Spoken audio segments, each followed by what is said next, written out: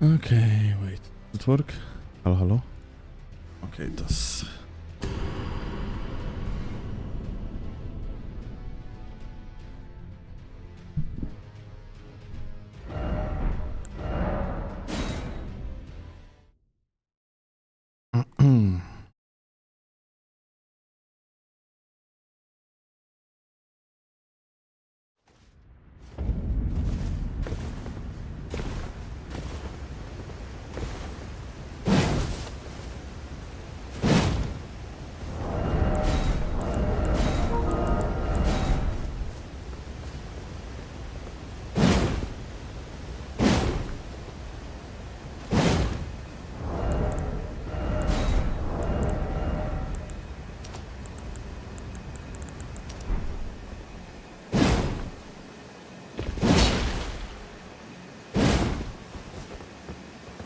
Joras. Ja, mordę, hi. Berg, what's up?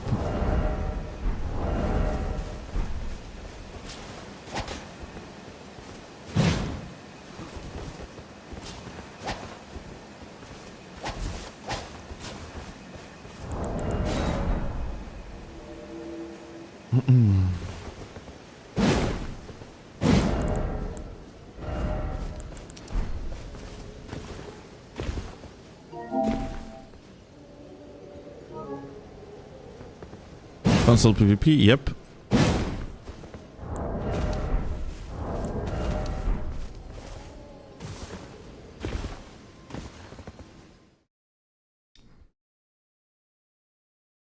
Today we are doing Husaria Gaming. The Husar build.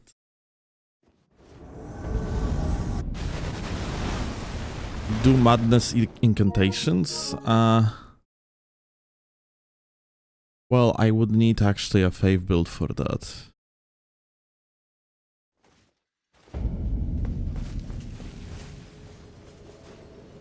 Yodel.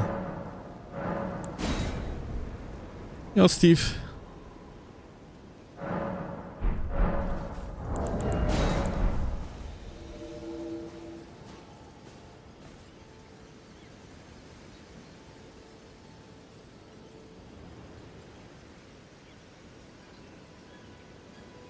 Okay.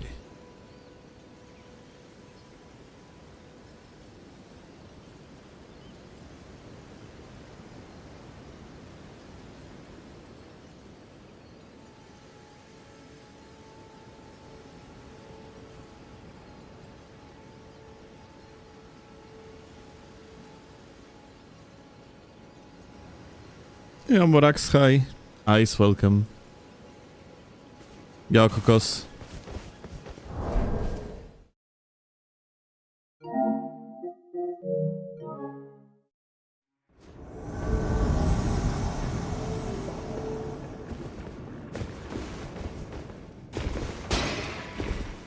Have been around since Dark Souls 3, right? No. If anything, I have stopped being around since Dark Souls 3, and then I came back to the game when Elden Ring released. Well, to the Souls games. Not exactly though. Around a year before Elden Ring release, I played quite some of Dark Souls 2, but no, I am not Dark Souls 3 gamer.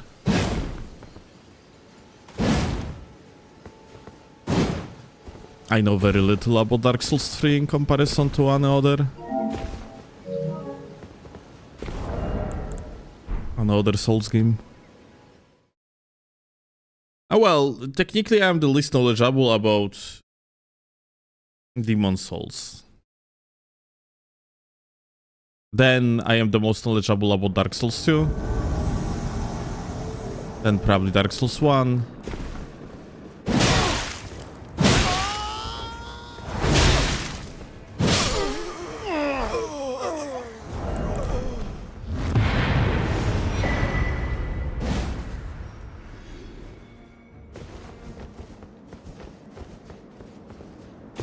Go better multiplayer Colosseum. Is that active?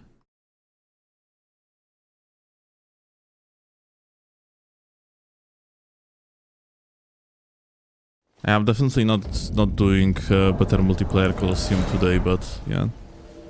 I have to do it at some point, make a video out of it.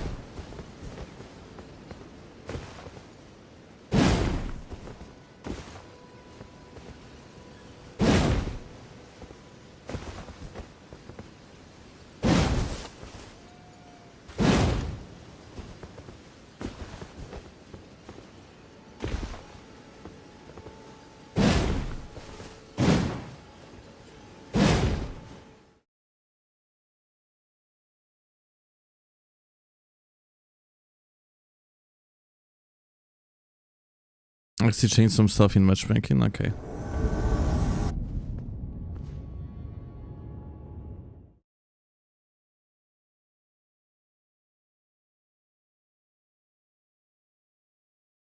He hates summer. I don't blame you, Blood. Thank you a lot for 18 months, actually crazy.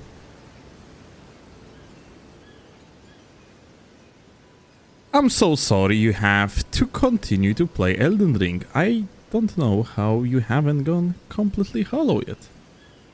Well, it's maybe because it's not that bad at all. I don't exactly have to play it. I can make content from Dark Souls 2, Dark Souls 3, probably Dark Souls 1. Still would do views.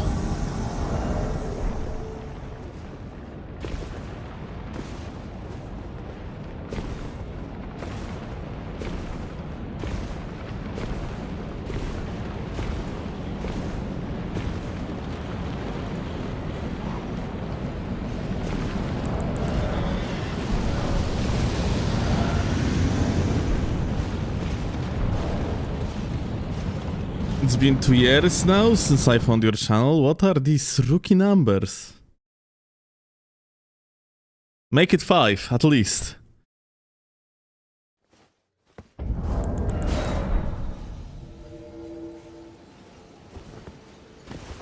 But yeah. Yeah, dude, I suffer so much. I have to play video game. Oh no.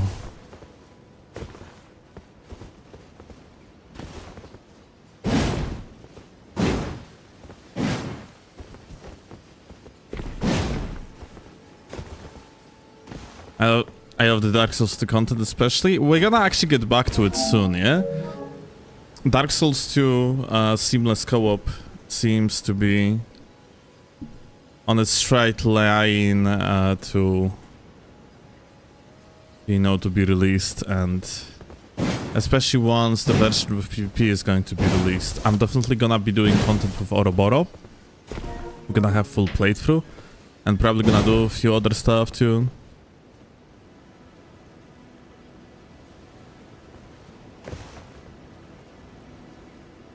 Piotr from Coal Mine has it much easier than Steel, for real.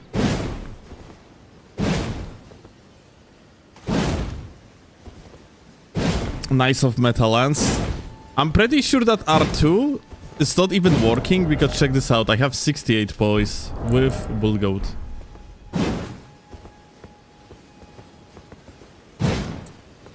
So I probably cannot beat Flaming Strike for one. It does. Well, we're gonna see.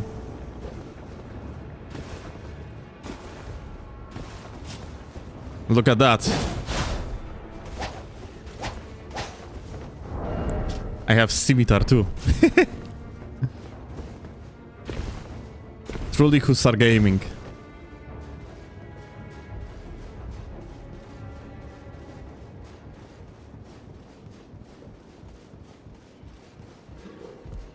Have you ever used backhand with offhand Shamshir? Does it even make any sense? Like, why would you do that? You're not even breaking poise with offhand Shamshir. No Church Forth? Dude, holy shit, I actually didn't think of it. Yeah, can I even equip Church for? Aye.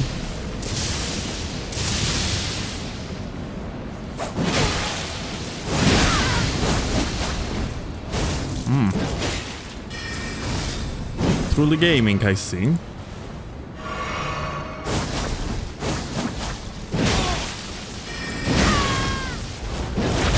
What the? Okay, light roll king. Whoa. Whoop. Whoop.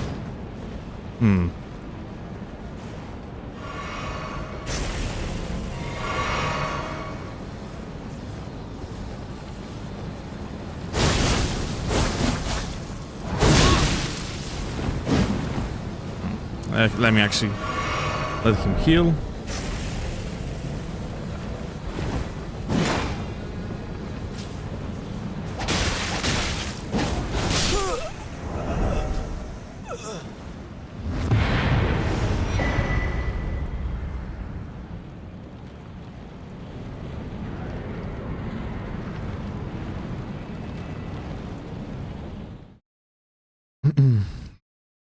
All right.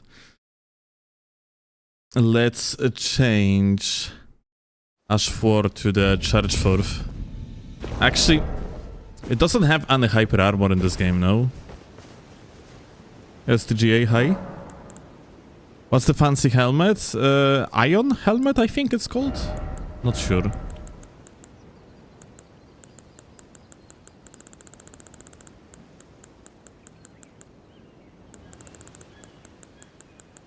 Is that... It is Charge 4. That's crazy.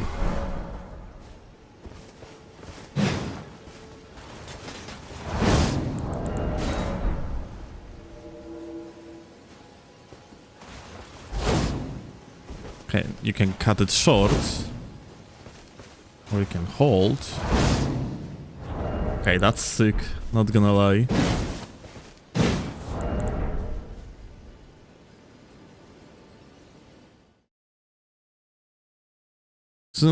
Since when the has R2 has hyper armor? Since always.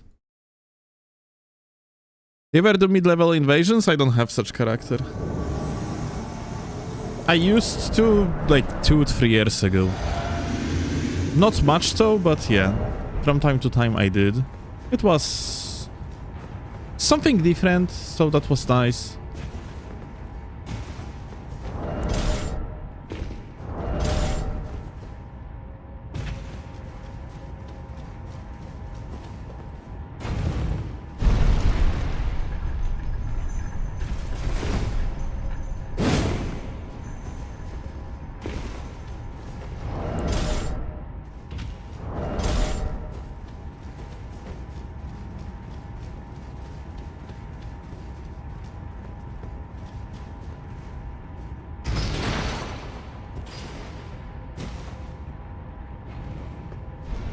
Let's use cheat engine for level 80 character. Thank you for this amazing advice.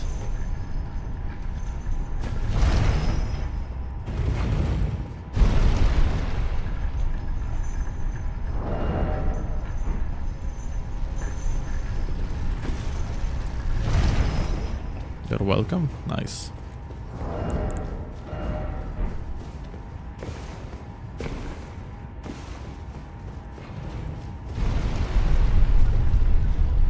Lol.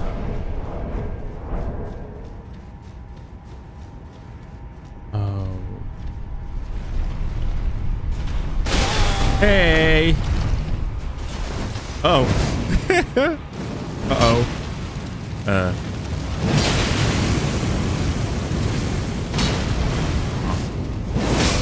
Interesting, not gonna lie. So anyway.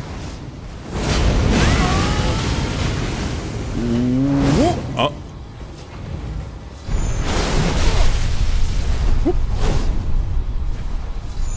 Oh. So, what we are about to do now... Maybe something like this. Oh. Charge 4! That's crazy, dude, that... That bar is so little. This armor set has almost no resistances. I gotta have to be careful.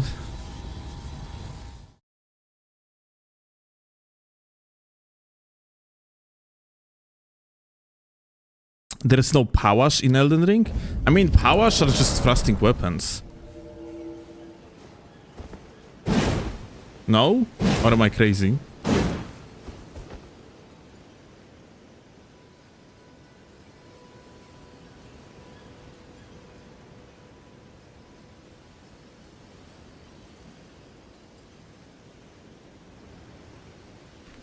Are we imitating today? We are running Hussar build. Winged Hussar Gaming. It's so funny because every single quote-unquote goofy cosplay or whatever build is just a strength build.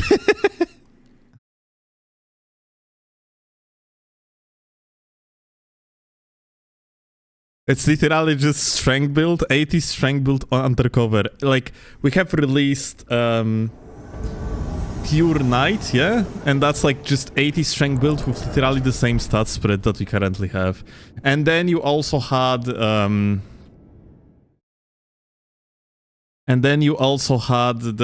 Madness build, and it's just 80 strength with extra steps in faith and intelligence.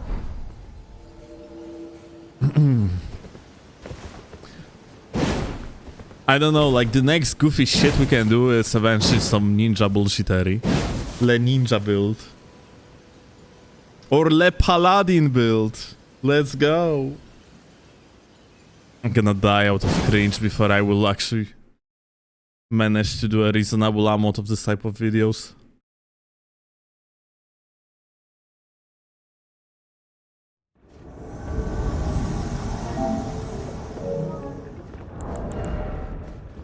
Wow, you got gankers. I think so, at least. Alright. Trusty Hussarian Greatbow.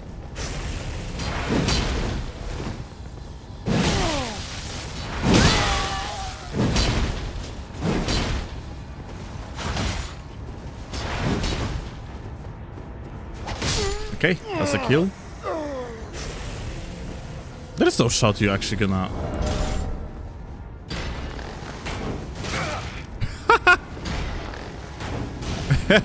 Okay. Broski scared of the Hussar.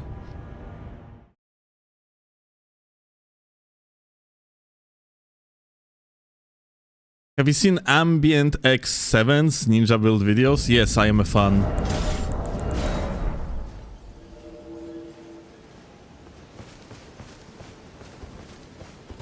Have you ever considered invading convergence modes? I have given it... Again, Deathlight Weapon starts... Wait, what? You have give it a try to invade in convergence? Are you sure you are not mistaken it for Reforged? I don't think convergence actually supports invasions in any way, shape or form.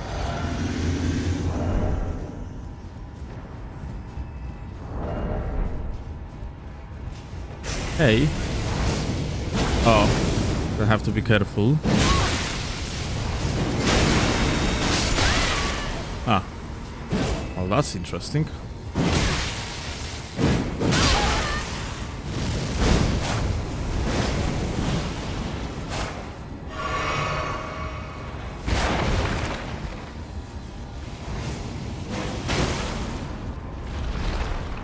Oh.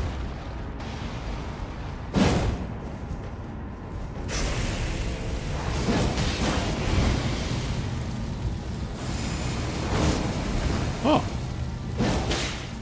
That's unfortunate, my dudes.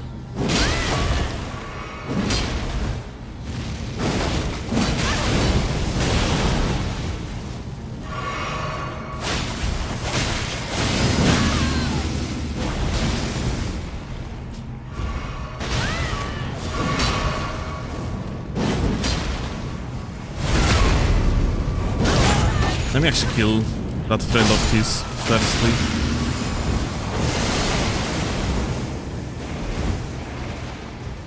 Well, that wasn't the greatest idea after all.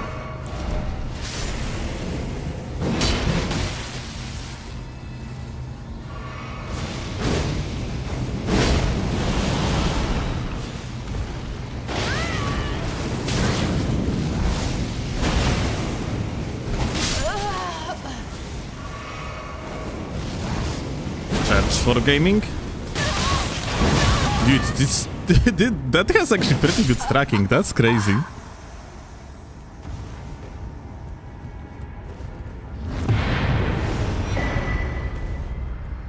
You can invade with seamless in convergence mode? Really now?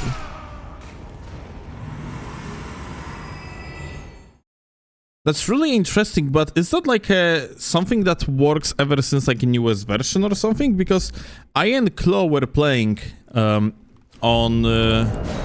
we were playing on Seamless in Convergence mode before version 3.0.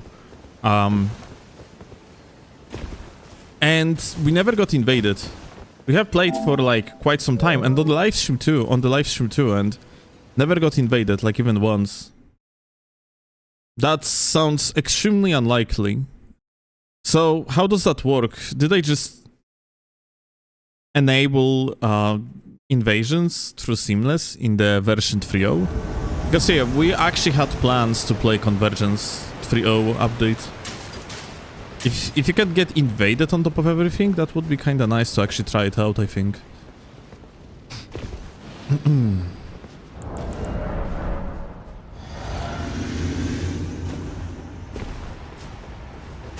Hi. Whoa.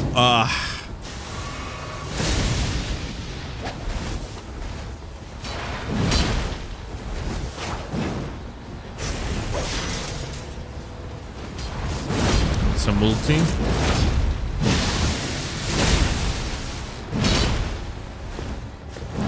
I thought I'm just gonna strafe it, but no.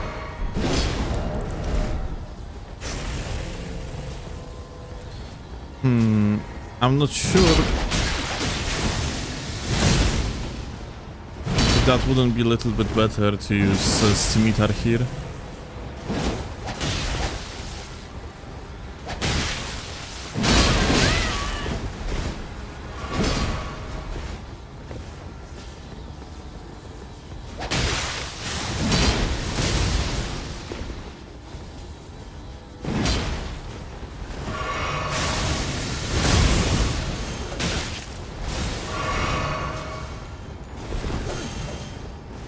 You just lag.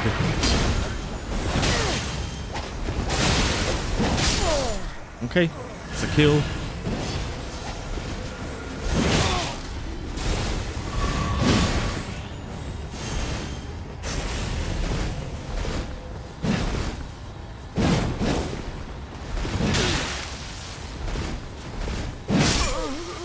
Nice.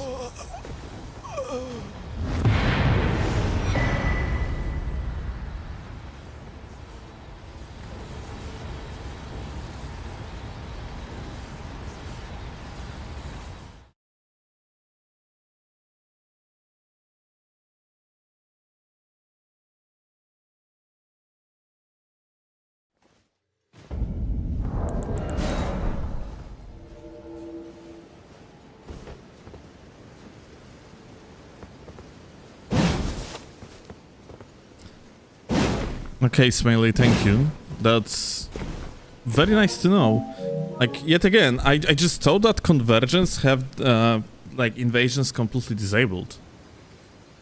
Because I would assume that Convergence is just way more popular of a mod than Reforged. Although Reforged has centralized server, so probably that's why Reforged feels so much more active.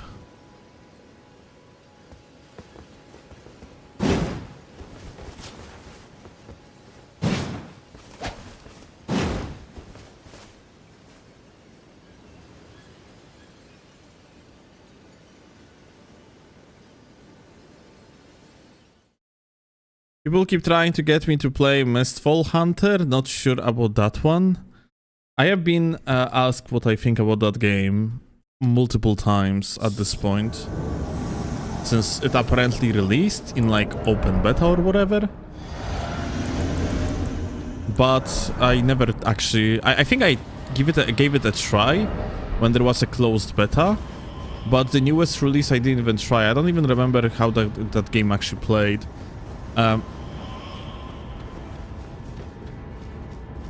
It doesn't really look that interesting to me, if I'm being honest. Like, I have a feeling like only Dark and Darker know how to actually make this type of game work, and everything else is just kinda dog shit.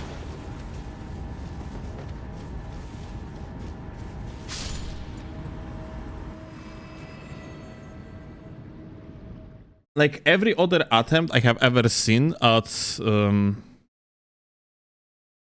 extraction game with swords and magic being the main thing just doesn't meet my expectations at all. They seem to be absurdly anime. Like, you know, I think there was a... I'm not sure if that wasn't a Mistfall actually. There was a game of this type where one of your abilities is just, as a regular warrior class, you just take a two-handed sword and you spin around like a moron and you do shit tons of damage. Like, there is basically in the PvP combat, because of this type of abilities, it's all about like just using them in the correct moment, because there is genuinely no reason to even like go for regular combat moves, because they are just infinitely weaker. And instead of abilities being some sort of the utility, being some sort of the mix-up, they become like the main damaging source, because skills become that much better than anything else. It's just like incorrect approach to the combat, yeah? Let's say, yeah, like in game like Dark and Darker, you are mostly killing with your regular hits, yeah? And that's how it should be, yeah? It's basically... I think it was actually Mistfall Hunter. Not sure if they fixed it, yeah, but ultimately in Mistfall Hunter you just do this all the time, yeah? That's the combat. You click the fucking button that is responsible for some sort of the skill ability and you just fucking kill things, yeah?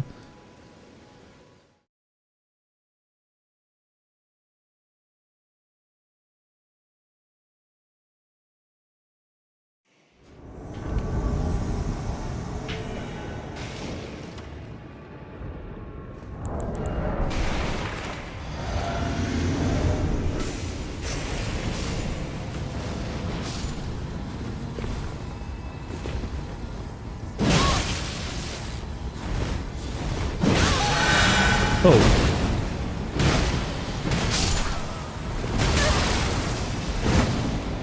They have a healer. They have a powerful healer. So, gonna have to be careful.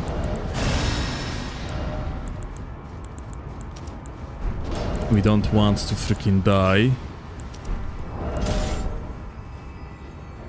Oh. In some goofy way, like this for one.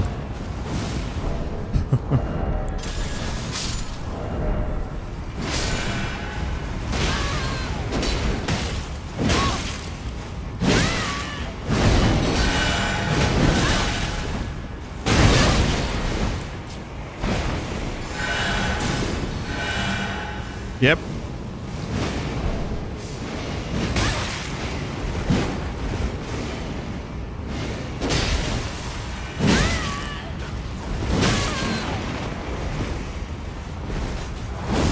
Ah.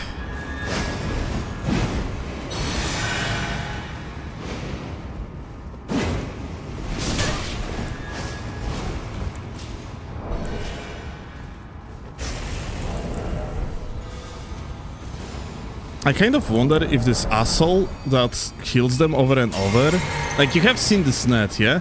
Kind of wonder if by any chance it's not like some overleveled scrub.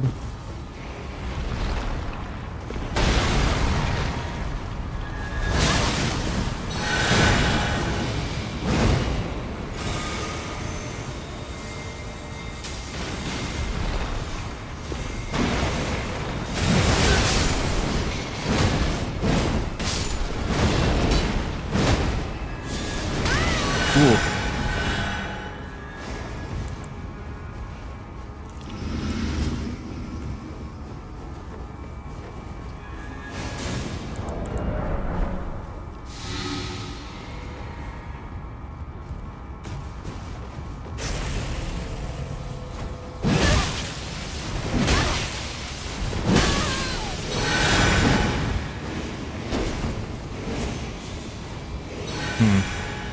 Yeah, that's very weird, no?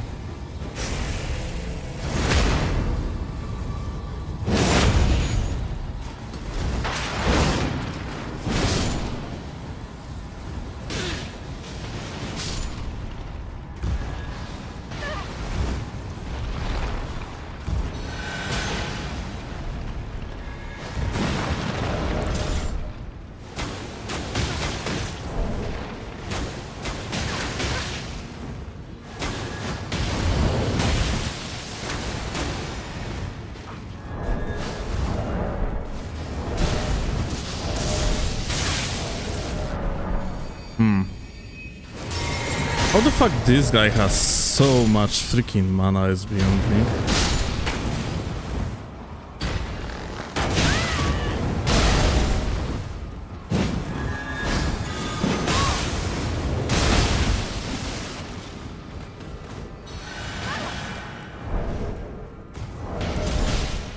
And he's laggy on top of everything.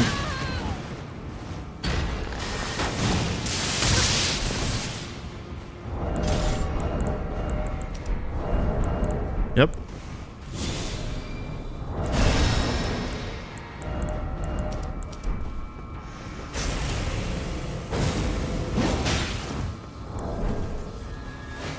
Maybe if I could actually refuel my stuff, that would be a little bit better.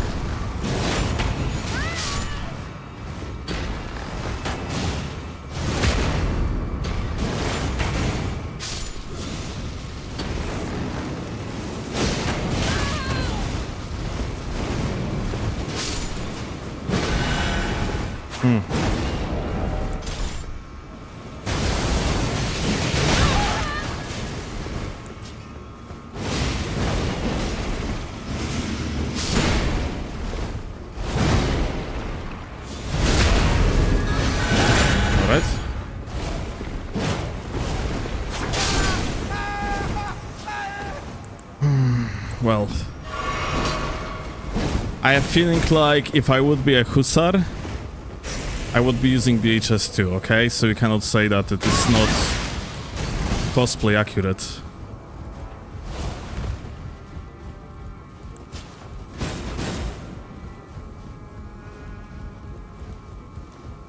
Fuck. I need to roll. Because this guy is probably just gonna do like fucking billion damage to me. Either that or he's going to get kicked out. I'm actually scared. Like, I need to keep on rolling, dude.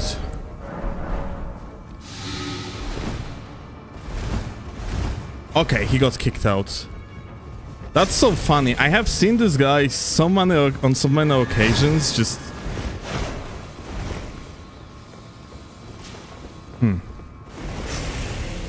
trying to help other people, like doing what he is doing, basically. Oh.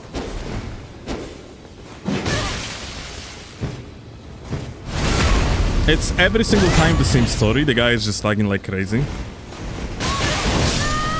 Oh well. Thankfully he got kicked out.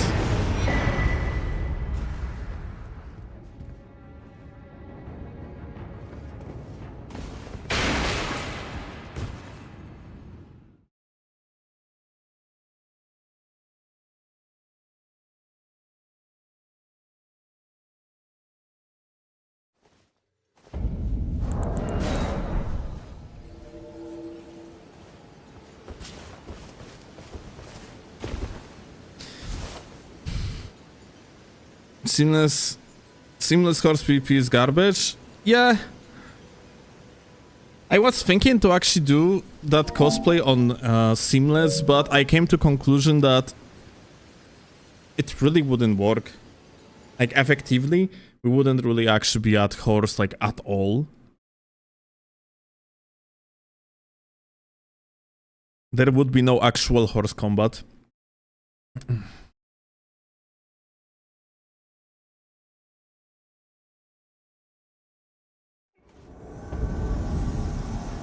Because, like, you know, it would be just like throwing people off the horse with the dagger, yeah? Either I would be being like thrown off or they would be thrown off.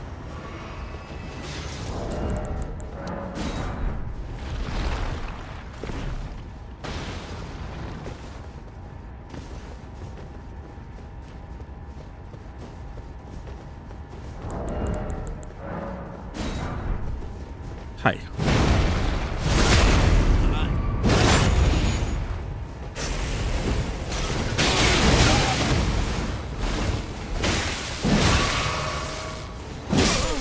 Okay.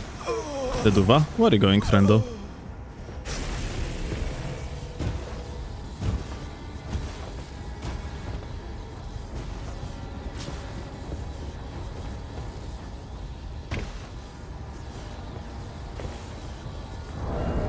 Bro went all the way back.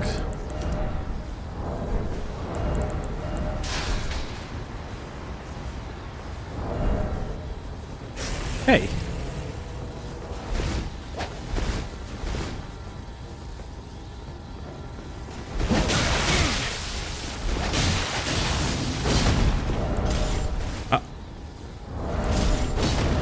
You gonna do it? The follow-up? No?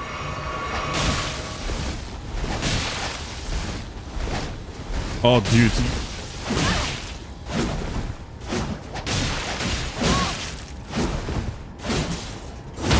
Okay, I will take it, I guess.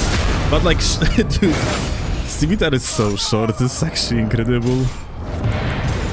You really have like hard time out spacing with it.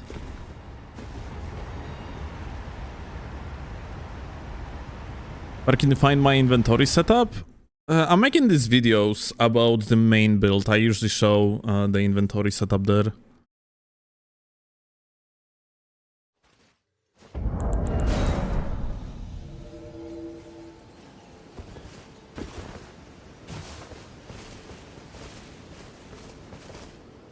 Try the DLC curved sword that has a dagger range. Well, your regular curved sword that's not Scimitar nor Shamshir, all of them have dagger range because of the blade shape and the moveset.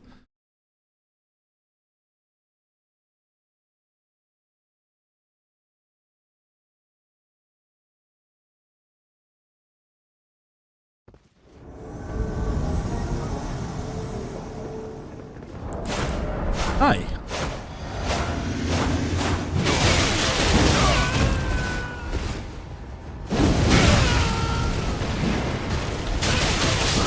I love how the guy just stopped attacking.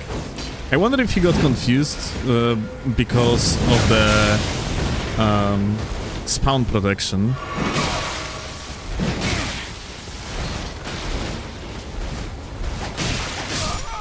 And just because of that, thought like I am a cheater or something.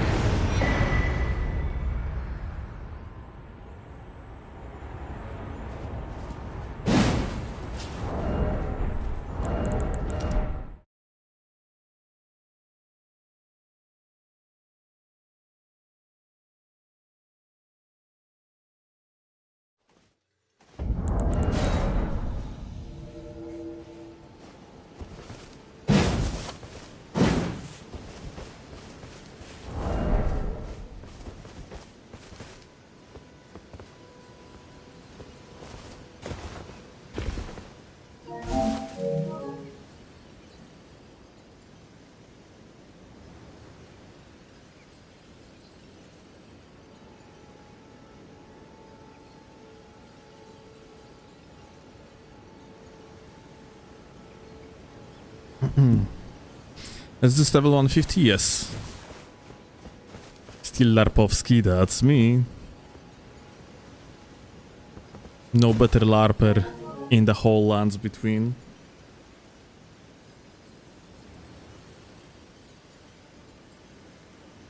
Kinda wonder what other type of shit like I could... Yeah, I mean like, what else we could do, yeah? We did a pure knight. Now we have... winged hussar. It would be a good idea to actually go with something that is not strength build based. So then we could do actually paladin build, technically. But what would you put on paladin build? I guess just like crucible bullshitter, you know?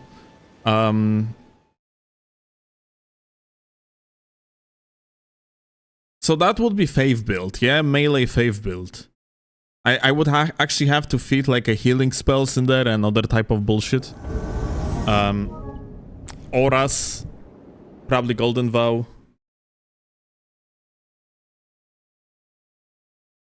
Paladin build will be strength slash faith, pretty much, but it's gonna be more of faith than strength, I think.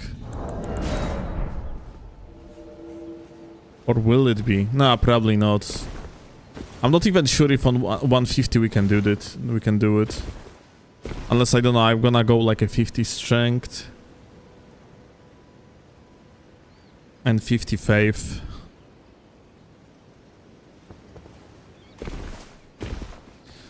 Of course, like some ninja build, that would be bullshit. Like samurai or maybe archer. Oh, you know what? Yeah. I guess some archery build. Fucking Robin Hood wannabe bullshittery. I would actually roll a freaking roll, haha. I would go with the light roll for such build.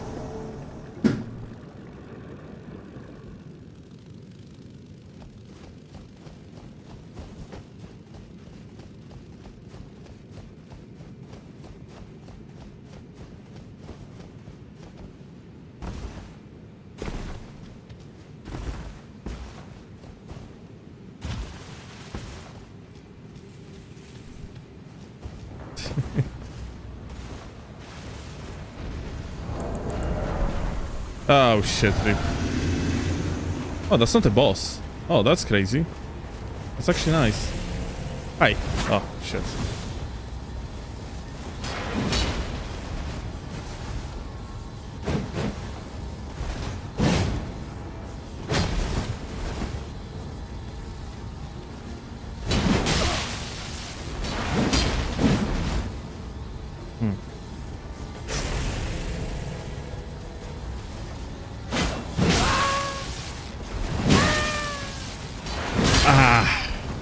God damn it. That could be a good setup for the charge for, but yeah.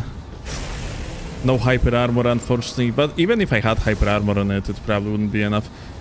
The other guy might be a moron? I'm actually not sure. I am poor. Tip for good thumbnail. Thank you.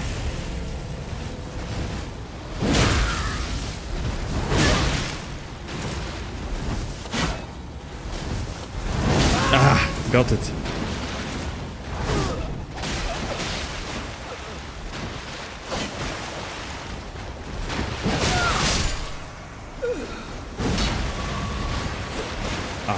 If he would do like a roll attack, I would get fucked here. I probably wouldn't die though. Bros buffed. I'm gonna buff too.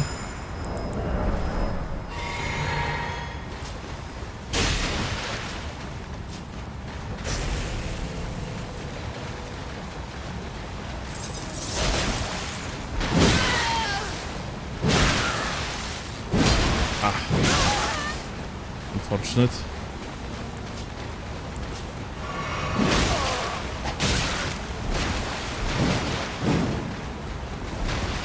Dude, my ammo of stamina is just so sad. Okay. GG.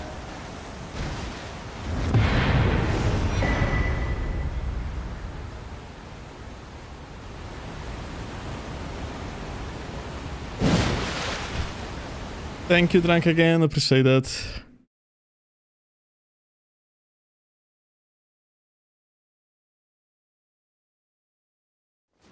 Yo, Night Lord.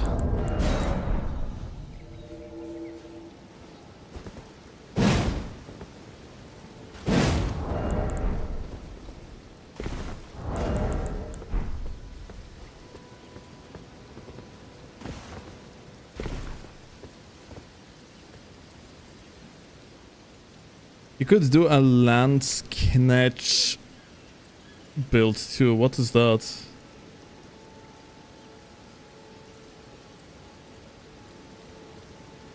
Yo, Maya. Thank you for the raid. You're very welcome.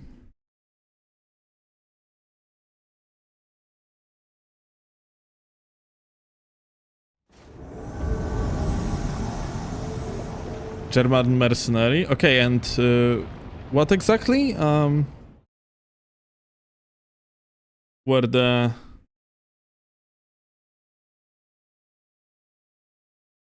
noticeable traits of such mercenary?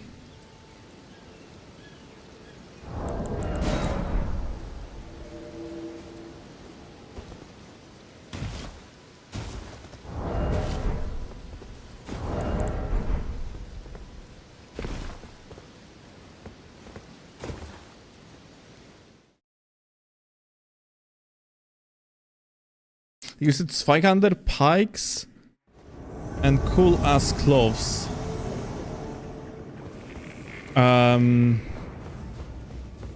That's interesting idea. Because you know what we could do? I immediately think of it that I could hard swap to the pikes and have another one on the backs, and then use the dual pikes. And then, like, you know, main weapons 500 and then like 500 swap to the dual pikes for the rundowns. I think it could work pretty well. Oh, they are already on the boss. Well, unfortunate. Yeah, that's not a bad idea. Lands. How the fuck do you read CH in German language?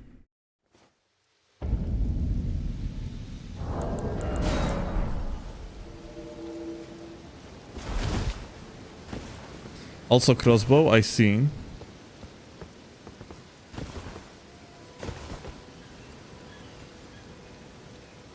Landsknecht. Okay.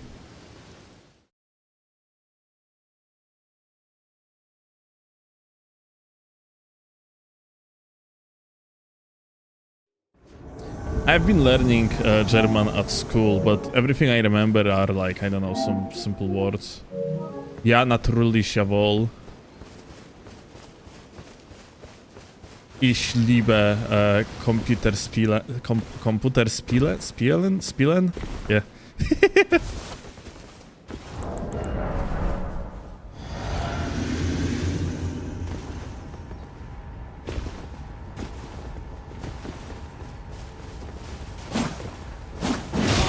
Hi.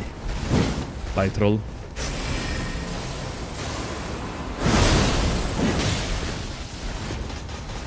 Oh no! Oh. Unfortunate. This build probably cannot handle light roll like at all.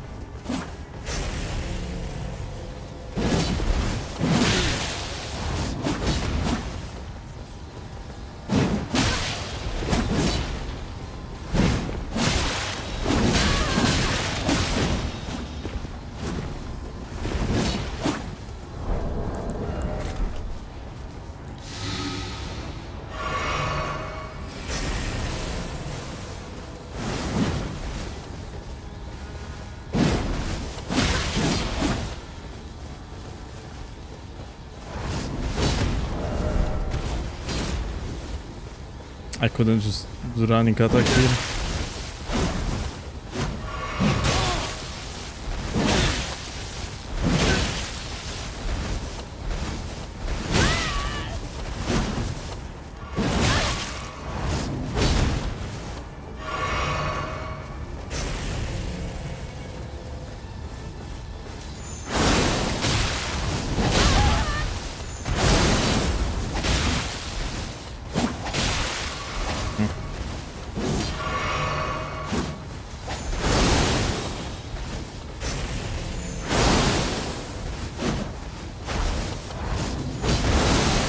I have to be really careful about this Wound Veil gamer.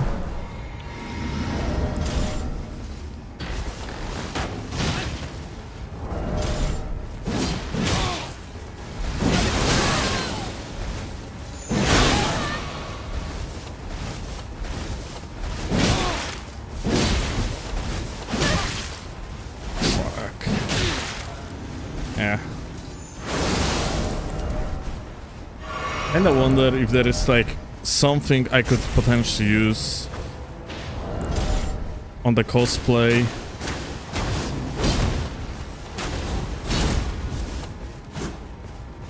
That could be good at roll catching. The light roller, probably not, yeah.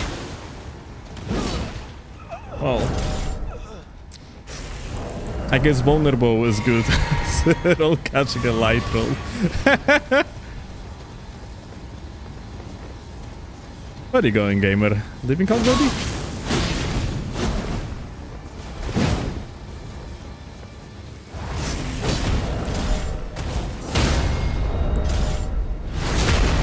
Charge 4, prepare.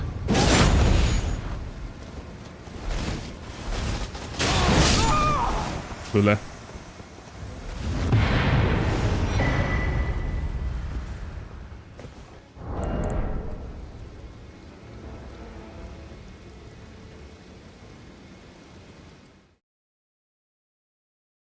His Moonveil doesn't do any damage. Oh, it was actually doing damage. His Nagakiba wasn't doing any damage. The reason why I actually didn't receive much damage from the Moonveil blast is because he only hit me with the blade and not the laser. Like, blade on its own doesn't do any damage. I was in the air, that's why it happened.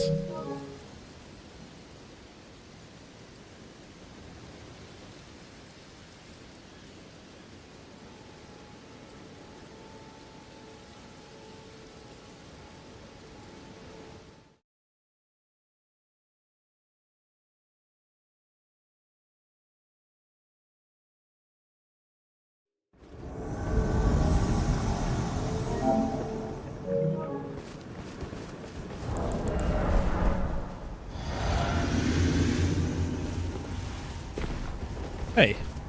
Hey! Hello, my dude. Interesting. Uh-huh. Rebuff, one. Another one? No, only one. Okay.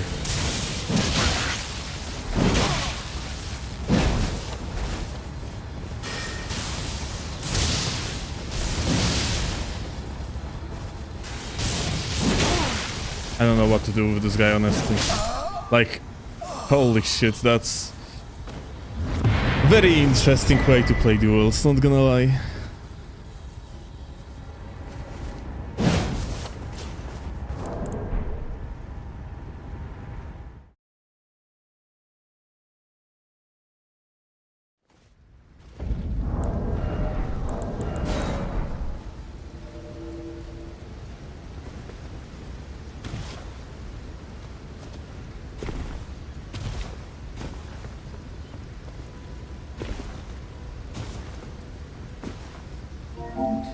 I think technically every single clip, every single invasion we had today is potentially a clip material, so I think like collecting clips for this cosplay is gonna be very, very brief.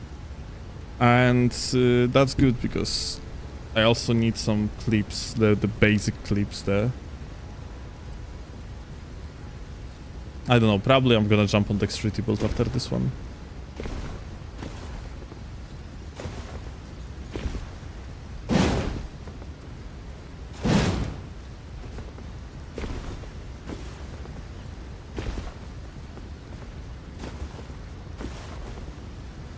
Kinda would want to play Night Train. Oh, Chloe is playing Night.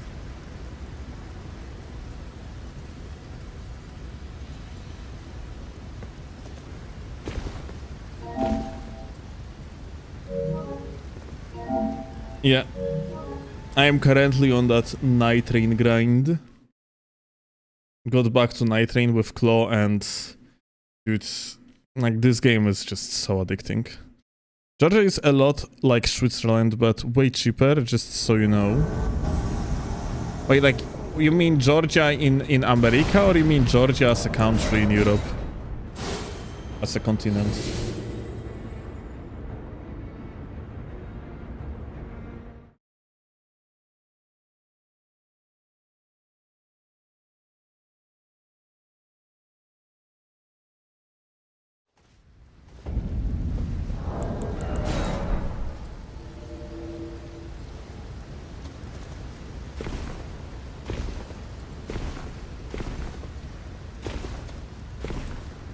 America Georgia is lame and inbred.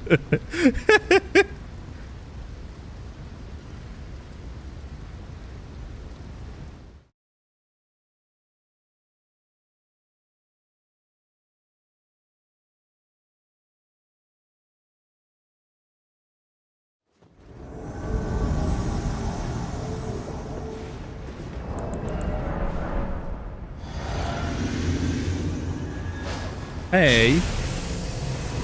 I'm gonna have to be careful now.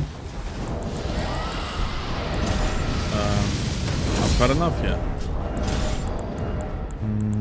Let me actually do this. Wow.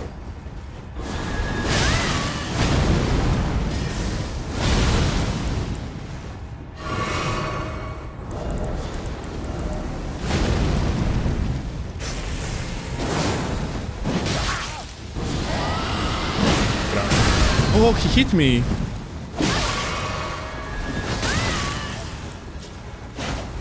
Huh.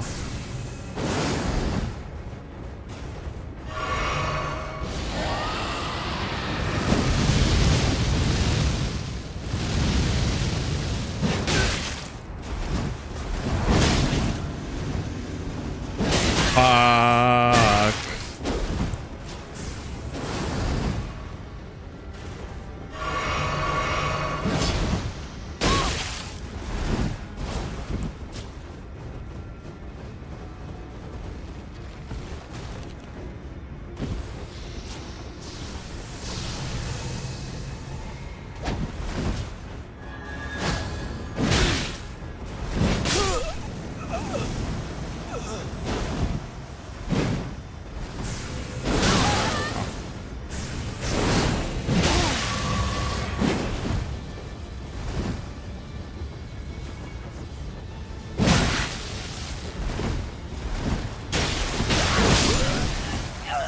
Kinda bad. Bad clip. The first clip that I'm not gonna save.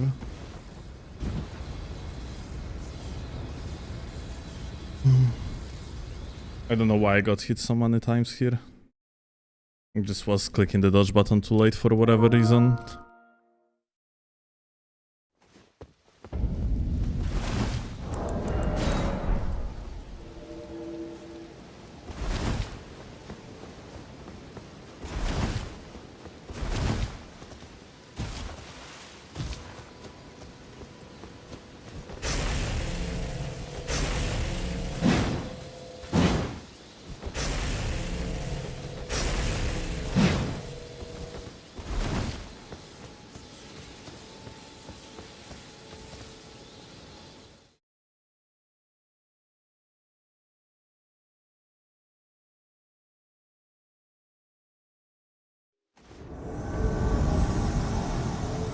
What is that cute build with that cute fashion? It's Winged Hussar Gaming that we are doing today. Probably not for much longer because I'm literally just getting good clip after good clip. So I'm gonna have enough clips for the video very quickly. Hi.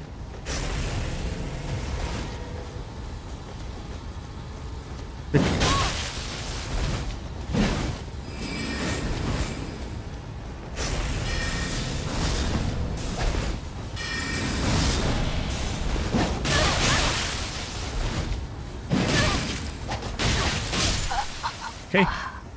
Crazy. That was like duel? Oh. Wow. Didn't expect to have a random ass duel like that. Okay.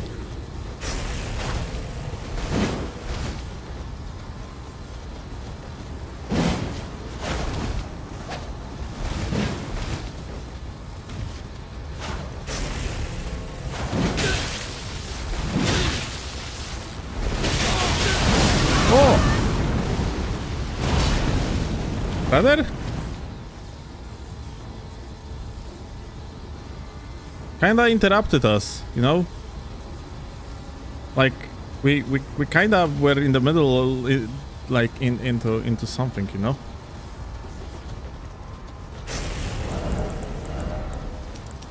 Please don't interrupt anymore.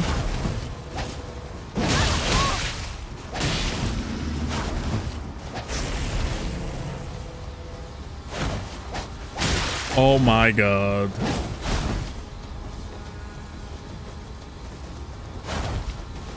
Holy shit, this is crazy. This is actually so absurdly short.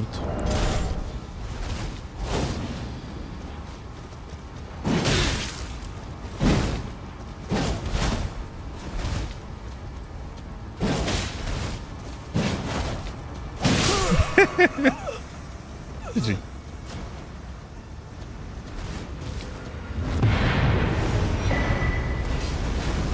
Wow, that just mean.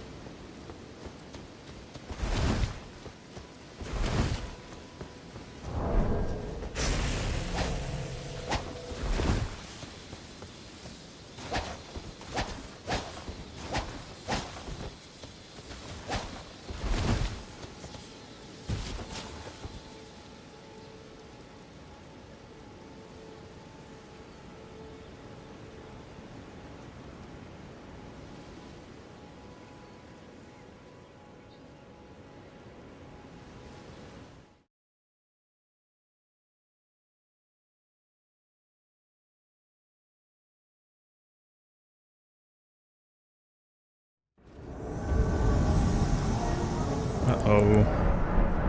Oh, this is not exactly, Okay.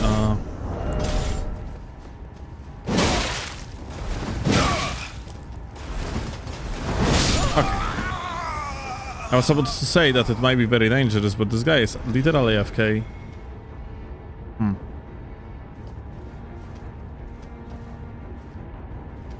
Ask ChatGPT, thank you for 30 consecutive months.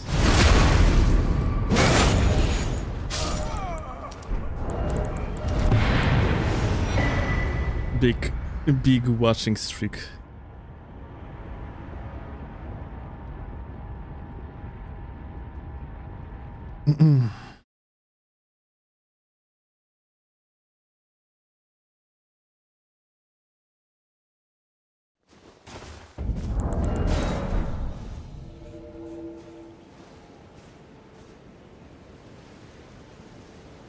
Look at this scabbard, holy shit, this is actually so pretty.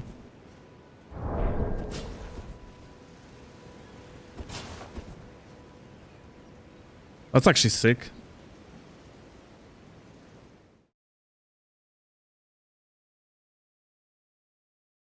It's actually unbelievable how many pretty things you are just not allowed to see because of how dog shit they are. Oh.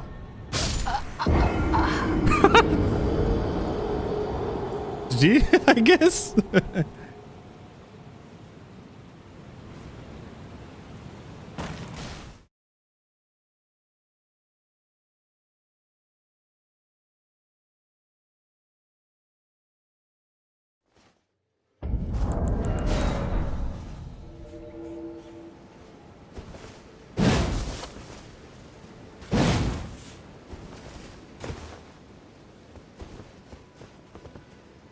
What's the difference between scabbard and a sheath? That's a very good question. I have no idea. I use the word scabbard as exchangeably with sheath.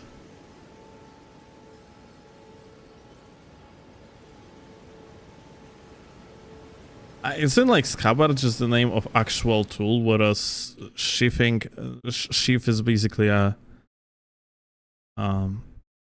move per se? I'm actually not sure.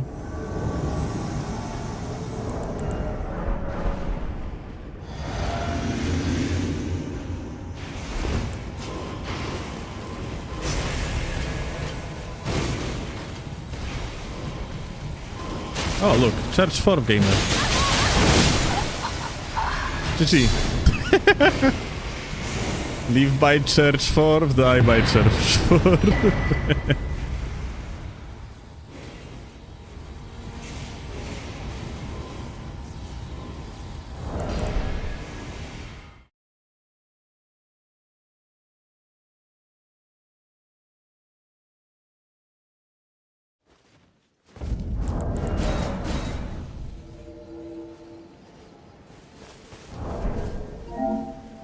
Gently invaded nearby.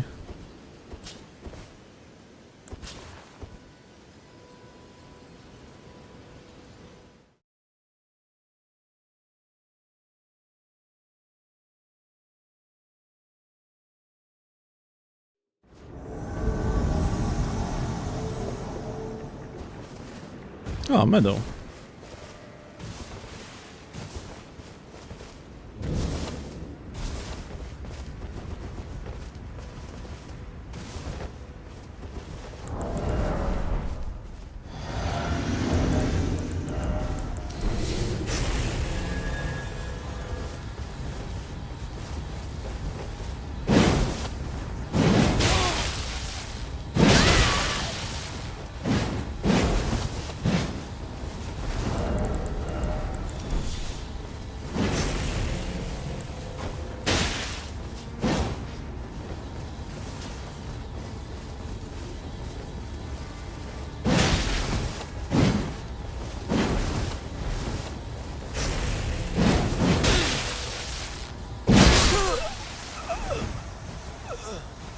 GG.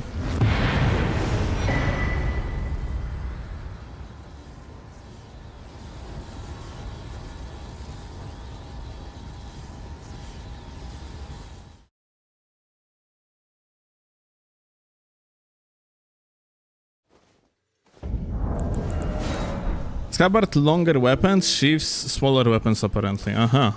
What do you know?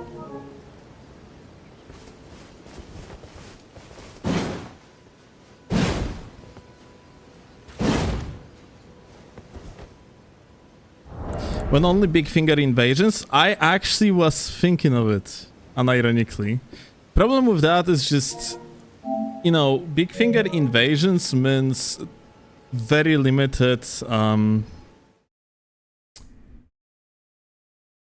assortment of tools that you can use, because you basically just play only with a finger. So I was thinking in such case maybe it would make sense to also use like finger spells or whatever, but I'm not sure how many of them we even have in the game.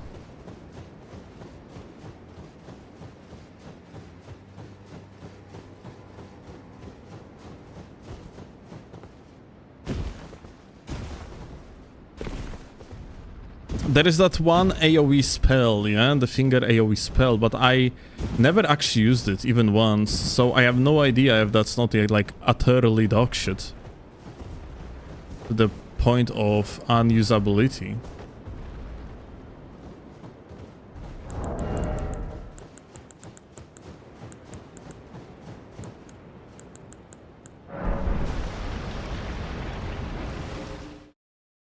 For spells and weapons, right, you have a big finger as well. Actually forgot about that.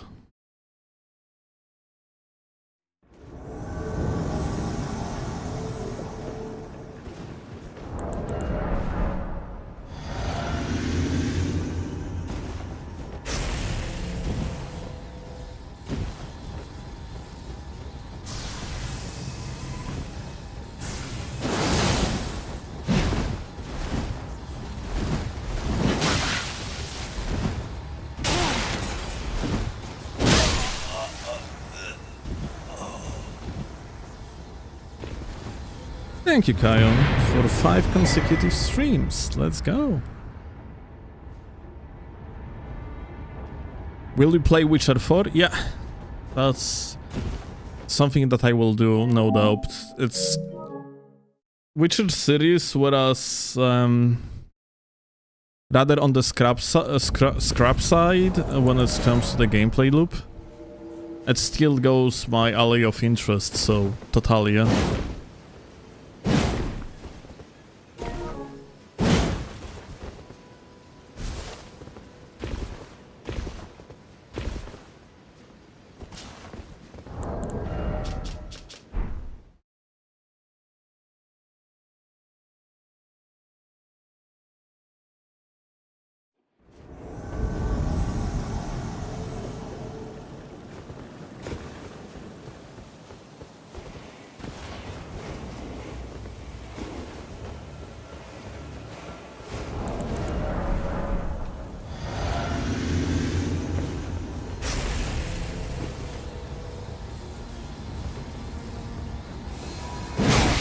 Okay. Wait, Churchworth has hyper armor? That's actually crazy. I didn't know. What are you doing? What's the plan?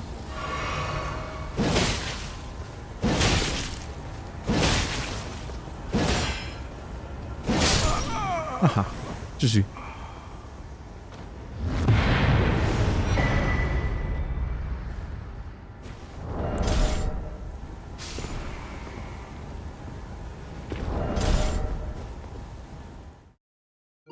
Incredible skill expression, I know, right?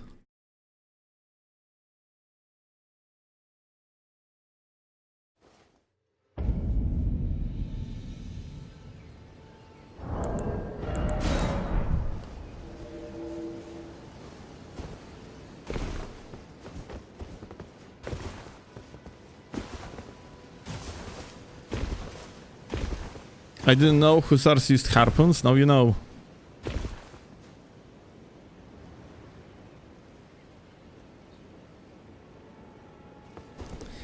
Steelovsky streams. Full of educational content. What can I say? Did you know that if you wear iron helmet like I do, you literally do not fucking see shit?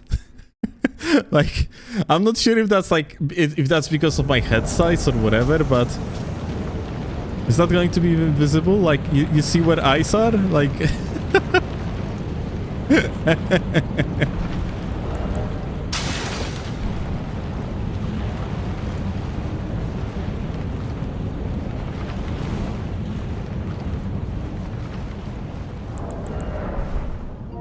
That might be a troll.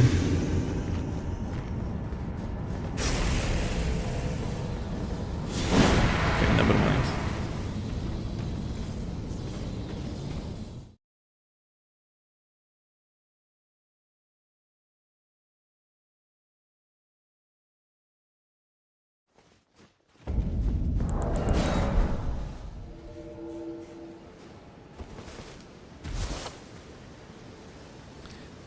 I just finished watching your video about PSGS with Shanter. Does it still retain pre-DLC patch tracking or has that been patched out? It does, but it's also worth to mention that it is actually not pre-DLC.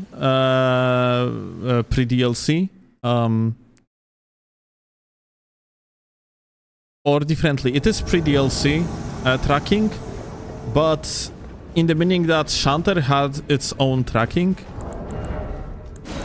when you were using it in the PSGS setup. And it was always actually better than the original PSGS tracking of, like, for example, dual lenses and so on. So technically, it's like it's not really pre-DLC tracking. It's more like insane tracking that works on its own. But range of the PSGS setup with Shanter on, it's just not that good. So I wouldn't really use it. Is that real Dripovsky? Apparently.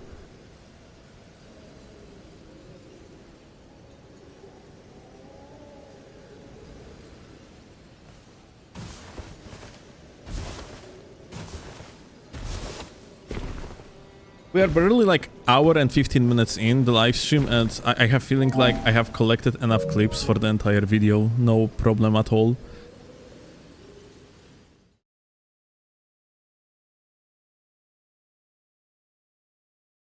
Kochonia? Jak ci idzie? Za kilka... Znaczy za chwilę, za parę godzin. Za jakieś godzinkę. Bardzo szybko idzie mi kolekcjonowanie klipów.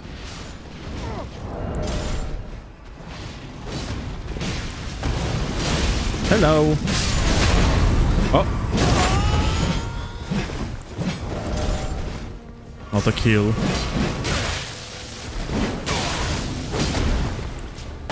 Ua.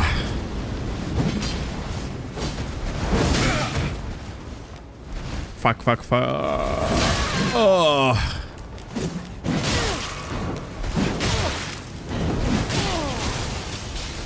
No, not that target, dude. Let me actually... God damn it. Ah, god fucking damn it, dude. I wanted to swap the targets and just kill the other guy.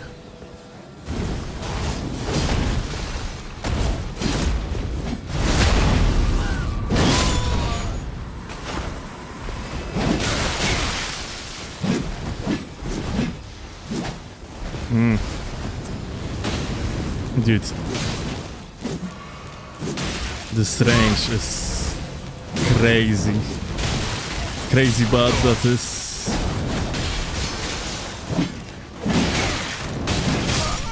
The combos. Oh.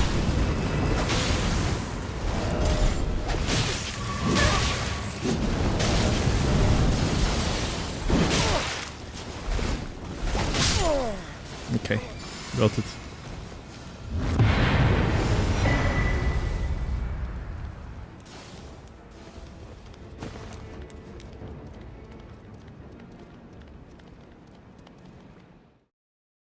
What's the gimmick today? Oh, it's just some Husar bullshittery. Do you call claw honey in Polish? No, I mean, it's a love word in the English language, but I don't think that I really use that love word to claw in English as well.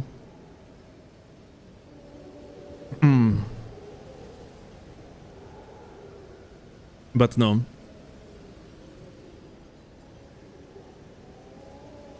You cannot translate honey to Polish words directly and then actually use it as a love word. Like, no one actually would ever do that. When Varus bouquet, no talis, no armor. It still would be viable. Since you said no, since you didn't mention that I cannot use greases.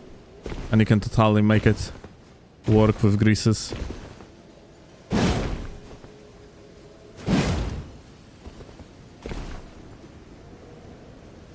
It's such a goofy weapon.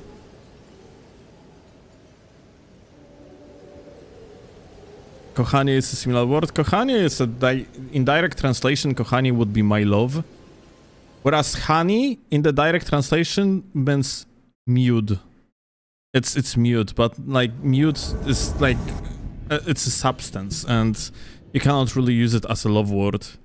The direct translation to honey would be skarbie, which in direct translation to English then would be treasure.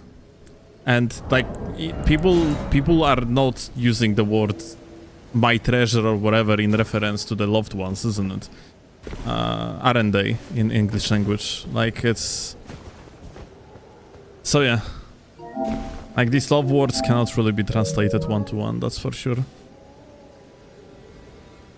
Co zrobił?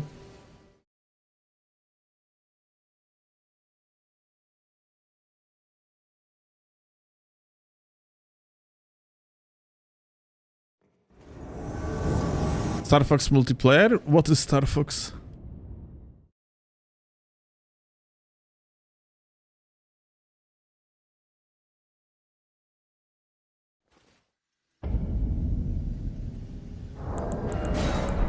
I think if you call girl my treasure, it would definitely achieve desired results. Yeah, I don't think that it spins around the tongue as good as other love words, yeah?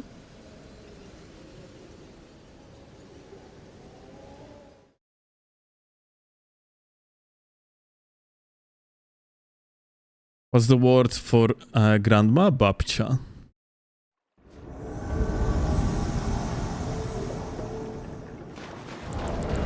Russians have much better ones, babushka.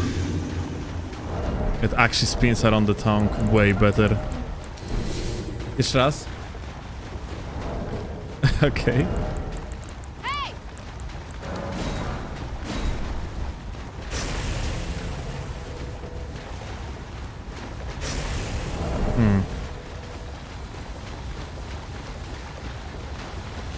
Oh. Wow. Shamshir versus underdeveloped Shamshir. Well, backswing still hits. Which achieves almost nothing.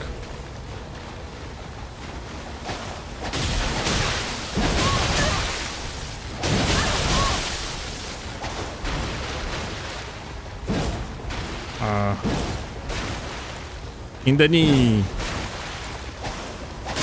Oh. GG.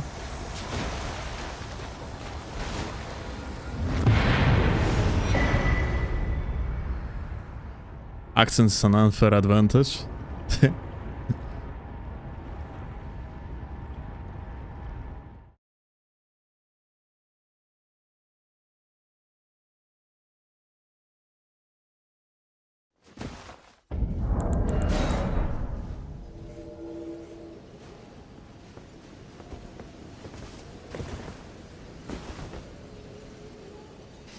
Shorter shami helps with better microspacing. Oh, that's such a cope. Holy shit.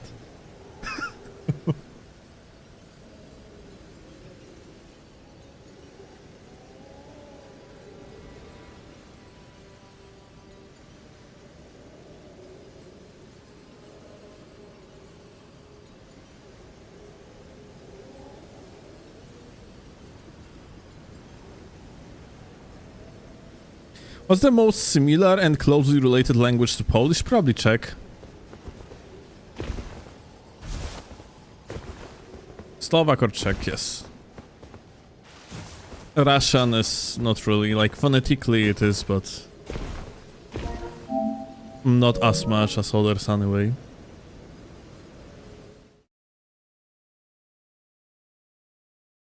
Is Polish more similar to Germanic or Slavic languages, or neither?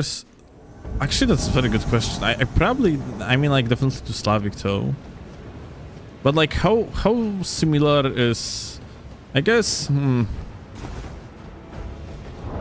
On paper, it's definitely... It should be easier. I think it should be easier to Polish person to learn German. Heck. Rather than to learn, let's say, English.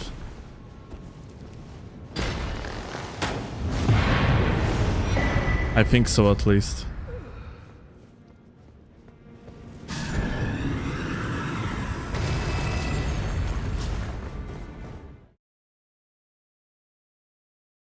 Okay.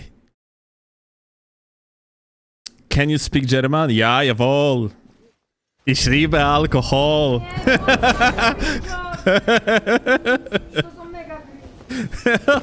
No, I cannot. I actually, I wouldn't mind to learn German.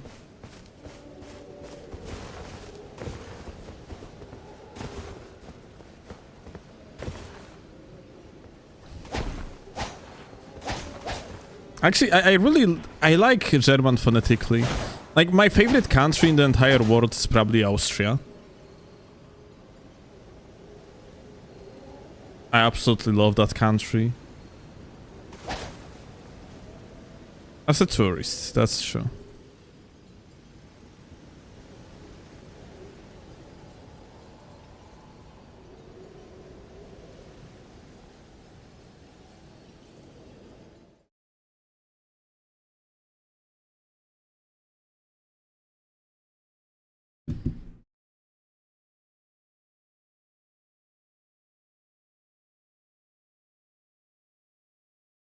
So I speak English and Spanish, and I can kinda understand people speaking German, Portuguese, Italian, and French, since there are some phonetic similarities, it seems. Are you able to do with Czech? I mean, Czech and Polish literally share quite some words. You have... This is not exactly true one-on-one, but... You have that saying that... Well, not really saying. It's believed, it's commonly believed that Polish language, like Polish person and Czech person can actually get to particular conclusion by speaking to each other in their own national languages. Which is of course not true completely, but...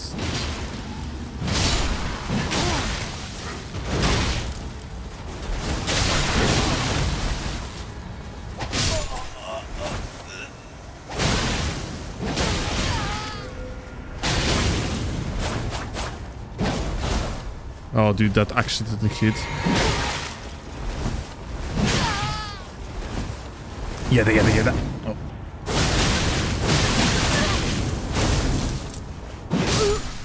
Interesting.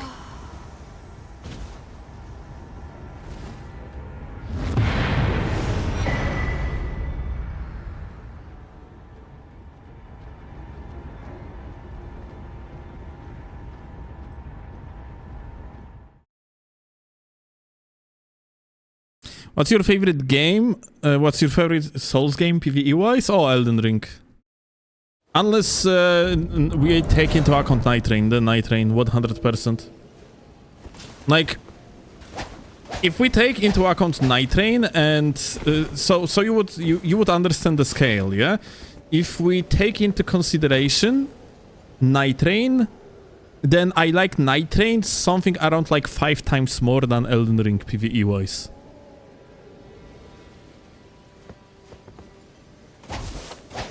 Whereas other Souls games, I literally don't like them PvE-wise. Dark Souls 2 is kinda fine PvE-wise, but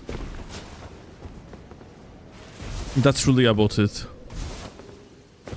I like in Dark Souls 2 the fact that spacing is heavily integrated into fundamental gameplay loop. Because Dark Souls 3 in many cases is absolute roll slop.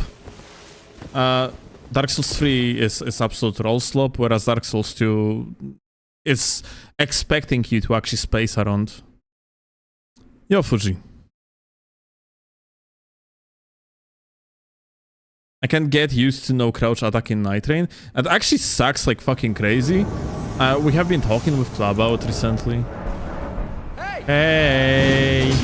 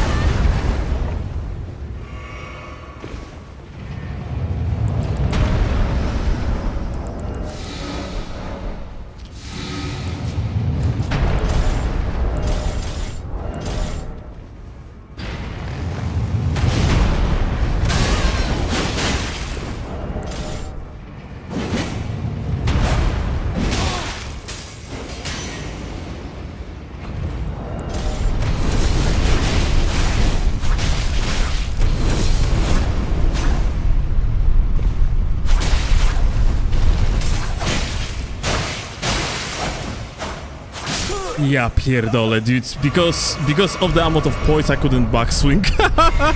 Holy shit.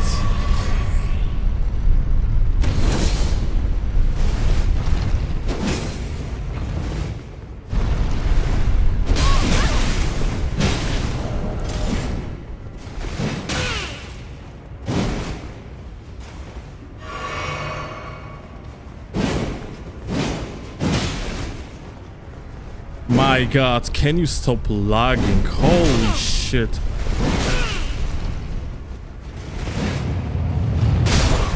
Okay.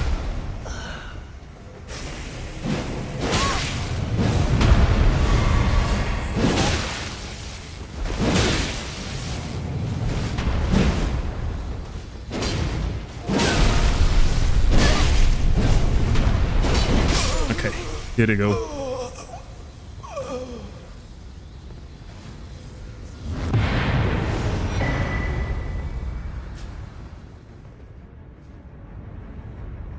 How has Zelda Breath of the Wild been? I didn't finish it, but I think I have done... Yeah, I am at the end, basically. I am on the straight line to the castle. But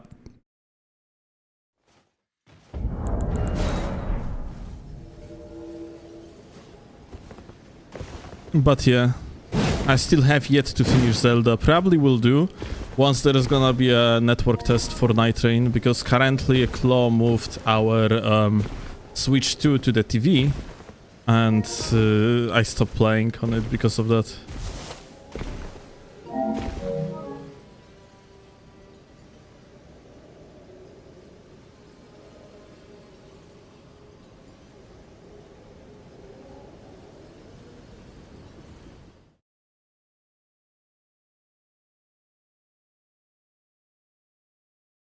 Is there already a date for the network test? It says it's gonna be in the summer. It's already fucking summer. So they have like a, you know, something like 2 months, yeah, to conclude a network test.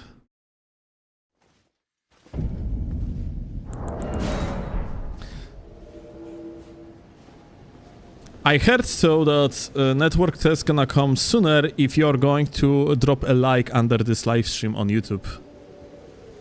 That's what I heard. Don't take my word for it, but that's what Michael Zaki told me in a dream. So if you are watching the live stream on YouTube, consider to drop a like.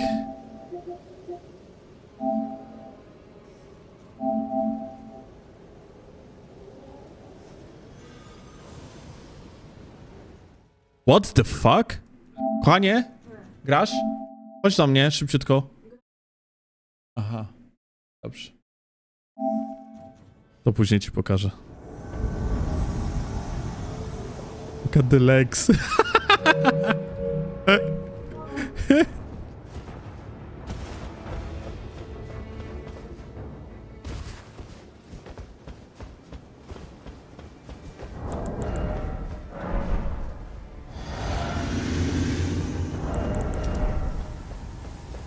O kurwa, almost fell.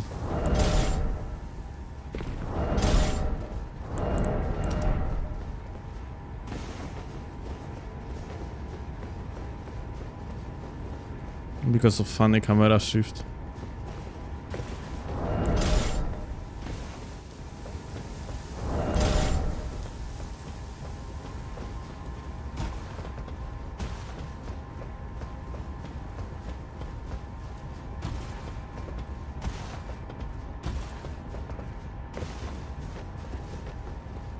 Brosak share further. Lizard people.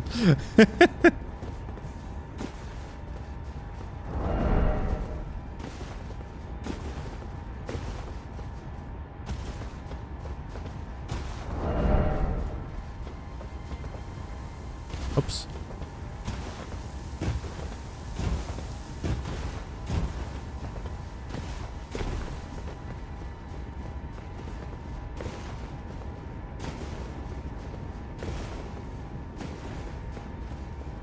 Ah.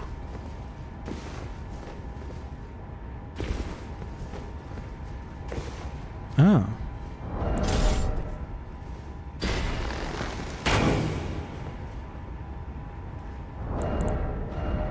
Hmm.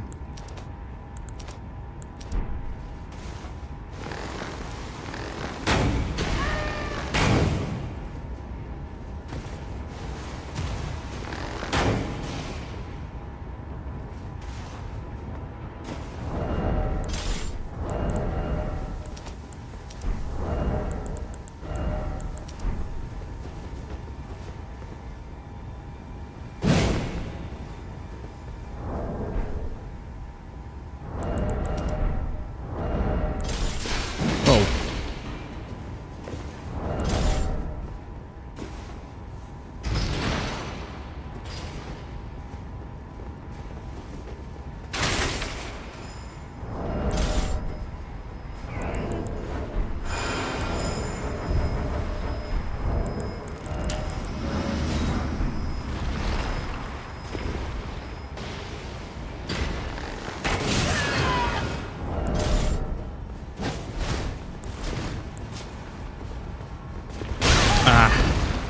He framed it. Smart.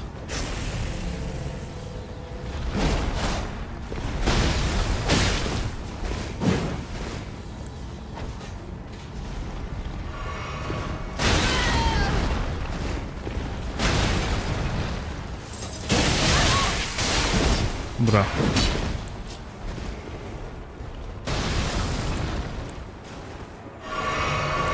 I'm so glad he missed. I actually didn't even notice.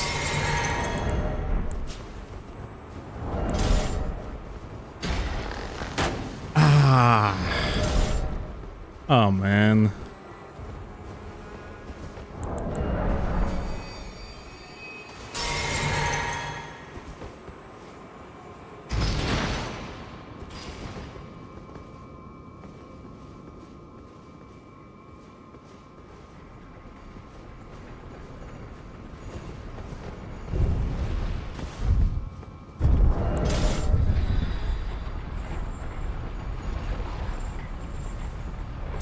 Stand on the middle and endure just in case.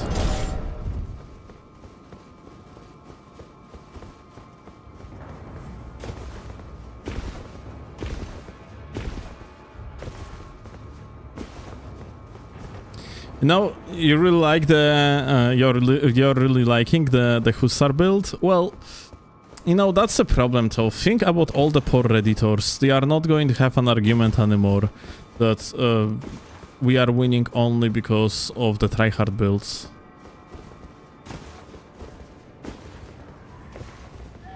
Very sad.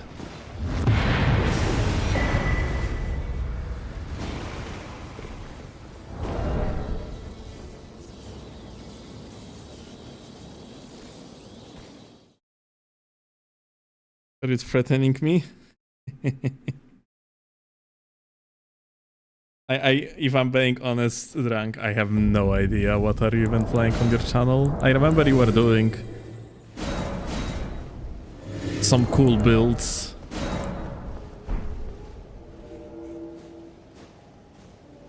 Like thematic ones.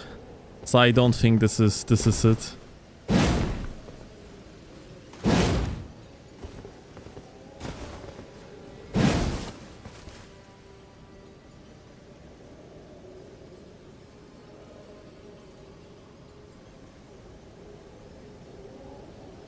Okay, I see, Drunk.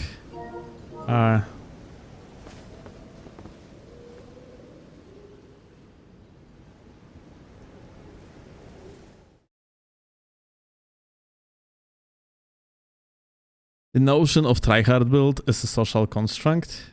Hee, indeed. Okay, we are fighting solely the same people, so...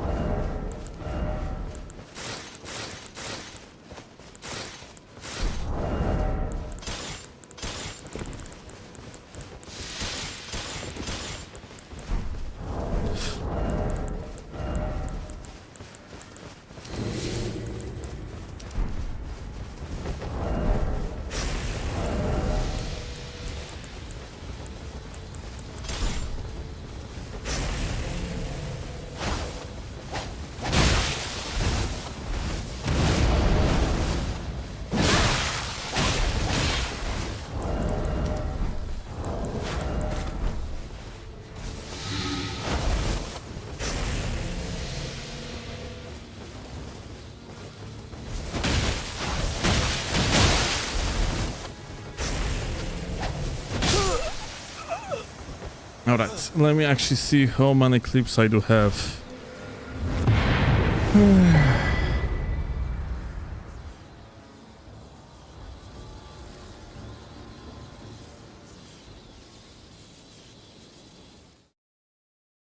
"19 clips. Today. Oh. 19 clips. Yeah, I think that's gonna be enough.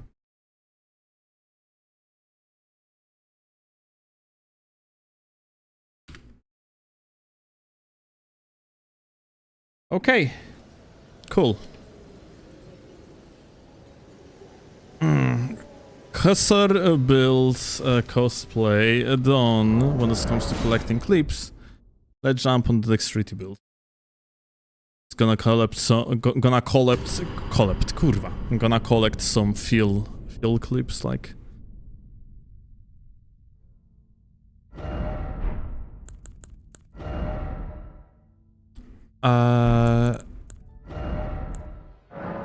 Is Kestis better than Starface in certain situations? Yes.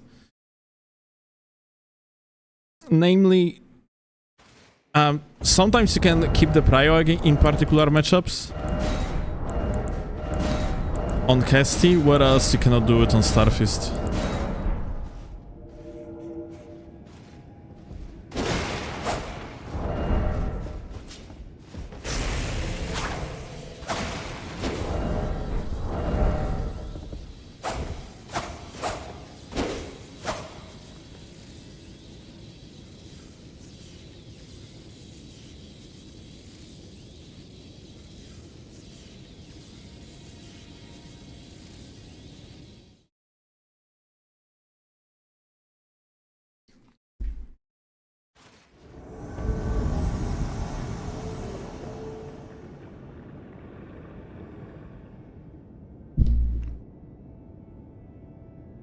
Okay.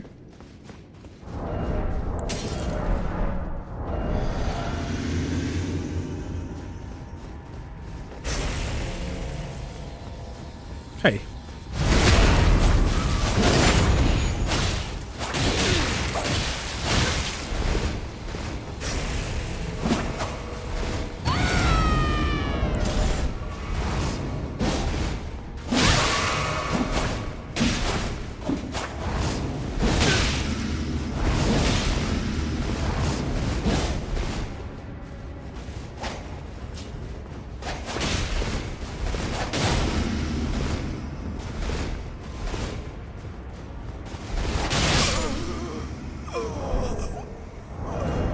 What's up? You good?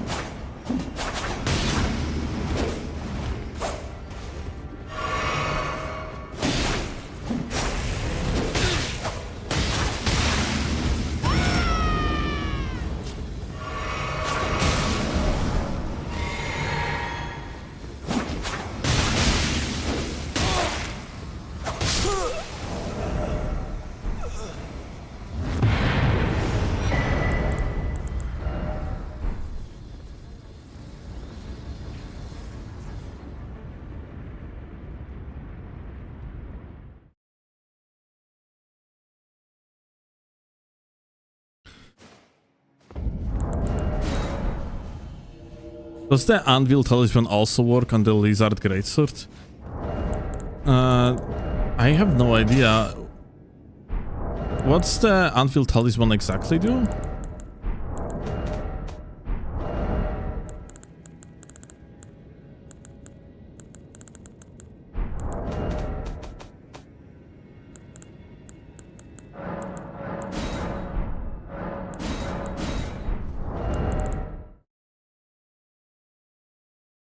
Ah, Smithing Talisman. Okay, I see. So, Smith script weapons, yeah? I actually don't know.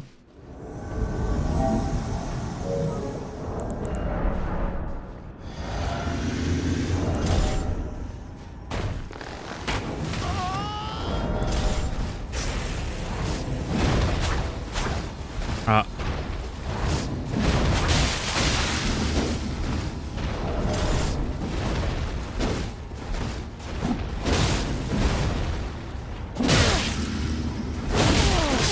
Aha.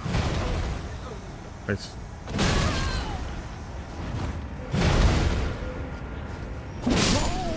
Interesting.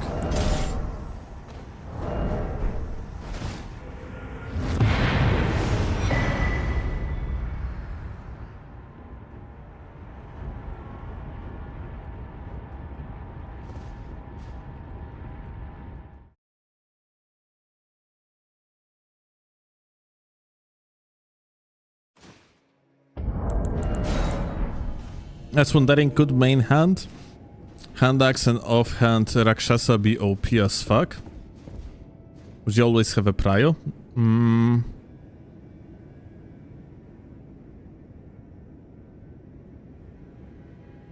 I mean, you wouldn't be able to combo off. I mean, like off Rakshasa into the main hand. Wakizashi is always better because first of all, this into that is a combo. Then by mashing L1 into R1, you keep on the prio. And then R2 into R2 is also a prio. Like, hand axe is losing the prio after the first hit, yeah? So I would argue that it's always better to actually run dagger over hand axe.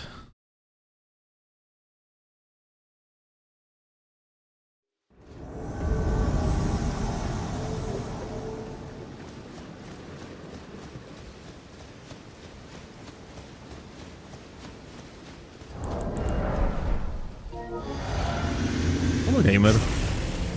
Hey. Good.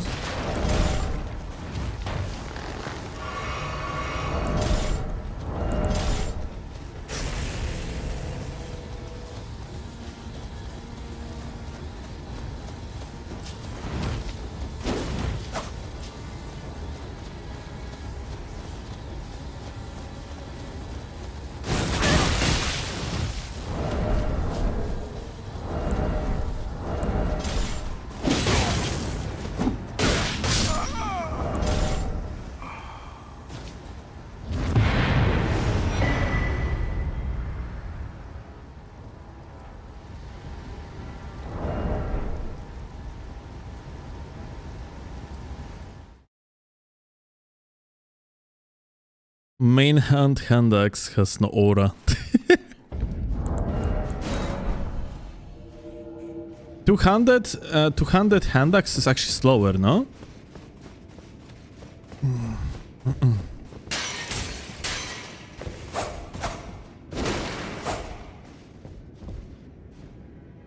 The hell's with connections today? It's just 2 players. Not that bad. This guy that we are about to fight now has normal connection.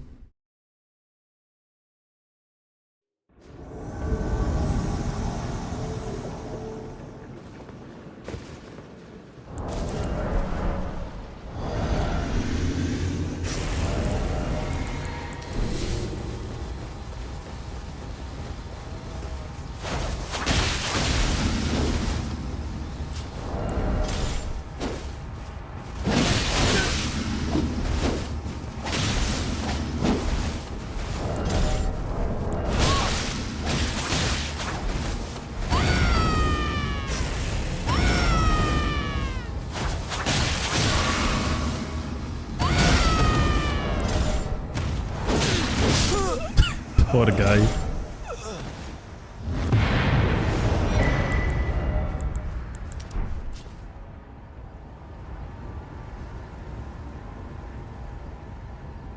Can you watch the clip I sent? It's funny, sure.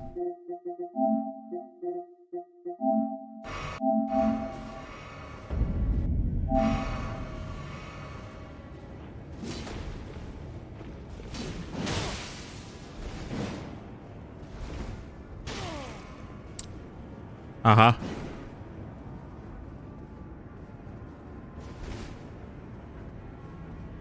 I must poop. Good luck out there. Remember to make a screenshot.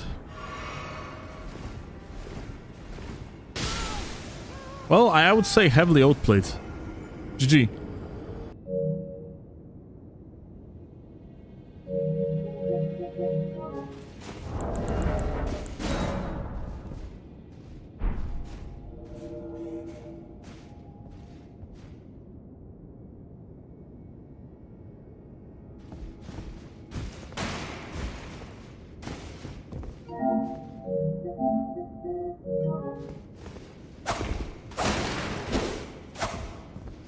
Is Sinkeda even better than Wakizashi? No, it's not.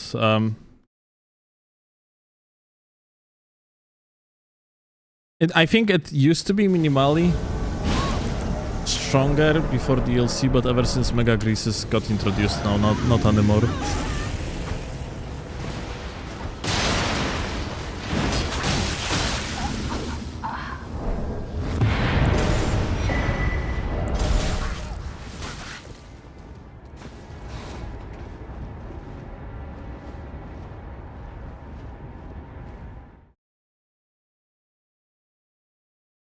Mega Grease and two-handed tally were a mistake? Donut.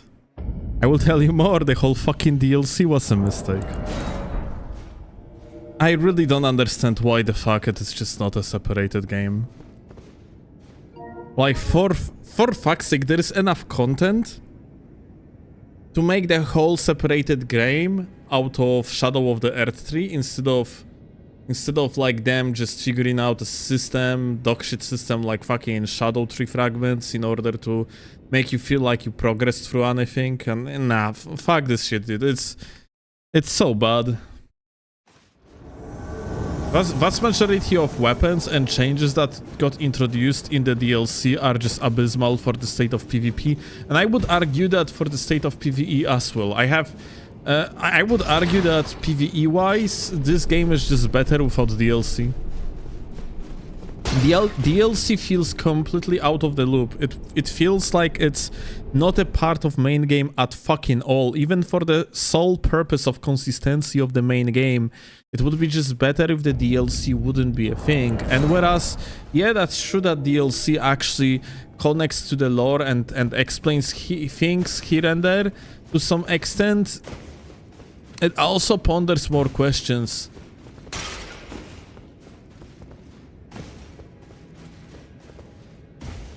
So at the end of the day, I would say that it just probably would be much better if Shadow of the Earth 3 would be just completely separated game.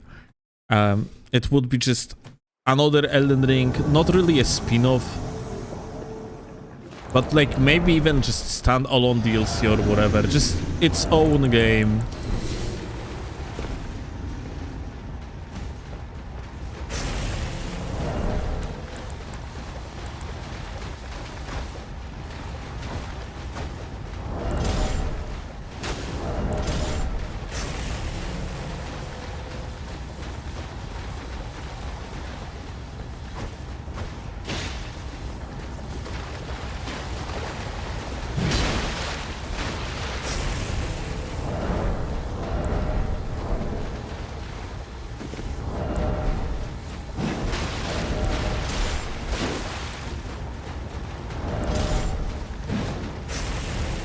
Oh.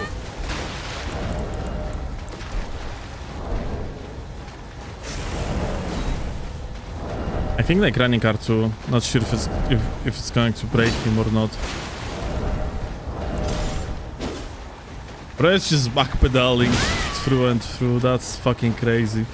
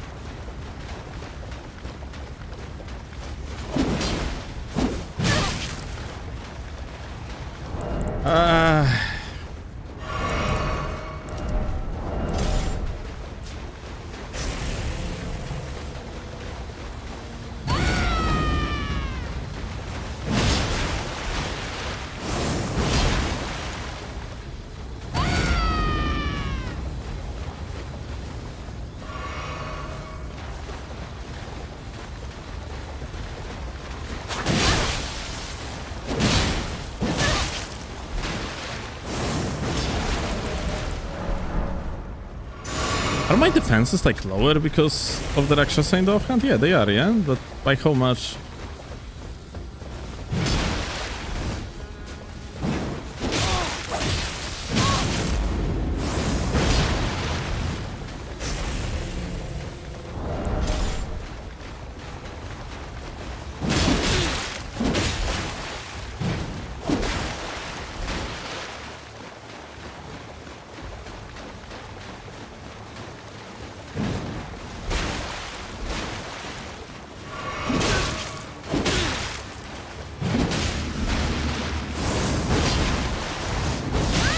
Are you serious? Holy shit. You cannot outrange it? You cannot outrun it?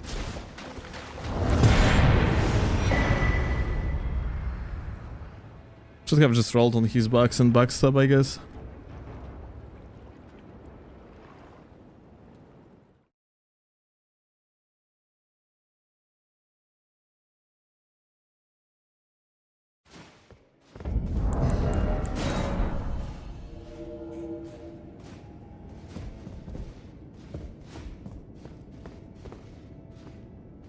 How did he almost manage to win? He didn't. It was everything under control.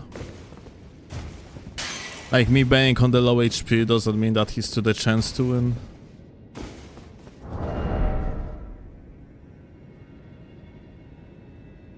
Like, the only chance of him winning there would be if his net would shit itself and he would hit me from kilo. That's about it. But yeah, the reason why he just is capable of even like dealing some damage is just a hyper armor abuse. Like, there is no actually genuine way how you can outplay it.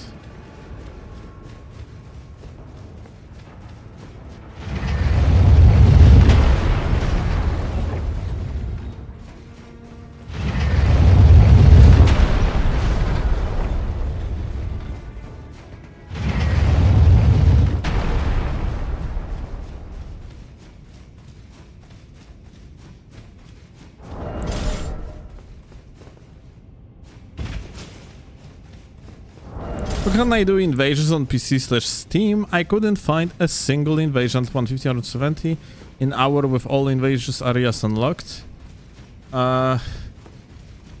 Probably unlucky. You can spam fingers interchangeably to speed up process of invading, but honestly, you're just supposed to install seamless co-op.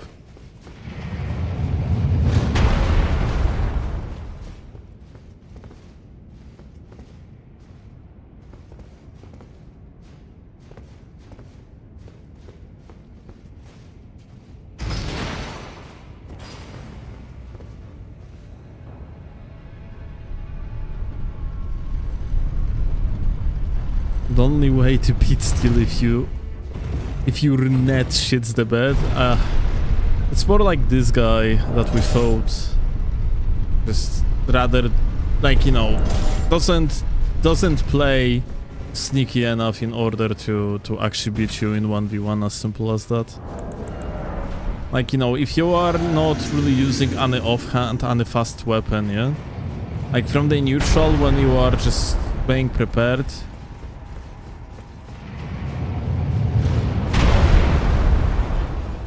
for the attack of like slower weapon, then you're not gonna get hit. Simple as that. Fuck, these guys just went all the way down. That's so us.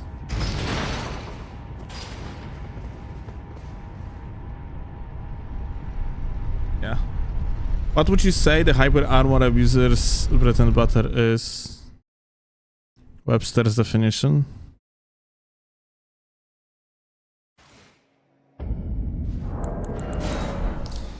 It's probably the simplest way to explain this. It's like a playstyle that's focused on trading with hyper armor frames. I think Claw witnessed hyper armor abuse. But yeah, it's probably about just the easiest definition would be to actually just, like, you know, fishing for the trade with hyper armor.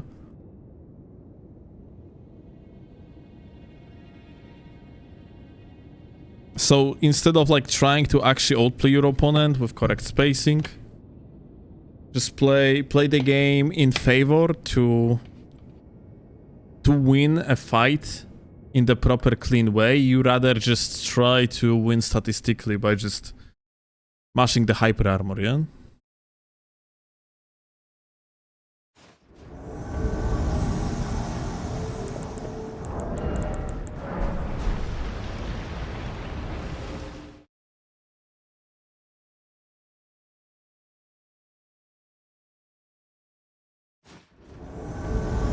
Like, good example would be that person that we fought in that 1v1. Yeah, he was just running away, and then just like trying to trade, yeah.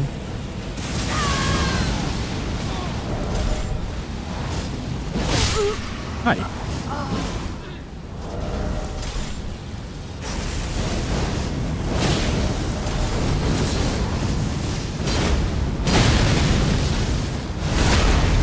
Oh. Easy fight. What about you, gamer? Interesting. Oh my god, that combo though!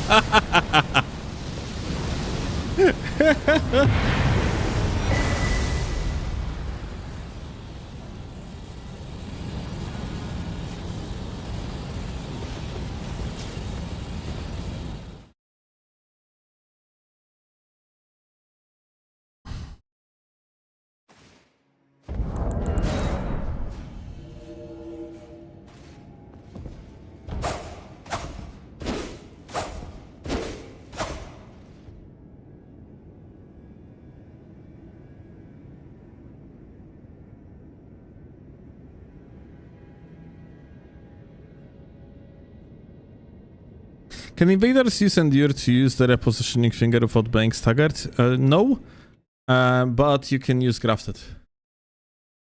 Like, Endure just doesn't have enough frames to do that. Grafted does though, like, it's a strategy that I am using especially in Seamless. When I need to teleport out of like terrible spot or whatever.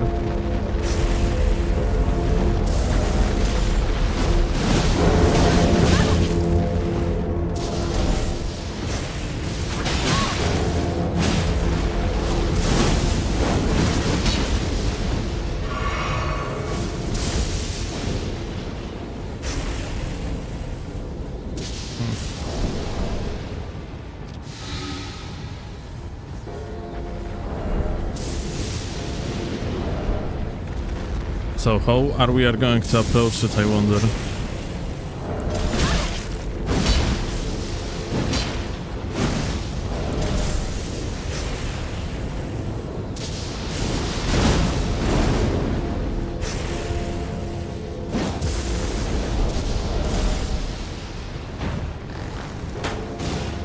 Is that guy light rolling?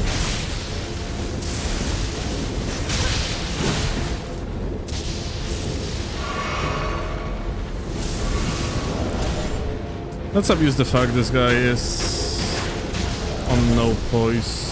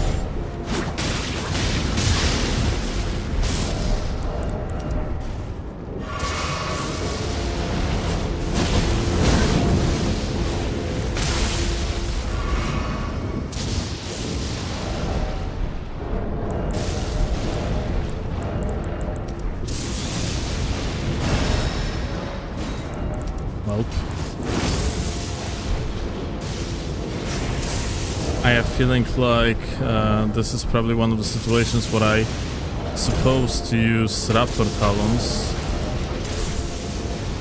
Probably gonna make more sense.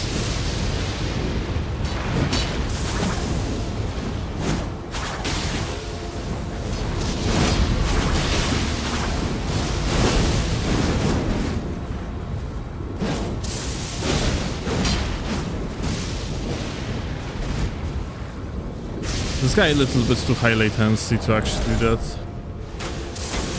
Okay, naked boyon.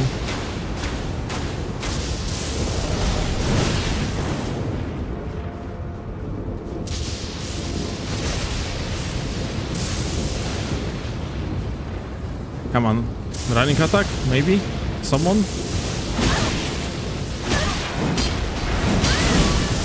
Well, nothing to complain about. Broskis did exactly what they asked for.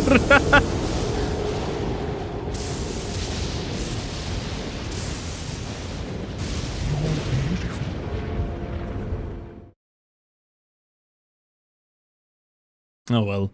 Probably should have like endurance swap.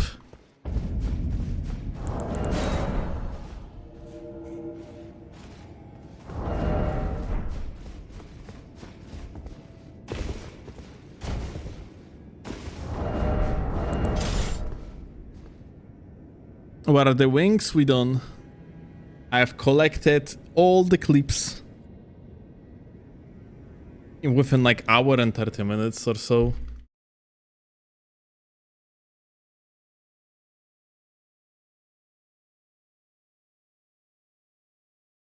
It is saying not enough of excuse. Wait, what the fuck? It's the same. There is no shot. Is that the same person again?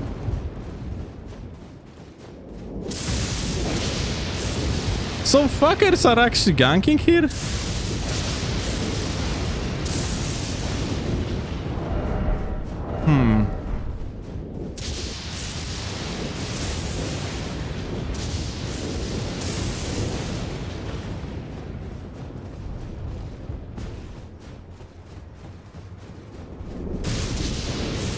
Yeah, they are. That's hilarious.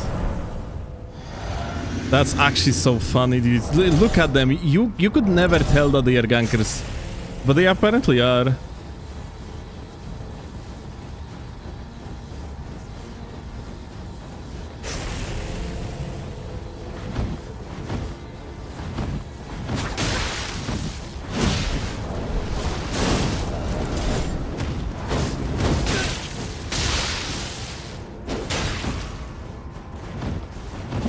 Is that light roll?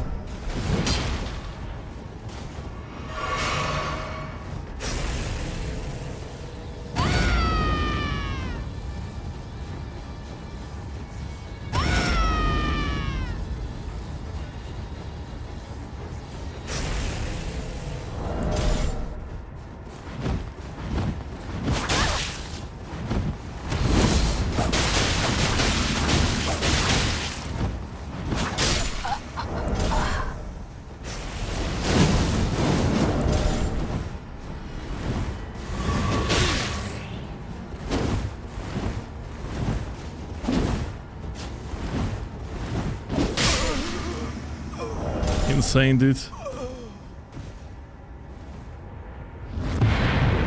What do you think about wall jumps in base Elden Ring? Yo, Axie. You think actually to add something like that to better multiplayer?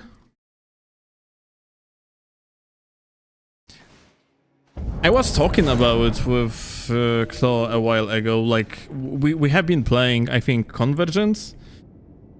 And I mentioned that I actually wondered how would it feel like.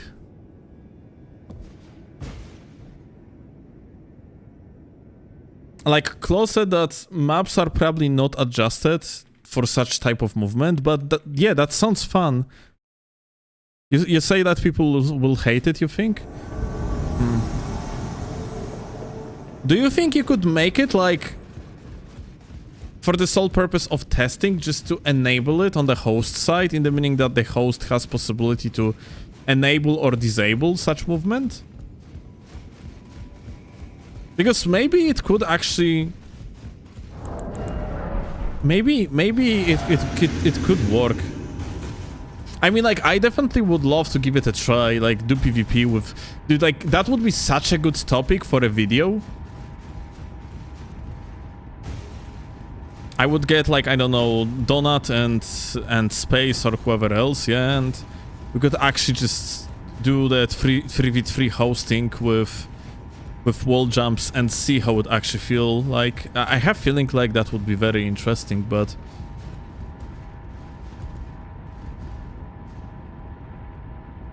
question is if that would be very interesting from the episodic point of view. Oh yes.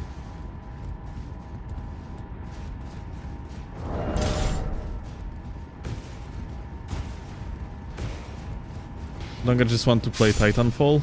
That's a good game though.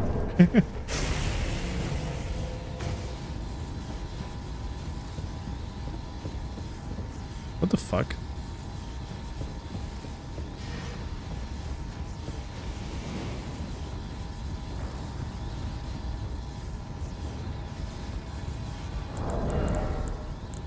Well, reap the buff.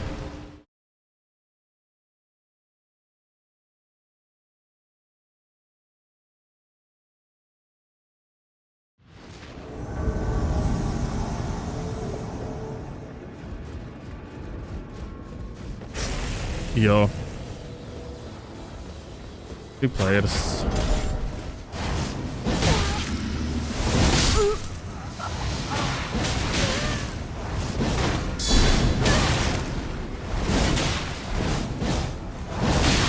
Whoa. Okay. That gamer unfortunately a little bit latent.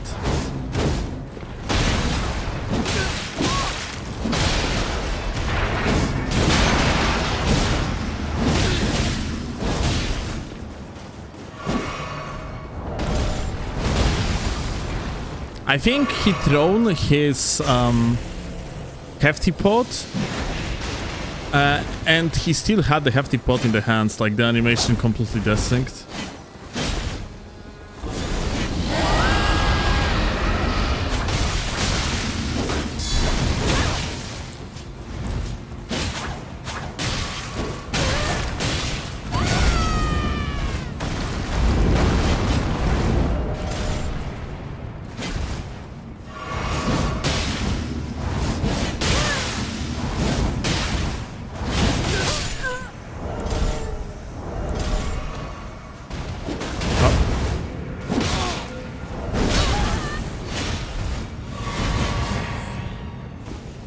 Okay, let's be careful. Why this guy stopped attacking? He had a shot at killing me, I didn't even notice.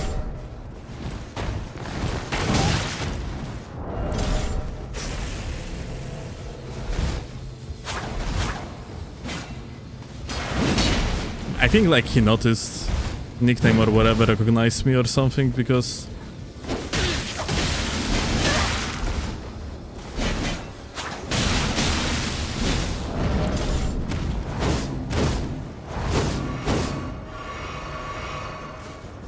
that behavior doesn't really make much sense otherwise.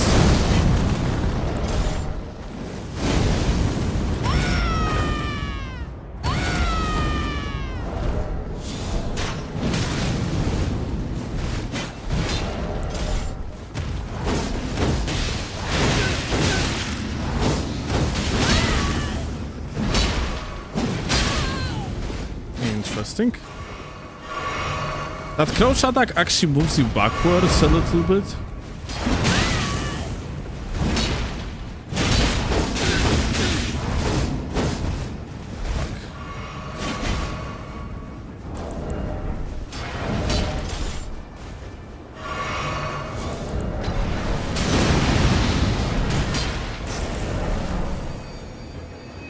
Doors closed. Can use it to our advantage, I guess.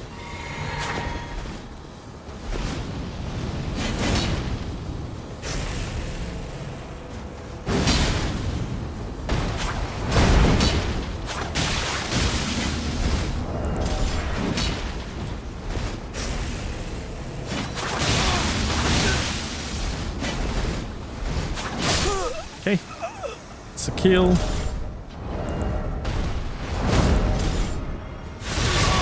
And that's a shield opening.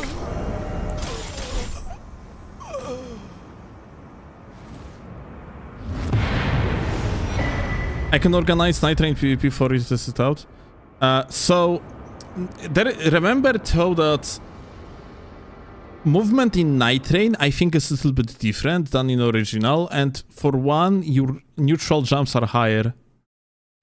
I have feeling like I'm almost certain that's the case. I don't have proof of that too. It might be just my perspective being fucked because there's different FOV in Elden Ring versus in Night Rain, but I'm almost certain that you're actually jumping higher in Night Rain.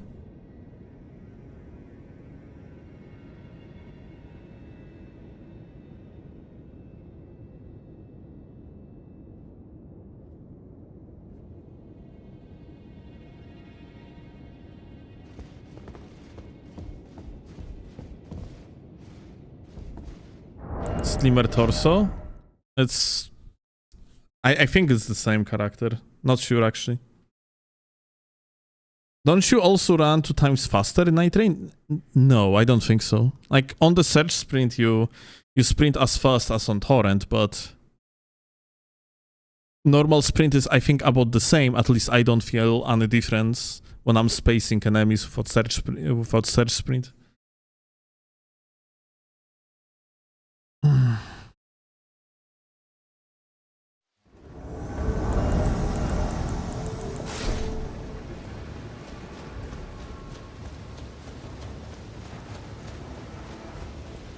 It's the same. The jump height is the same, or you mean the sprint?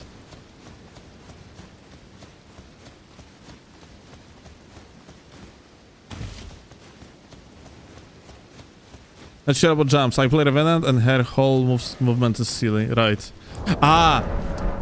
Character heights are different. I play mostly Wilder though, which is 170 centimeters. So it's the height of the regular character in original game. Hi.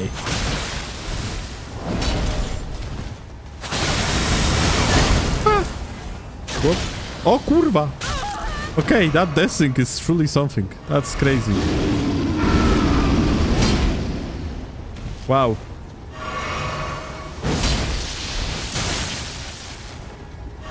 Listen, don't attack me.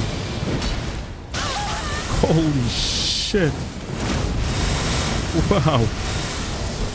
Wow. Whoa. Oh my god. Holy fuck. What am I even witnessing? Just gonna use this tree, I guess, as my cover. Freaking cover shooter, but this actually brought nuke to the table. I cannot even freaking punish this.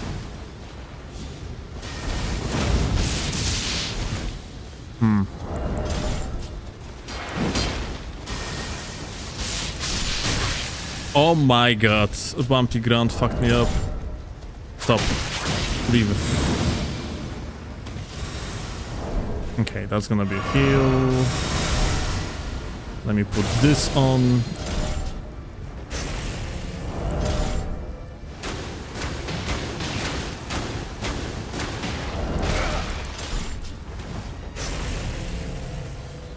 Now, can we actually...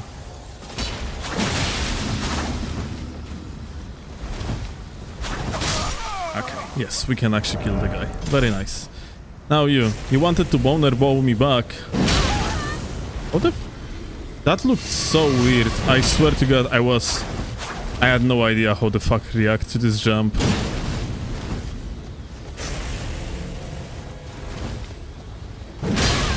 What the fuck is going on?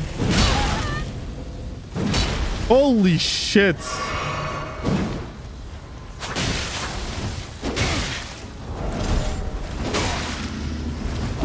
Dude,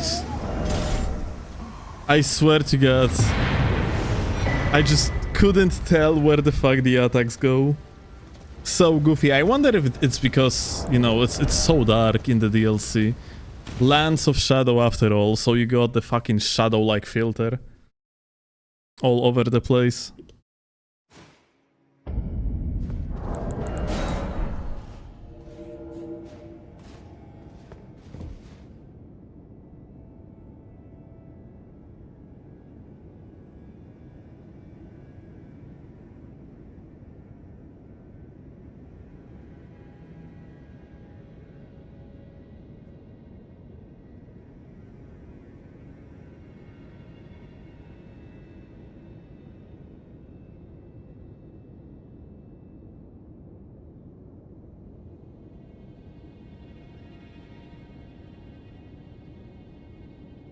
It is me, or ads are getting more and more incomprehensible. I just got an ad of some girl in a suit jumping in the sea, and somehow it's an ad of a bank. I mean, dude, brain rot is so popular on the internet.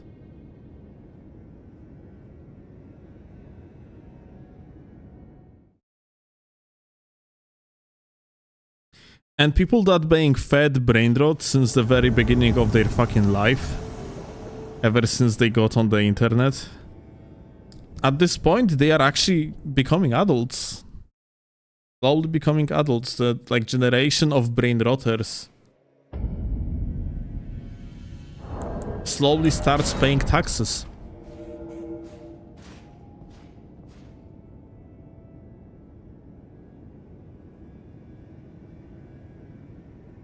It only makes sense that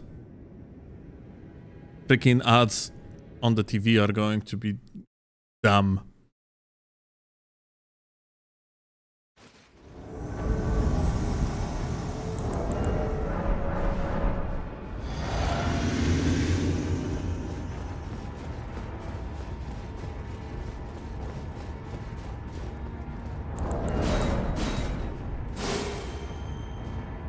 Donoran for AC1. I have no idea what you just said.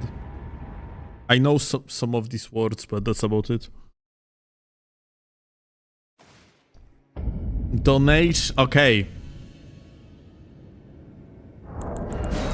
Okay, now I understand. Like donation goal for the air conditioner. We cannot have one here.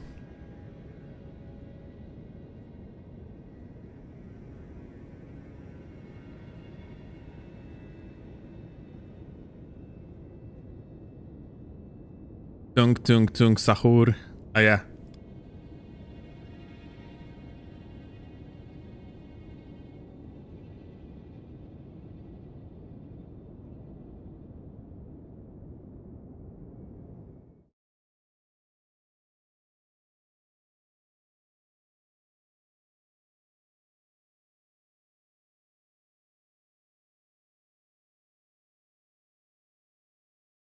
Maybe we should put donation goal.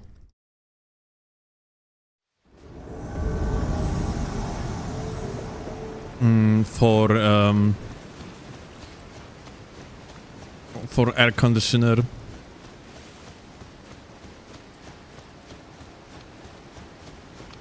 Generally, as a deal. More streams since I'm not gonna be dying during the day. The government won't allow it? No. We are renting flat. We have air conditioner at our family home. It's just that we are not living there. Yeah, we are not living with my dad, yeah, and there is a chance that we will, but very slim. If anything, we will live with your dad for a short period when we switching apartments. But that's it. Yeah, right. We are basically currently in a situation where we could up our living standard by a lot. Well, you could. By what you mean? I could. For me, moving to your dad means 2 hours commute every day to work. Living standard. This is living standard. Okay. Well, yeah. Point being is that like it's location that we are currently in is and quite also important. obviously living with parents takes toll on your privacy somehow, yeah. Right. Xenos podkreślenie I gifted haven't Atir 1 lived with my mother since I was 18 years old. 129 gift She kicked me out of the house, and since then I'm just by myself. I don't even know what it's like to live with parents anymore. It would be so weird. It all depends on your relation with your parents. That's true. Yeah, your dad is cool, I guess. Yeah, like I mean, like my dad would be like, what would be basically, yeah, I mean, like, he's treating us very well. Yeah. There would be any problems living with my dad. I kind of wonder, can you jump? Look, you can jump on it. What the? Can you jump on the top here? What the? Wait, I need to try it in the middle of invasion instead of like after it. Well, You deserved it. You deserved it with all your being. oh, let me actually see. Maybe that's crazy, dude. Maybe I could actually do it. Oh, you were in the invasion. Yeah, I was in the invasion.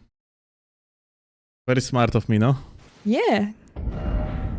But that's really interesting, dude.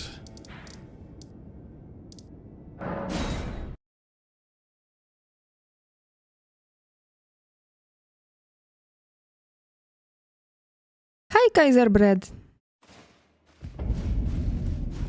Oh shit, it's moved. Fuck.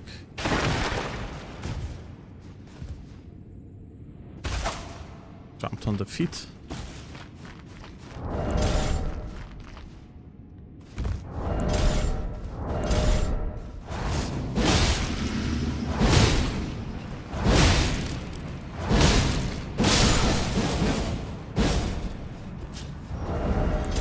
Wow.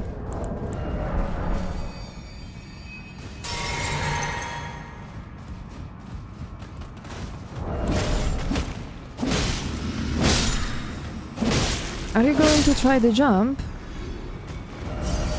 Yeah. Okay.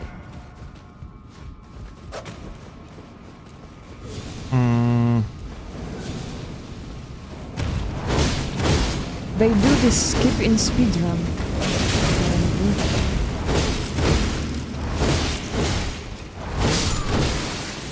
So, wasn't here a freaking lever somewhere? Yeah, but aren't you supposed to do it without the lever? Nah, I have to move the statue to Oh, yeah, I see. to correct spot, but I don't know where the lever is. I don't remember. Somewhere upstairs? Try going to the highest floor that you can for now.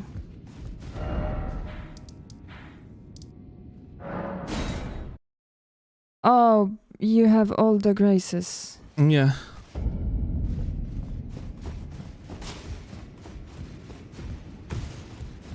Darling, Yes. can I complain? Sure. I suck at night train. How do you know? Yeah.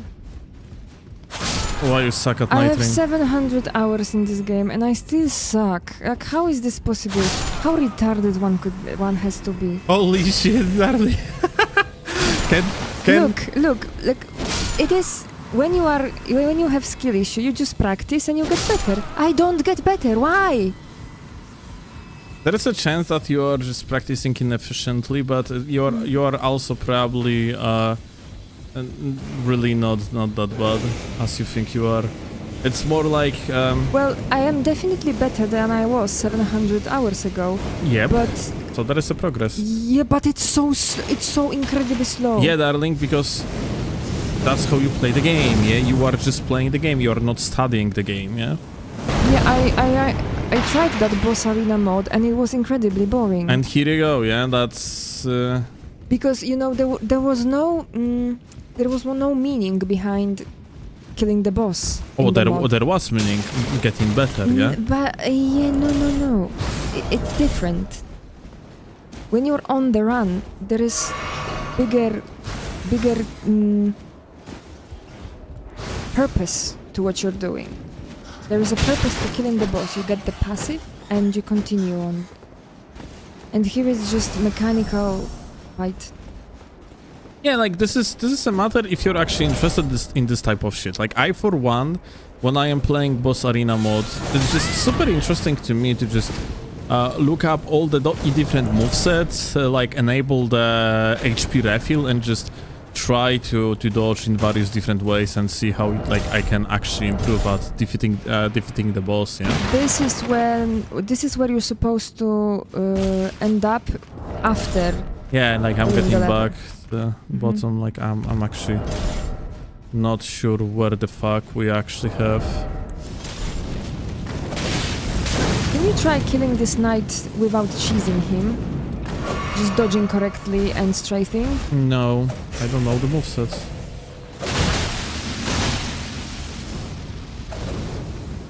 Let's see. Yeah, like he's doing double here. That's triple.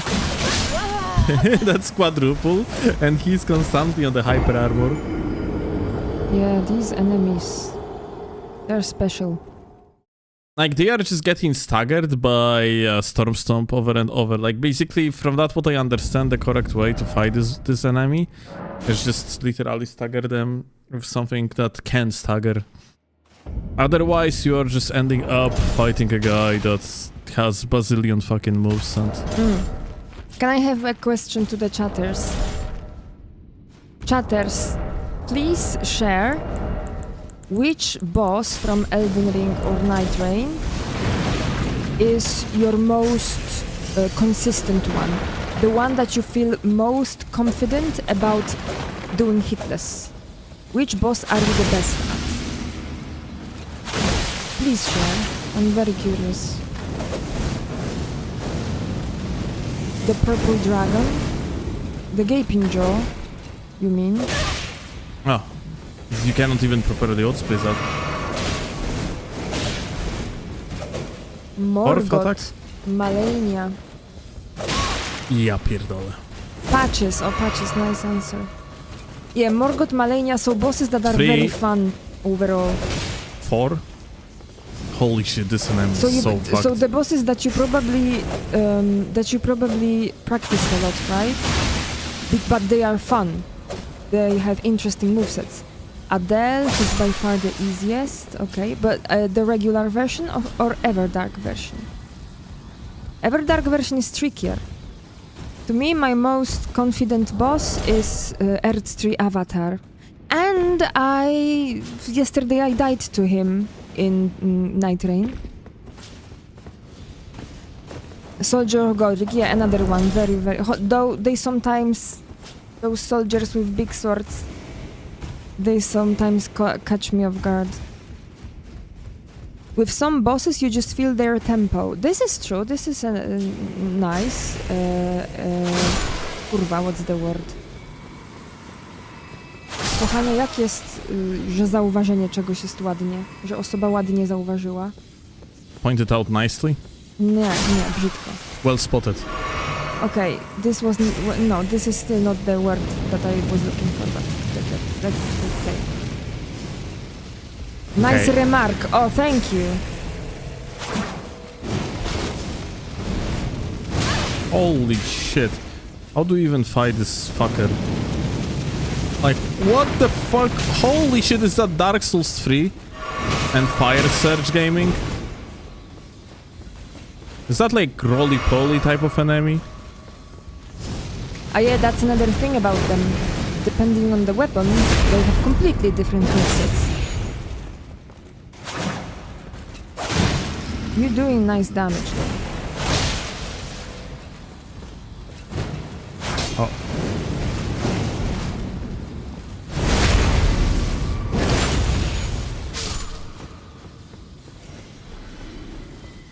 In Night Train, guys, by the way, this moveset is just so fucking crazy.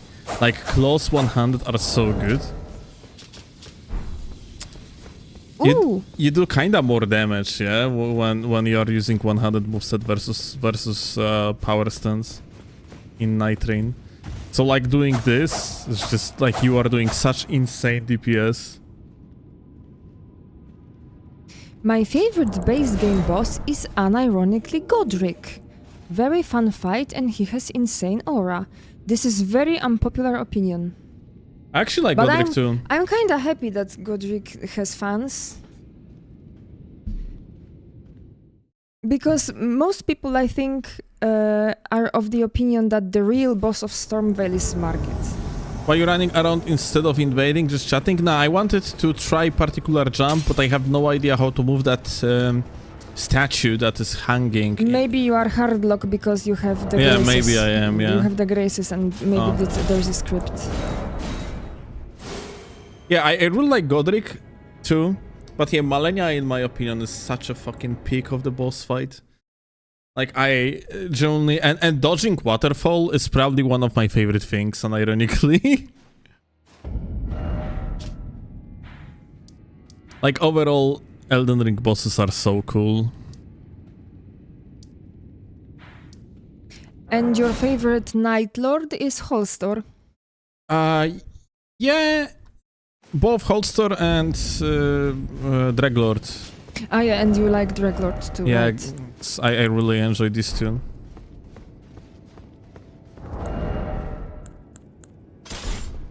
I might be of another unpopular opinion, but I really like Balancers. But the normal ones, not the Everdark. Everdark I hate.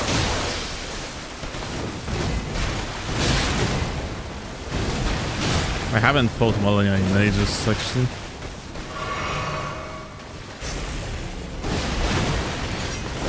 You often kill her, and yet she's always alive. When you boot up the save.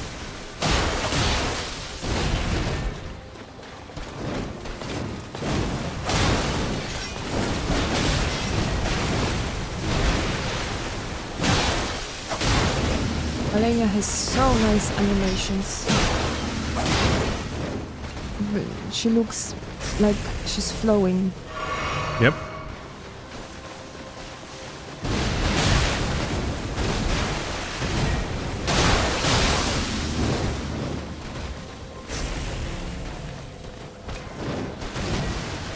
Oh. Okay, chatter, so while Steel is killing Malenia, please share who is your least favorite boss.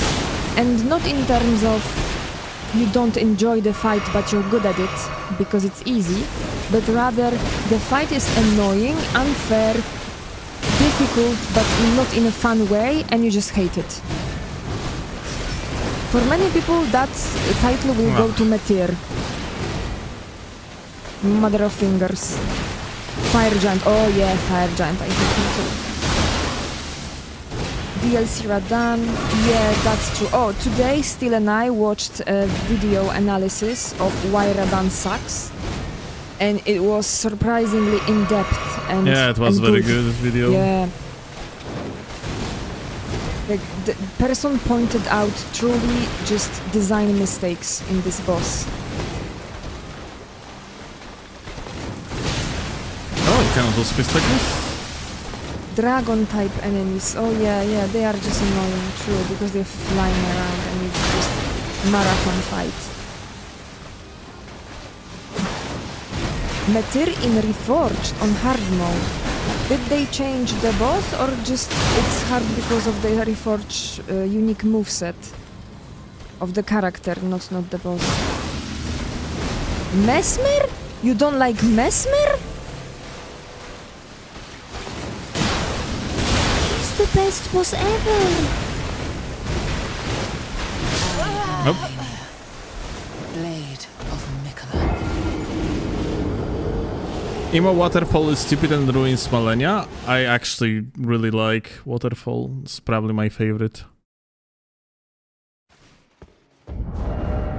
Like move. It's very hard to dodge, but it's very fun. Once you actually get it right. I hate Waterfall because I cannot dodge it. I know the theory behind all the 3 dodges, or I know the shield strategy or the frostpot strategy, which, well, obviously I can pull out the shield or a frostpot, but I cannot dodge. It's one of those situations where I know the theory, I know the inputs, I probably could know the timings, but my fingers just cannot fucking do it. Accidentally thought that I couldn't dodge because of it.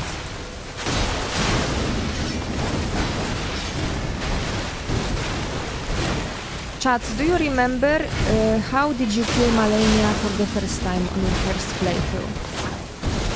Providing that you found her, actually. The first time you found her, how did you manage her? Did you just properly learn the moveset? Did you cheese the waterfowl? Did you respec to some Omega build? Did you use summons? Or are you just a genius and you just hitless her? Baboon Veil? I see. Ganked her with 2 gods? Oh, that's nice. Summon Tish? Oh yeah, that was my strategy as well. I respect from Spellblade to Rivra Bobra and I summoned Tish.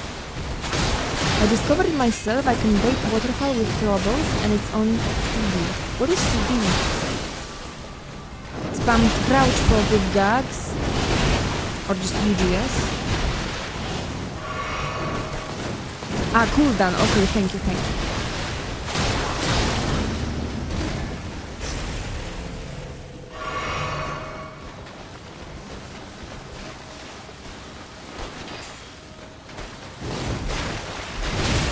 Brute Force with Mimic and Rivra Bobra. Oh yeah, that's also valid.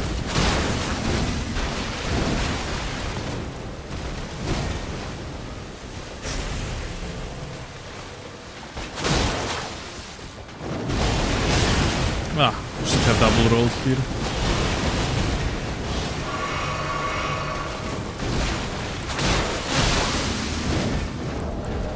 I can technically use bleed, I guess. Killed her with a claymore because I hate myself. And that's a creative way of self-punishment.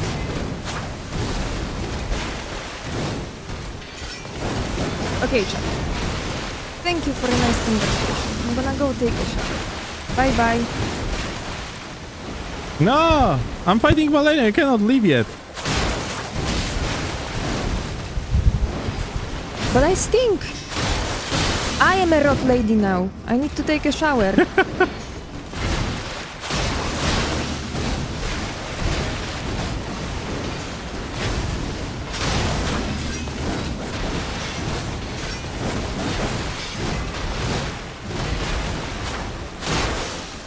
Damn, that...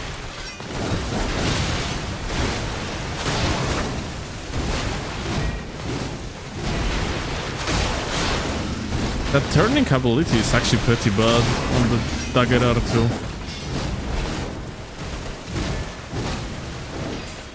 You never notice it in PvP. If bosses like Malenia or who else? Radagon. If bosses like that showed up in Night Rain, would you think that it's very cool because these are fun bosses?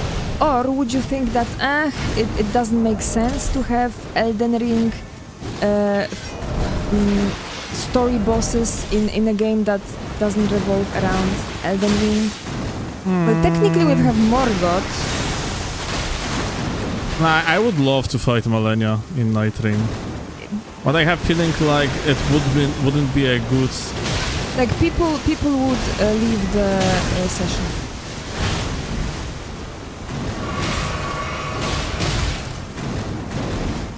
Imagine a red Malenia in Deep of Night. Yeah, that sounds like fun to me, honestly. Uh-oh. And mind you, in Night Rain you have ridiculously smaller stamina bar.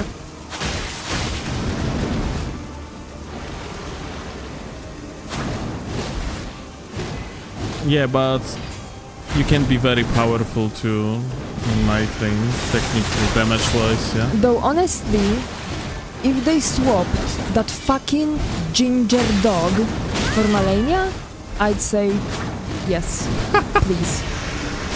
The ADHD dog is the worst. And it's that version that doesn't have that easily punishable sword attack. It's just pure ADHD. Oh.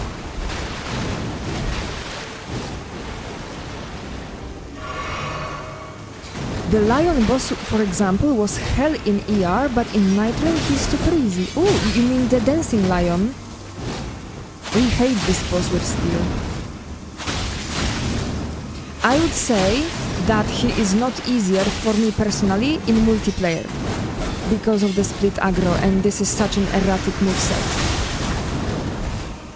Stop ginger hate. I'm not hating on ginger people, I'm hating on ginger dogs from Elden Ring.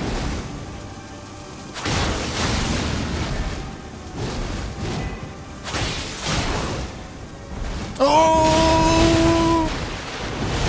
I didn't recognize the waterfall. Me when I'm fighting Malenia and my dumbass random teammate Ionai gets hit with her waterfowl for the 11th time and dies, and Malenia has full HP because he keeps getting hit. Yeah, imagine that, Steelovsky. People would tilt insanely and leave the session. I love Dancing Lion, and nothing will convince me it is a bad boss. Yeah, I wouldn't say it's a bad boss, not at all. It's just erratic. I personally struggle with him. Your strength. But that's just skill issue. That's nothing to do with the boss design itself. Congratulations! Now I can go clean my body. Okay, prove to me that you stink. Come here. Yeah, I can smell myself. Come here. You have worse Come. sense of smell. Come. You stink more than I, so you know I will compare you. my gaming stench to yours. I have just almost died to Ogre, so imagine the tilt. It just released from my body in form of stink.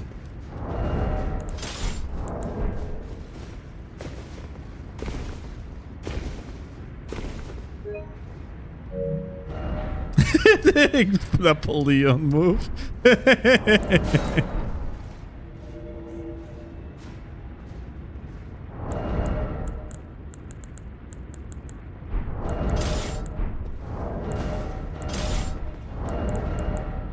In Night Rain, Duchess could delete Malenia if she has the stacks from the relic effect.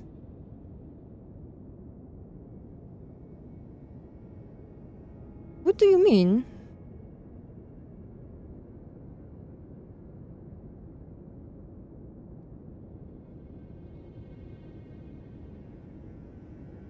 By the way, it's very pleasantly outside, and yet here inside of our apartment it's hell.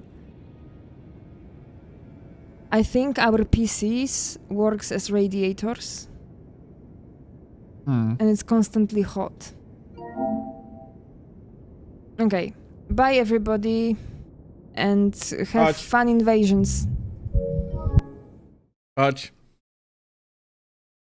No chodź, chodź tu. No chcę. Chodź tu. Chodź.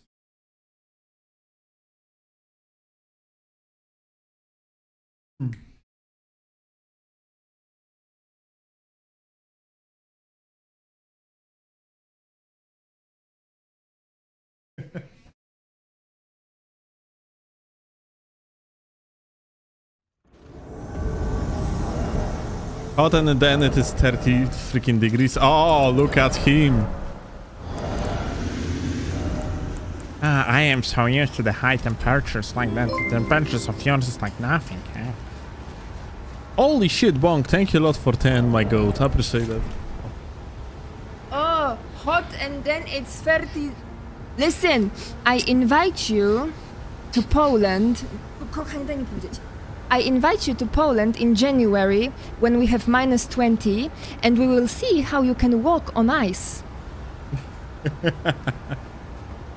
Yeah, Bonk, thank you a lot. Smartass. Oh, thank you. Thank for you a the lot again. gifted. Big 10 gifted. Guys, she doesn't stink that much. Her gamer stench is just not powerful enough.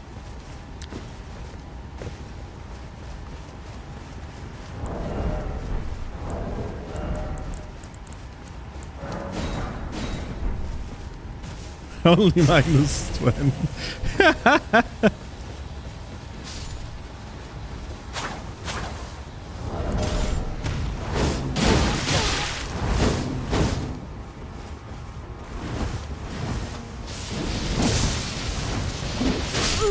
Eh.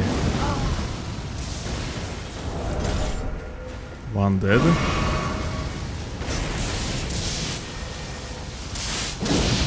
Dragon Boyo.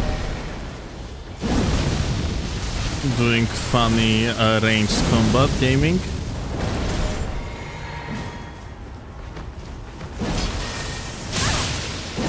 Interesting.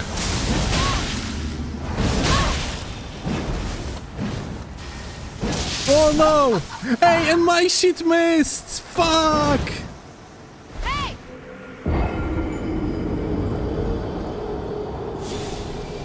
Unlucky.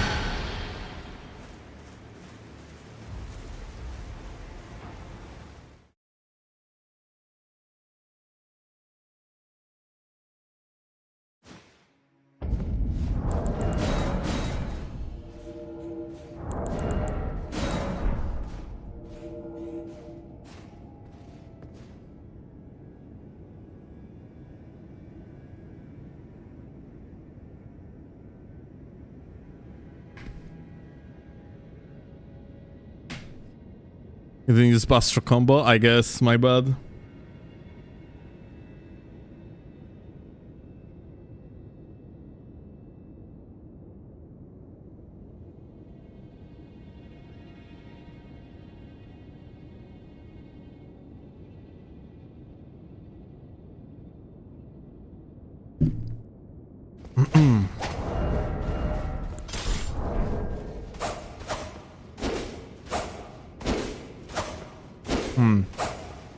I'm thinking if we shouldn't like maybe finish live stream and just would quickly make a video. I think I will do that because Claw is currently going to Punya.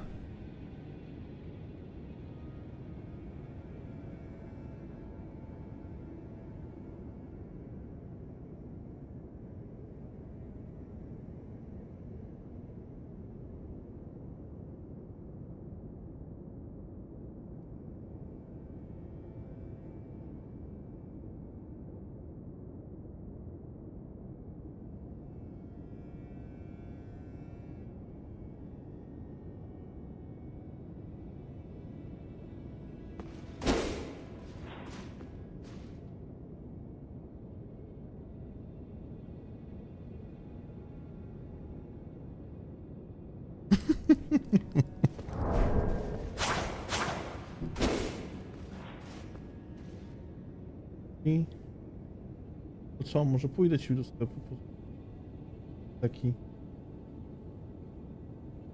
Co jadłaś? Czekaj, czekaj, jak to?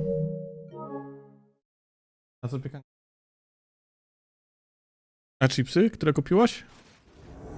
Mhm.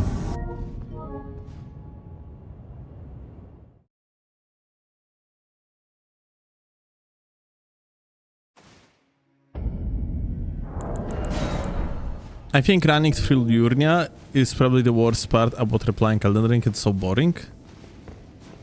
But you have an opportunity to say hello to the best race ever. Freaking Lil Bros, and you say like that's the worst part of the game. Unbelievable.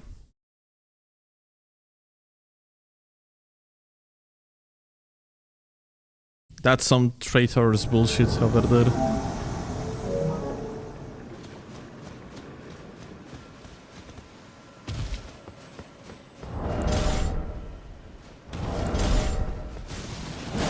Oh. Oh shit.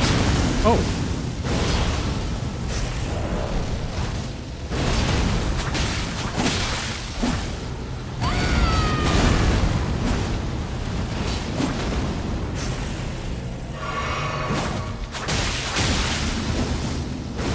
Oh.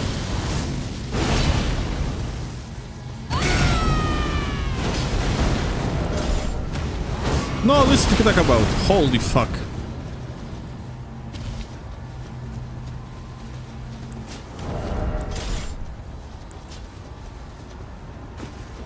Whoop. Ah.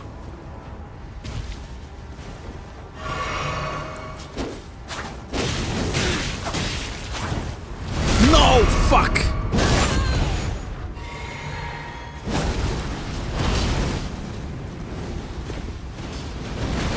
Whoa.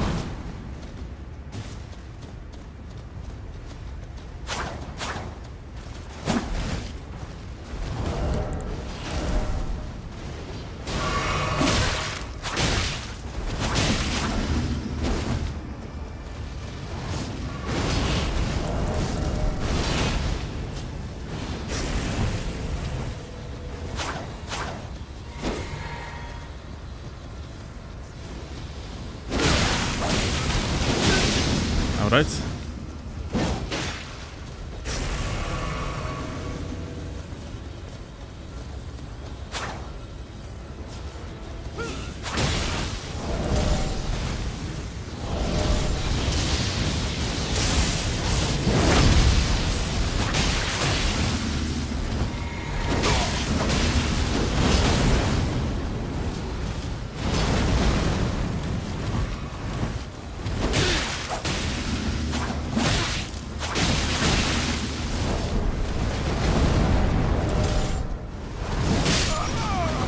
Okay. That's a kill.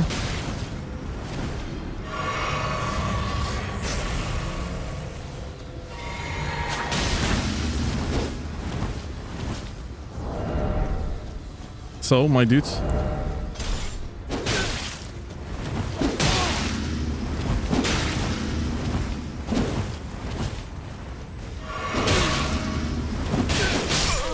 Like, tracking of this shit is crazy, dude.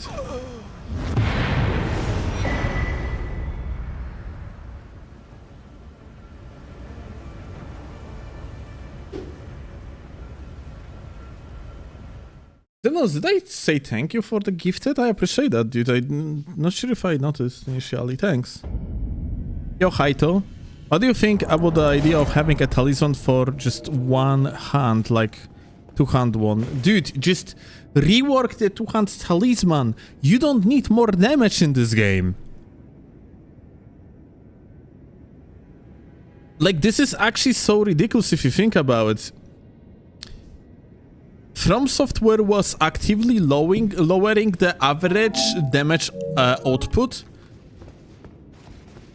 for like throughout entire existence of Elden Ring.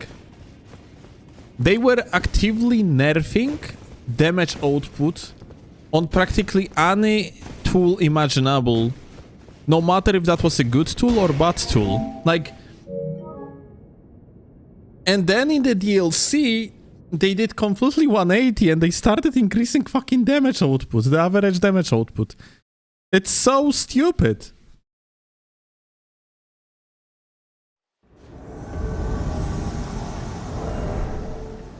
Yeah, two-handed talismans should only apply to great weapons is interesting take. I would say that it should bring utility instead of raw damage though. Like, that talisman should be reworked. It shouldn't work like it does.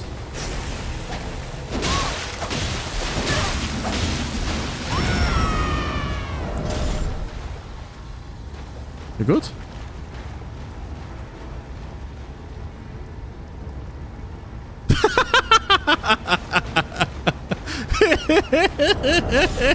Instant gave up, dude. I don't blame him. I really don't blame him. I really don't blame him at all.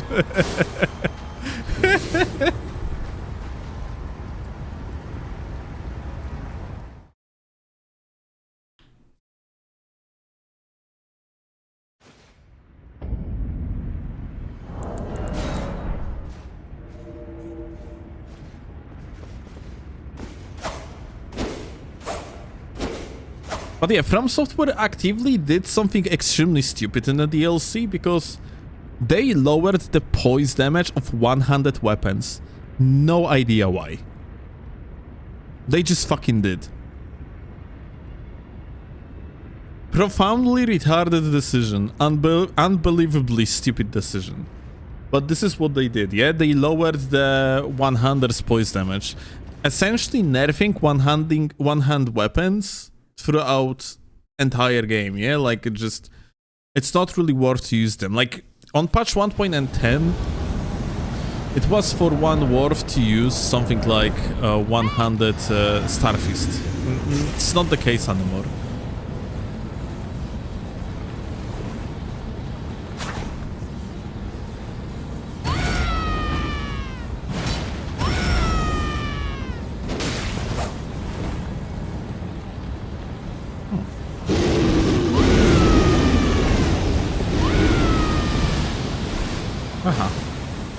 Well, let's hope shit won't descend.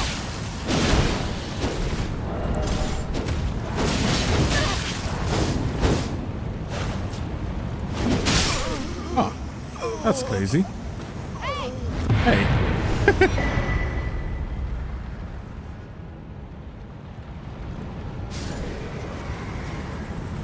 So yeah, like From Software essentially nerfed every single one-hander in the game. They nerfed every single power stance weapon in the game, and then they like, you know, just because of these nerfs, handling a weapon would be go-to for practically any build anyway. And what they did instead is they actually added 200 sword talisman, which just buffed everything, like, dude, even further, just assuring that two-handing a weapon is the most optimal way of playing with basically anything, yeah? And then this setup that we are even playing, they actually attempted to nerf as well, but they failed miserably. Because it's very clear as day that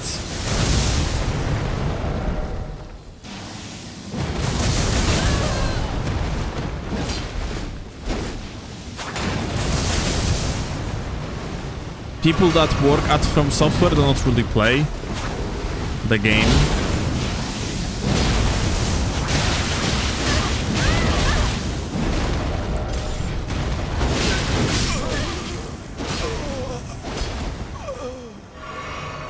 Namely, like, you know, From Software wanted to nerf offhand great katanas, and they did. And every single offhand great katana in the game, well, there's only 3 of them. So 2 out of 3 great katanas in the game cannot be used in offhand because the moveset itself gets slowed down.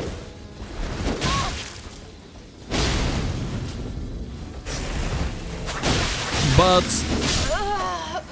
some intern at From Software didn't realize that Rakshasa is unique weapon, kind of. So regular great katana and the dragon one in the offhand are much slower, therefore unusable, and the only great katana that works in the offhand and was used in the offhand, it's working like it used to work at the release of the DLC, which is ridiculous.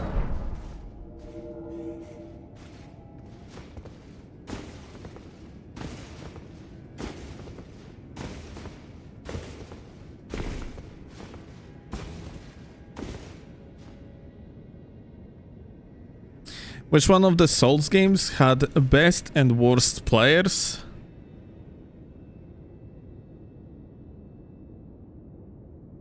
Generally speaking, the more time, the longer it goes by, the better average player is going to be.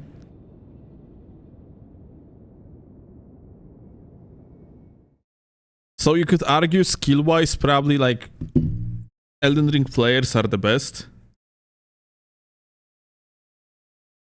We have the most knowledge, the best like tools to practice, the most competitive scene. But at the time being, I think like Dark Souls 3 was without a doubt probably the most skillful environment, because Dark Souls 3 per se was the most skillful game out of all of them. It was the most spacing reliant.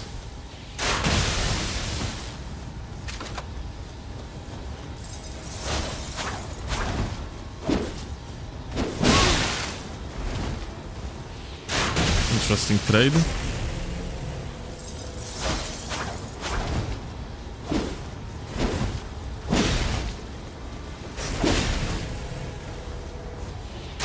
This net is something else, dude.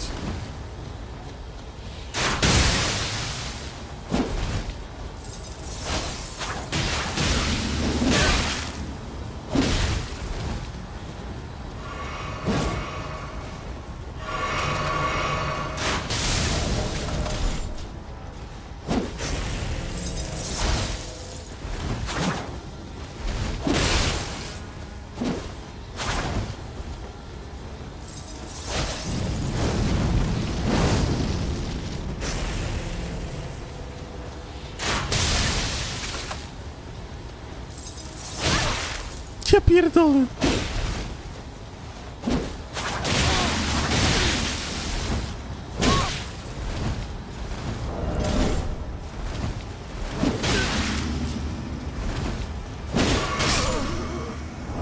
Zacznę.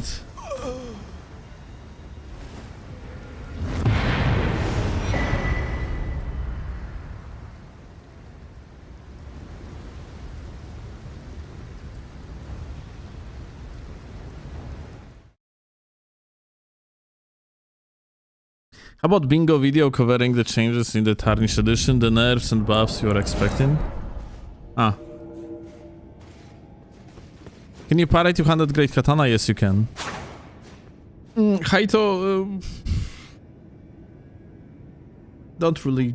I don't know. Maybe. We're gonna see. I don't think that we're gonna do anything like that, honestly. O. Już się wykąpałeś? Ale speedster.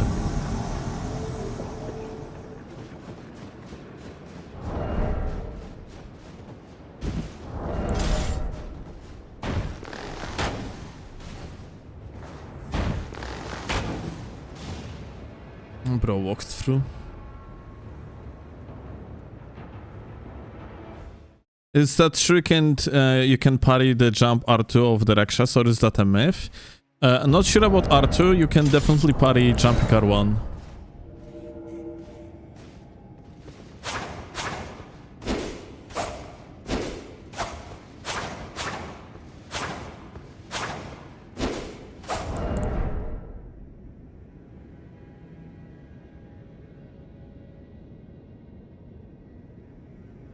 Yeah, Rakshasa is pretty fucked overall.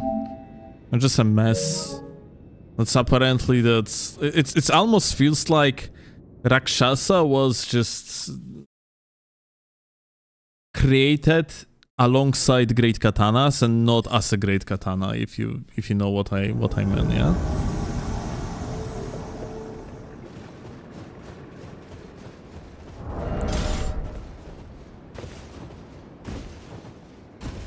It's very weird, the way how Rakshasa works.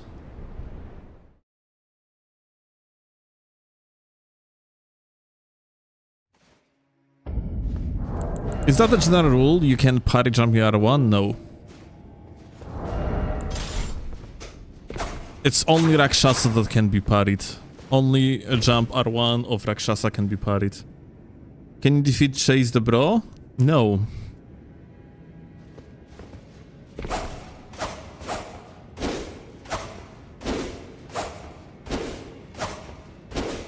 Hmm? No to ty opowiedz. To jest twój żart, nie wiem, gdzie ty chcesz go prowadzić.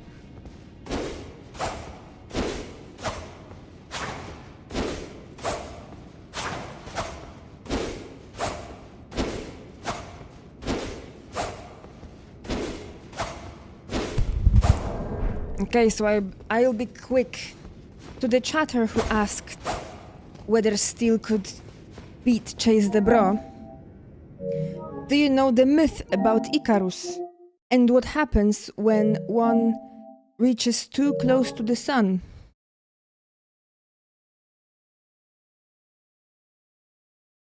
Who is the sun in this analogy? Well, Chase, obviously. Ah. Who is Icarus in this analogy? Well, Steelovsky, obviously. Do I really have to explain this?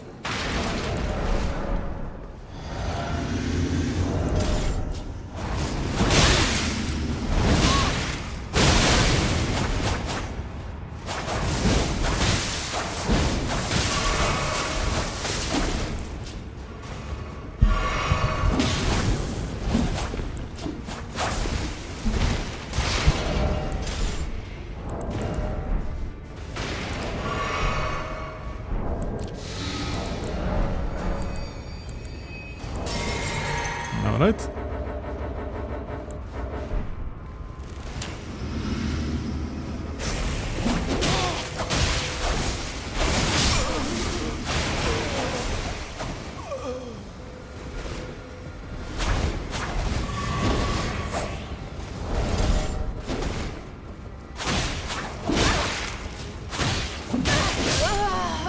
heck? That hyper armor. Are you guys for real? Be honest. My goat. Na zdrowie, kochanie. My goat. Chase the Express is undestroyable. Hmm?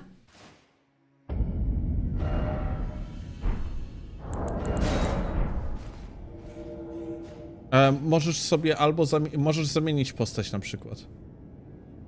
Tak, tylko musisz zamienić na inną postać i potem wrócić do twojej poprzedniej.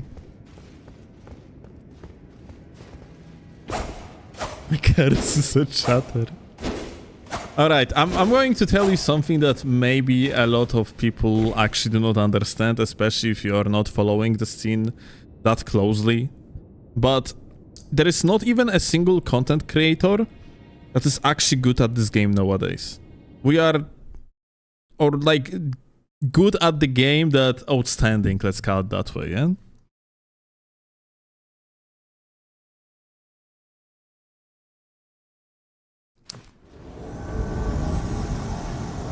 So yeah, making a power rankings and thinking about like who is good, who is not, who gonna beat who and what's not, just doesn't really make sense at all. Gino? Well, PvP wise.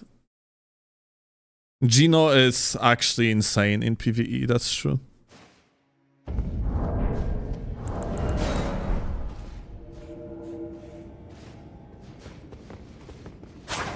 Piv is pretty good and they make some wacky builds. Piv is dog shit at this game. And I'm saying it with all my love to Piv. It's just that... No, he's not good. It's like... You know, if you are going to basically take content creators from YouTube and then you could put them in basically categories for the lack of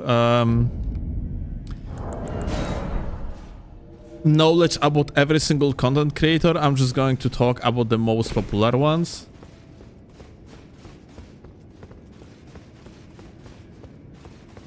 Let's say that people that have on YouTube more than 10,000 subscribers, yeah, then you are going to have me and G9 being much better than everyone else.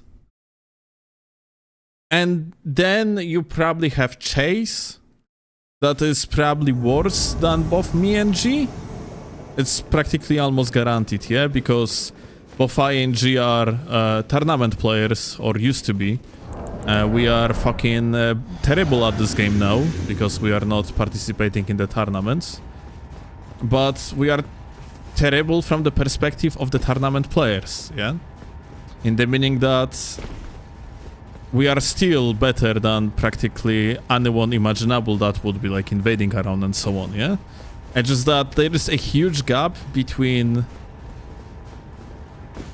competitive players that actively play in the tournaments and content creators that usually just do not participate in the tournaments because of various reasons, like maybe no time, or like in my case, yeah, a valid choice of going with the content over participating in the tournaments, yeah. But yeah, if you're gonna take like YouTubers that have like more than 10,000 subscribers, then that probably would be like that, yeah. Rust doesn't really make... Rust Bucket, that is.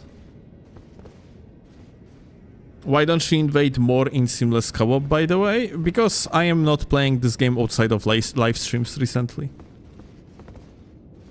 You don't have to play tournaments to be good. You have to, Green. Like, you have to. Like, you are an anomaly, but you have to. And also you are an anomaly that is currently on the grind, and at some point you're gonna get worse at the game, because being good at the game is sinusoid, and then people that actively play tournaments gonna be much better than you.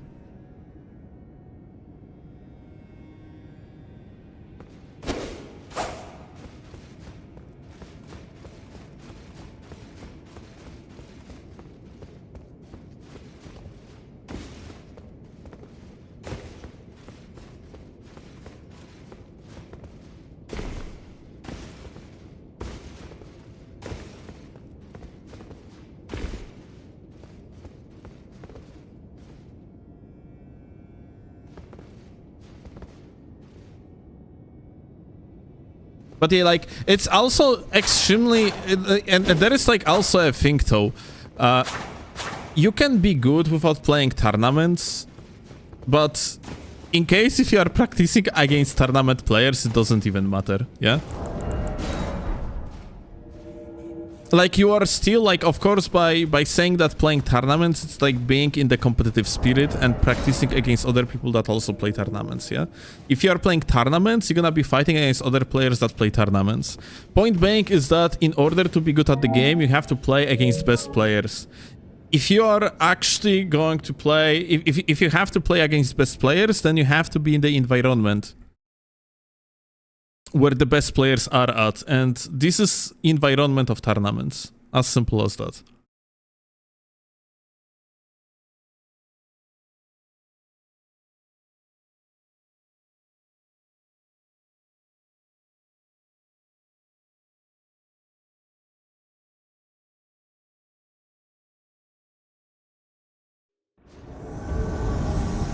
Who is the toughest you played against in the tournament days?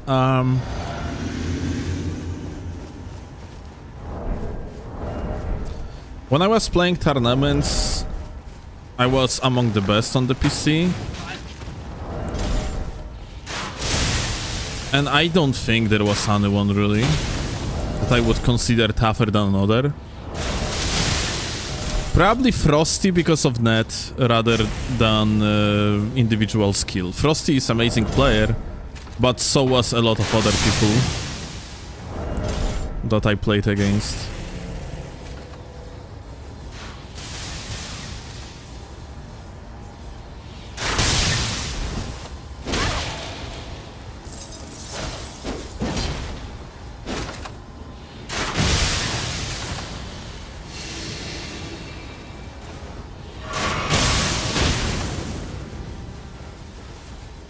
Interesting gamer, not gonna lie.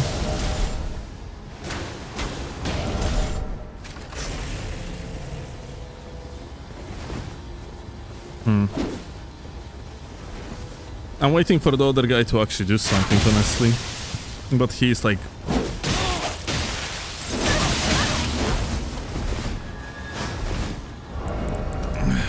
Bro is not really willing to engage much, isn't it?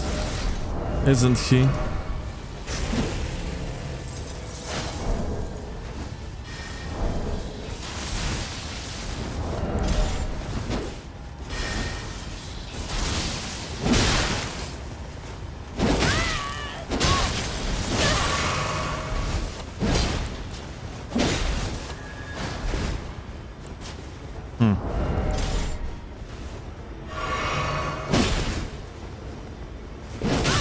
Ja pierdolę, this fucking dog shit net.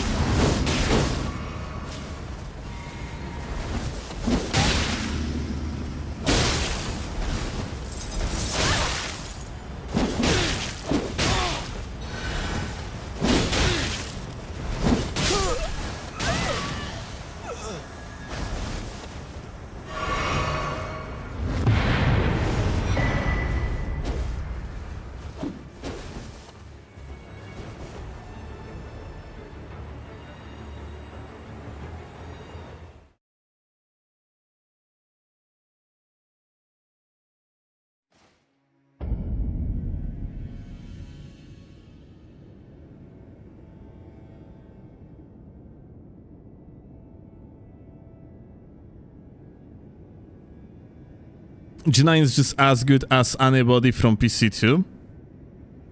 Green, I have feeling like you are under appreciating PC players mostly because there is beef. between you and PC players.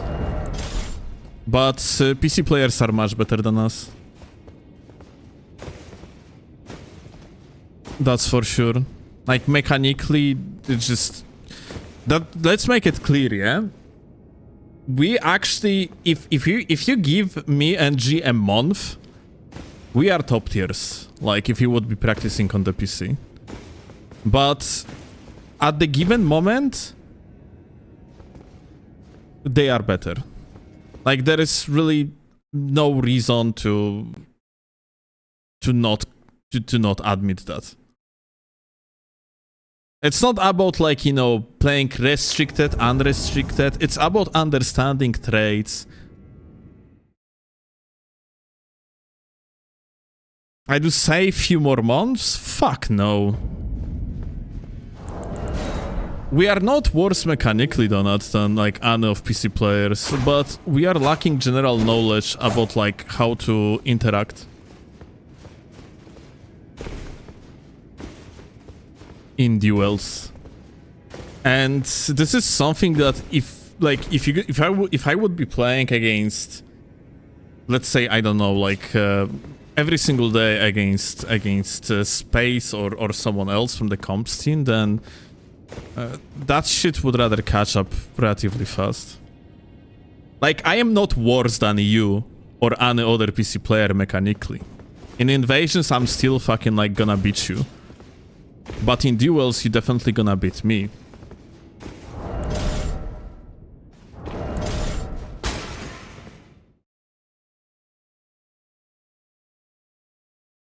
Really as simple as that. I mean, it's been a long time since you played role set, not saying you to be worse, but still a lot of stuff to catch up on. Yeah, but, you know, playing with you guys, like, you know, you are good at the game. You are going to essentially provide knowledge to both of us, like, very quickly if you would, like, play on the PC.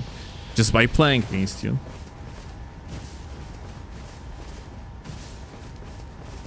I play with them too, like me and Oakbro, and used to grind every day, and I have a lot of friends on PC. Yeah, okay, got you, but, you know, that's the thing. You are playing with the best player on the PC right now.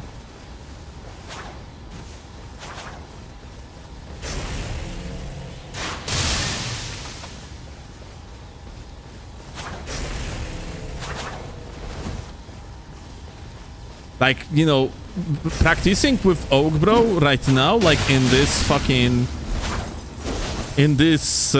pro gaming economy, dude, is insane, dude. It's like you literally have clearly one of the best, arguably for a short period of time at least, a best PC player that you continuously practice with.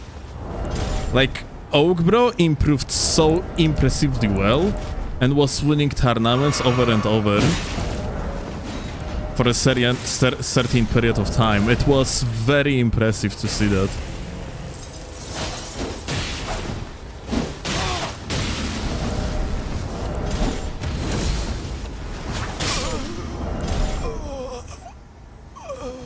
I can see it with Bevan and Luber, who came back, still learning new stuff, like I played Luber for the past few days.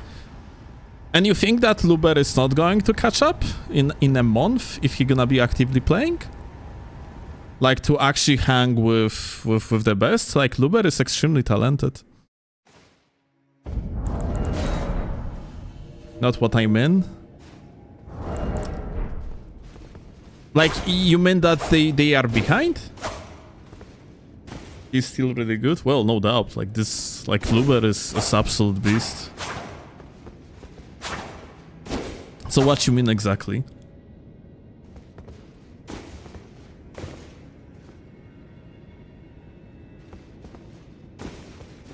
Isn't his name supposed to be okay, bro? It's supposed to be, but his name became a meme and it's Og Bro now.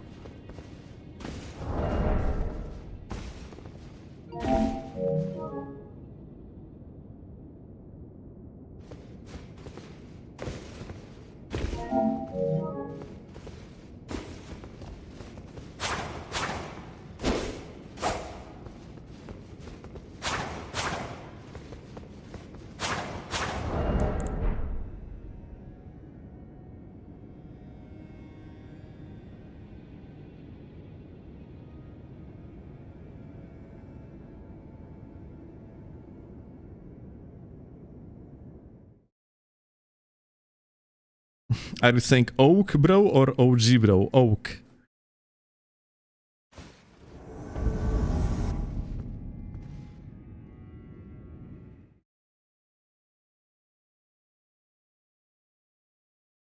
Just checking in to grab my monthly Twitch emotes. Thank you, Tom.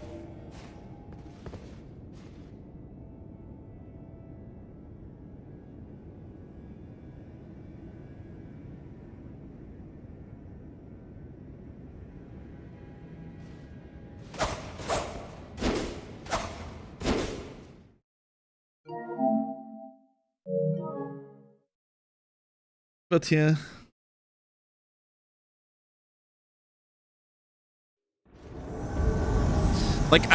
So to understand how far ahead potential PC players are in comparison to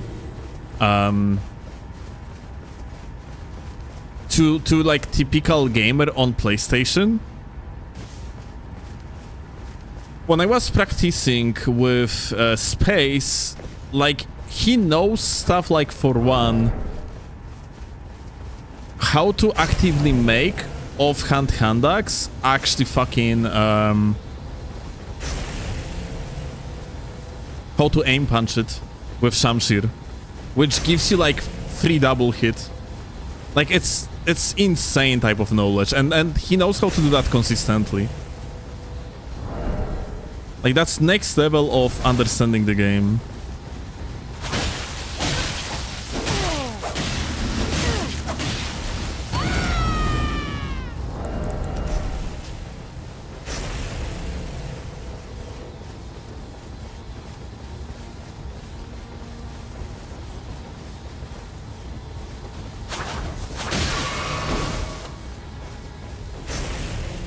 It doesn't aim punch, it ducks under the off hacks? Okay, I see. Well, he said that's aim punch, basically, yeah?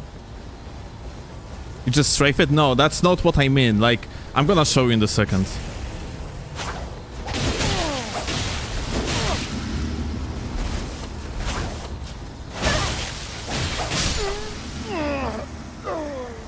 So, do I have hand axe? So, point being is, when, like, when you are in front, like, let's say, okay, let's actually use something else. You got a clip how to do it? Can you send it? Like, not sure if you're talking about the same, but let's assume that Grace is a player, yeah, with Shamshir. So basically, by attacking literally directly on the Grace, if you are going to time your attack correctly with the Shamshir, you literally just can mash, and Shamshir is going to hit, whereas hand axe is gonna miss. I thought it was like aim punch thing.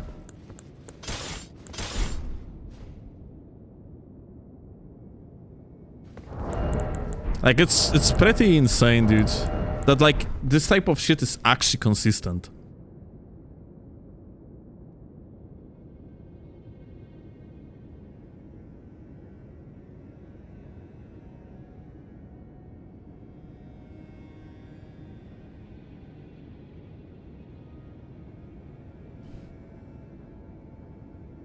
Are you doing PC invasions right now? Know what I miss? No, not PlayStation. PlayStation invasions. We're just talking about skill ceiling and what does that mean to be good at the game and stuff like this, yeah? Okay, let me actually see. Beautiful fucking quality. Okay. So there is an attack. It might be, I'm actually not sure. Fuck, I don't remember at this point, but yeah. Basically, yeah, you basically kind of duck under the attack apparently, and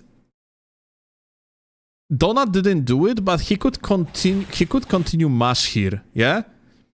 And then, like, it would be guaranteed second R1. Well, guaranteed, maybe not guaranteed, but usually it would end up in being second R1. So what you're essentially doing is you running attack someone, you dodge the attack, and then you get another follow-up, and you deal basically nearly 1000 damage in this sequence with Shamshir.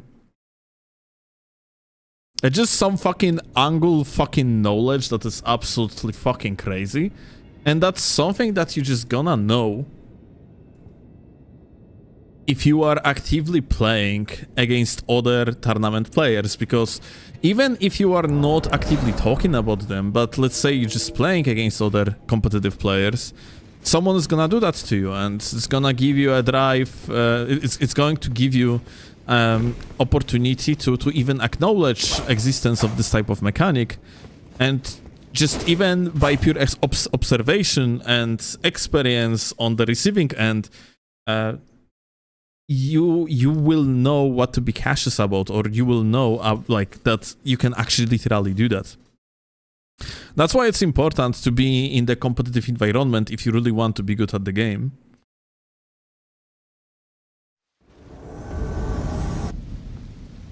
That's why if you wanna mash Sham running R1 with Halax, you're gonna want to free aim. I mean, like, overall free aiming is a huge thing, no matter what, yeah? When you are, let's say, cornering someone with the Shamshir, you also want to actually do it with the free aim, yeah?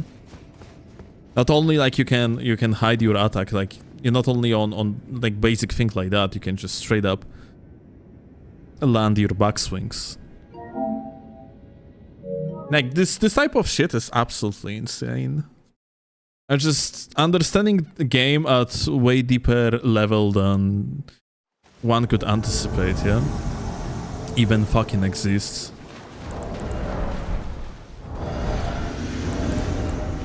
And at some point you are doing this type of shit by heart, yeah? Because you have experience with it. You are living in the environment where people doing this type of shit.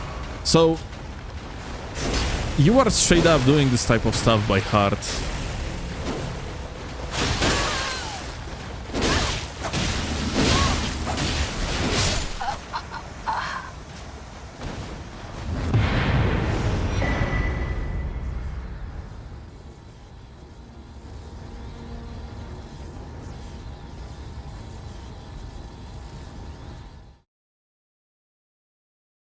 Like, you know, when I was playing competitive, poise counting was way more important than it is right now. And poise counting was something that I was doing by heart. Nowadays, I'm not doing poise counting at all. It's kind of, well, sometimes I do, but it definitely doesn't come to me just as easy as it used to. But setting up something like through combo for the follow-up PSSS was just something that I understood at, you know, very basic level, just because I was doing it actively. And that's one of the things that just makes you that much more efficient player than everyone else, just knowing these small details.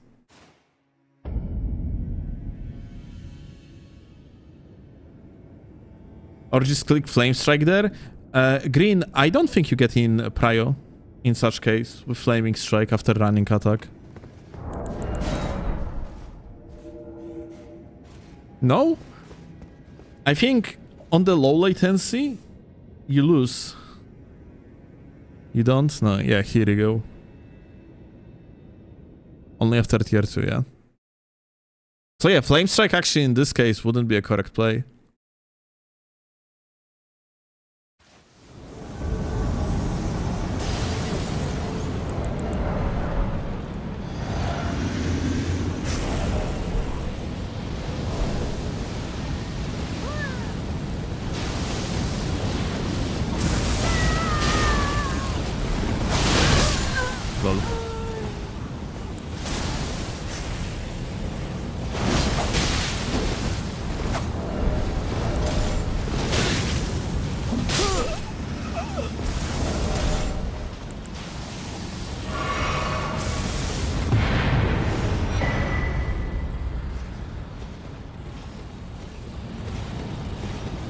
Why he rant about SBD? Wait, who? He had a whole like hour rant about SBD. Wait, what? Do you know SBD, the guy that invades us patches? I had rant about SBD? I don't remember. We were talking about SBD because you cannot ignore the guy that is doing 32 million fucking views per month. Literally beating everyone collectively. You are going to take views of... Let's count it up. You know what? Like, out of pure curiosity. Let's see how popular SBD is. I make a bet that you take every single PvP content creator and SBD makes more views than every single PvP content creator collectively. Let's say that we are counting in more than 10,000 views channels, okay? So, let's do Social Blade and let's see. SBD. Last 10 days, 10 million is insane, but let's go... You know what? So his peak is over here, it's... What the fuck? Oh, okay. It's almost 32 million views. So... let's go with the most popular channel when it comes to views. And, okay, we have only Wi-Fi. 5 million. Let's actually, yeah, let's round it. 5 million. Plus... Chase the Bro gonna be around 2.2 million, probably. Chase the Bro, 2 million. Plus, what are like popular PvP channels? Yeah, like let's go with me. I'm probably gonna be. I'm gonna have like probably 1.2. Yeah, 1.2 million. So like we rounded to million.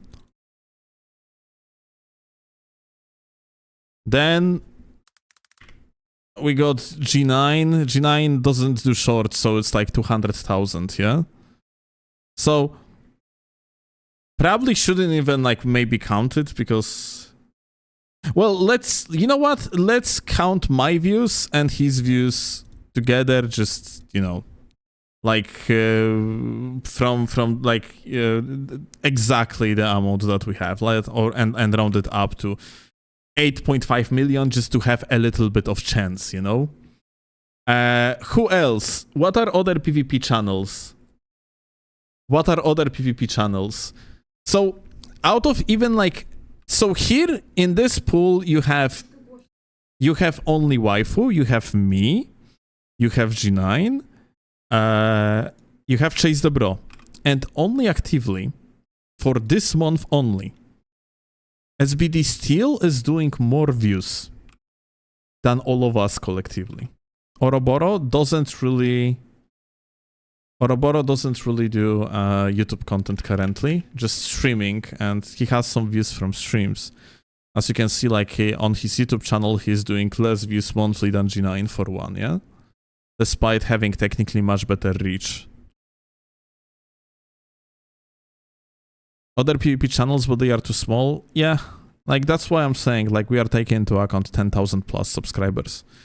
So you're like, SBD, even actively, not even talking about his peak, actively, in the last 30 days, he's making more views than every single popular channel collectively, dude. Like, can you fucking imagine Andrew? Andrew is kind of different story, but yeah, Andrew doesn't really upload currently. Just doing some streams from time to time. Like Lost probably shouldn't be taken into consideration. No, I'm sorry. Lost started re-uploading, my bad. He actually... Okay. Yeah, actually, he's making views. The same amount of views like G9.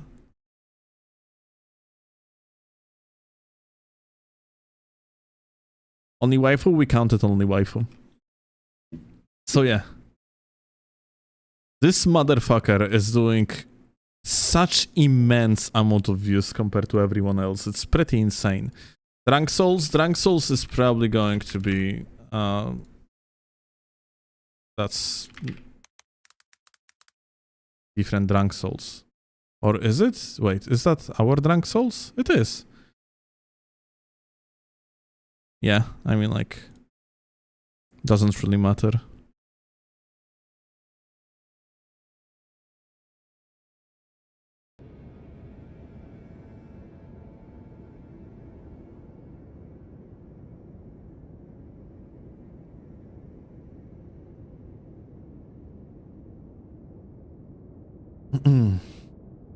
But yeah. Reach of SBD is just insane. This guy is just eating for breakfast every single fucking content creator, stats-wise, in the PvP sphere. And it's not even close.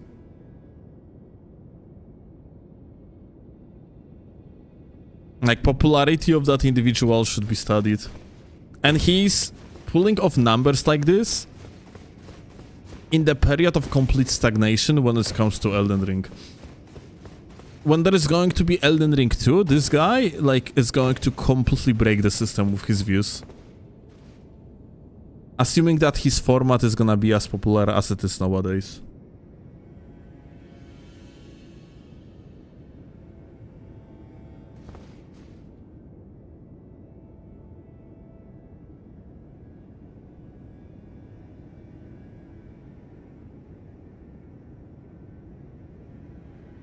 I don't know why, but kind of feel bad now, knowing he gets that much more views than others.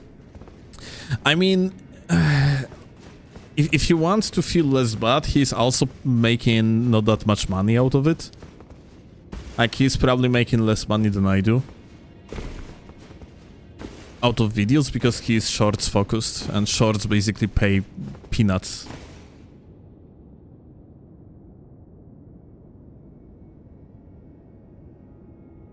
But yeah, views are insane.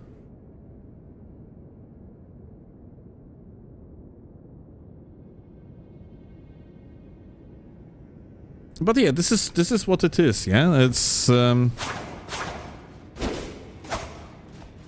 SBD reaches audience that no one else actually reaches at all, which is TikTok. Brain rotters. Not even a singular content creator. No matter that being only waifu, Chase, me, G, anyone else, like, no one reaches TikTokers. And TikTokers are insane in numbers. Like, TikTok as a platform is just completely out of unreasonable mind when it comes to the reach.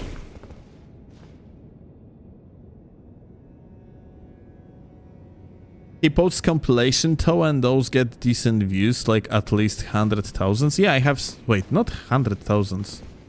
I've seen like his compilations can do like a 20,000, 30,000, 50,000. Yeah, those are good numbers, but it's because he's uploading them very sporadically. It's still like very small amount of views in comparison to millions that he makes on shorts.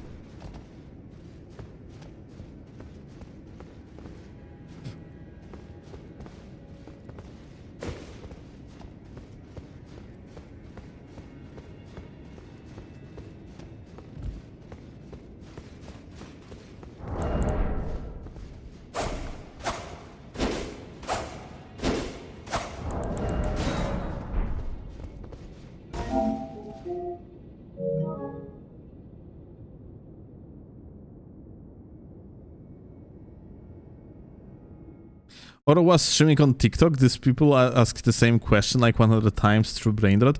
This is so funny, dude.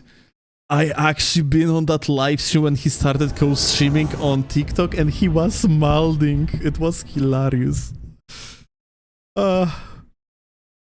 Yeah, I mean, there are like type of audiences that I personally wouldn't prefer to reach. Like, I can understand that TikTok can give you immense popularity, but streaming on TikTok is something I would prefer to not do. Not gonna lie. I probably should be re-uploading my my shorts to TikTok though. We have been talking about it with Shiroi. It's definitely something that we should do. Because it's just free views, there is no point to edit anything, change anything.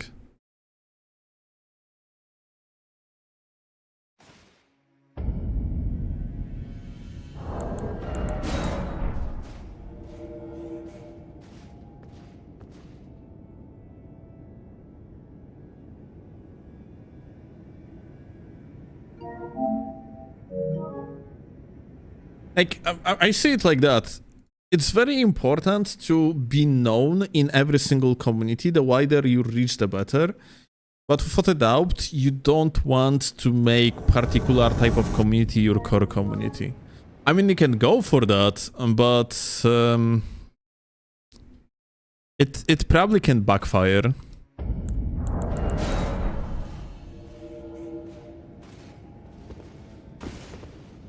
One of the most important things about making content creation overall is just enjoying what you are doing. And the reason for that is because it's really hard to fake positive emotions, and you rather want to spread positive emotions when you're streaming. Of course, you can be a toxic fuck, and there is audience for that.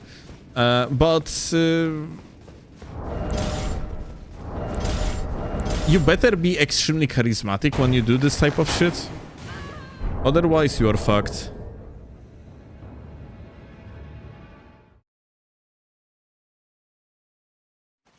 Like, important thing about making content creation is just understanding of the fact that you are making it for the enjoyment of other people. And because of that, you kind of have to make enjoyable content. Being absurdly negative while having no charisma for this type of content just going to backfire. And if your community is literally a type of that you despise, you hate, you do not feel comfortable around your community, then you are fucked as a content creator. Would you say this content situation is crazy for real?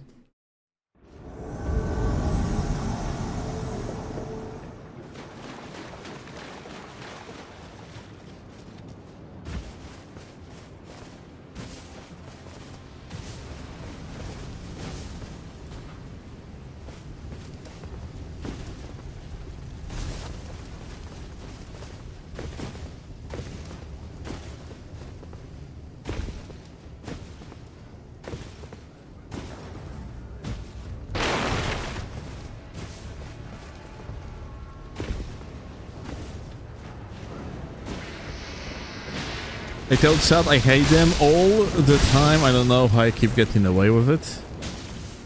Well, they clearly do not believe you. But there is actually a type of content creator that works very well when he hates his chat, or they hate their chat, and their chat hates them, and those are lolcos.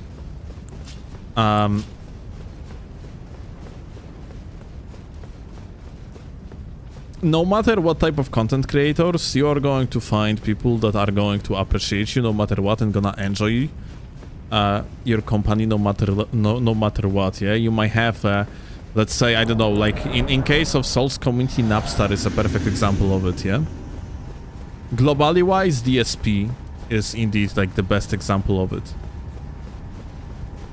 And if you are a lolcow, that you're gonna have a lot of watchers just watching you because they want you to fail. They want you to be upset, yeah? And the only thing that actually...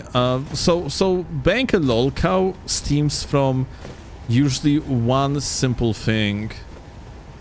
you are just usually not good enough at the game that you main. So people can get away with mocking you. Yeah, let's say, like, you know, situation like this. If you are a content creator that is focusing on Elden Ring PvP, and people generally like do not like you that much in the community, and they just want to shit on you, but you are winning every single invasion, then there is not much opportunity to do so. But if you are losing every second invasion, then there is a lot of opportunity to kick you in the balls when you are already on the ground, and people that dislike you rather want to kick you in the balls as much as it is only possible. So yeah, the best, like, so for one, yeah, like, if let's say G9 or me would be like worse players overall, then we would be a lol cows of the community, because especially since the release of Elden Ring, there was a lot of people that really disliked us, mostly because of, you know, the way how we approach the game. But it's very hard to make someone a lol cow that is constantly winning.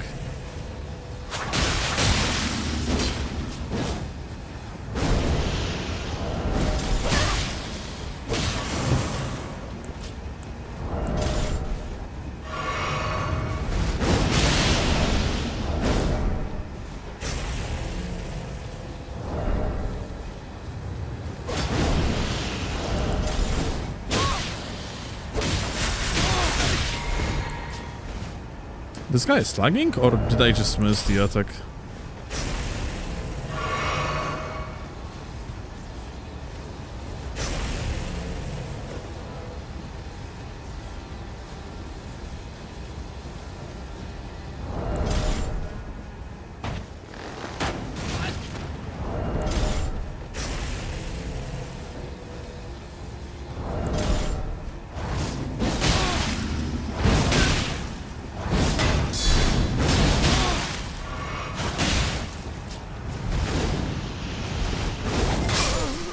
Hehe, bleed. I knew that he was actually so close to be bled out.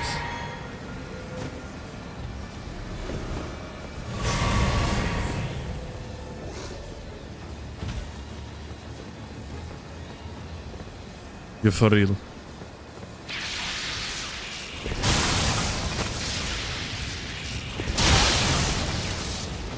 Crazy.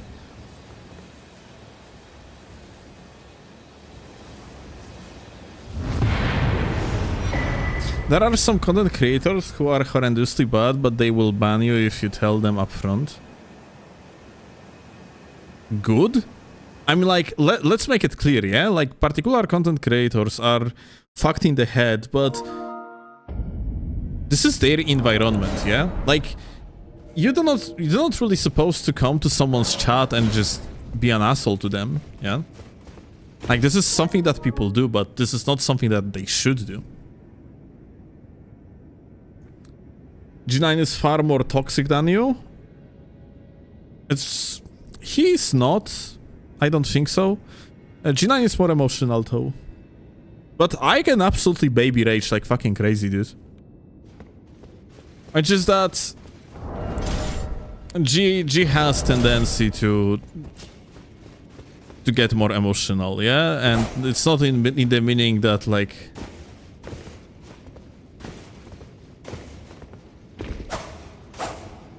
not in the meaning that, like, you know, the guy gonna start crying or whatever. It's just something can get to him and piss him off, as simple as that, yeah? And I was actually like, in my case, I used to be actually very emotional in games, especially when I was playing different games, like when I was playing MOBA games, I was playing Smite, I was playing League of Legends.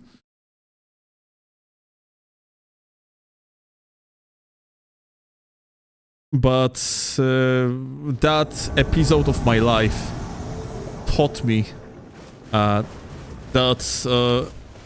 being overly emotional and maintaining your, like, being overly emotional just doesn't bring you any profit in multiplayer video games, and also properly distancing yourself is just straight up beneficial. It's optimal, literally. Like, if you are actually, if you get in, if you are allowing your emotions to get to your head and affect your gameplay, you basically lost. You are going to be playing worse immediately.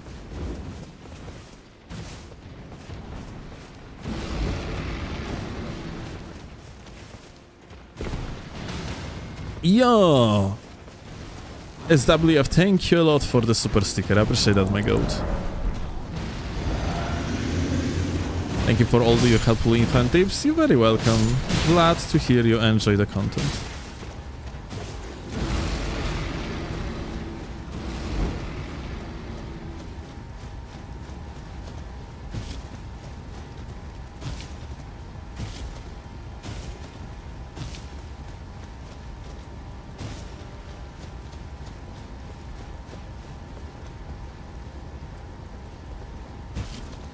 But yeah, like, I for one, I'm gonna tell you, like, so about general toxicity, yeah? One of the main reasons why I, for example, worked on my personal problem with getting too toxic at times, it was like back in the days when I was playing League of Legends, and I was playing on one of the lanes on the top lane, and then there was a guy on the bottom lane. Was our AD carry, and he was playing character called Draven. If you play League of Legends, well, if you know, you know. Guy was so fucking annoying that I actually couldn't maintain my emotions, and I got into discussion with this guy. We discussed, like, we were discussed. We were shitting at each other throughout entire game in the chat. For like 40 minutes, from the beginning till the end, which definitely affected my gameplay. We lost that game, and after that, in the post-game lobby, we were shitting at each other for another hour and a half. For an hour and a half, we were just sending messages at each other, arguing about stupid shit, and just insulting each other. And yeah, that's something that I did, and I actually got banned in League of Legends because of that, and I came to the conclusion that I have to put I have to stop, like, being retarded to this extent, and started kind of working on myself. It was a journey, but yeah, I am not tilting as much anymore. I also started understanding that dealing with a toxic shitter, the way how you deal with toxic shitter is not by just trying to beat them with their own weapon. Like, you shouldn't be really toxic like against a toxic player, because it leads to nowhere. Instead, it's better to use a toxic player to your advantage.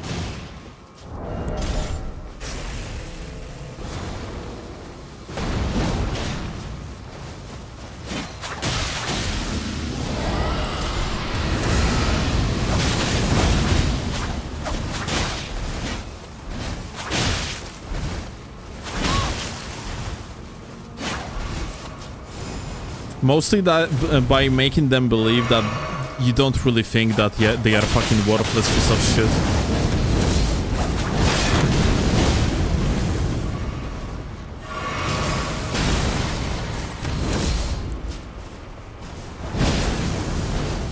That's something that we recently do in Night Raid, for one. Sometimes I and Claw are playing with a random in trios, and when you have a guy that is clearly a toxic fuck, I always tell Claw to just kind of follow the guy, at least at the beginning, and make them believe that they are the guy. They are the guy in the lobby. Just, you know, make them feel like as if their ego is fulfilled, that he is considered the GOAT, yeah? it really helps because person like that is usually not going to quit a game, even if at some point it's gonna go badly, yeah?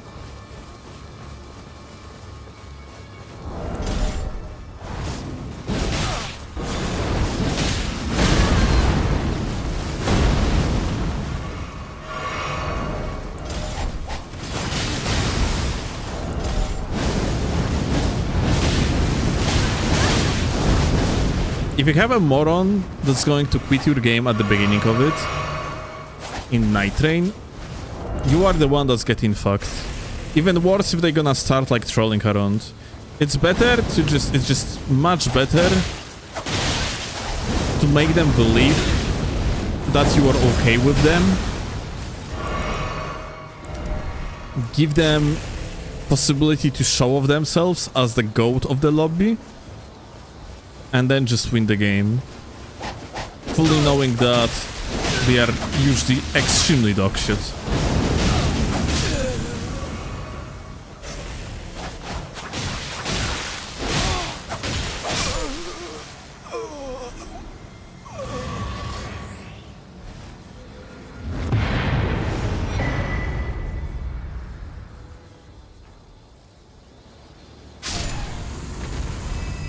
I heard you made S-tier streamer on chilling personal list. Wow, there was competition. Nice.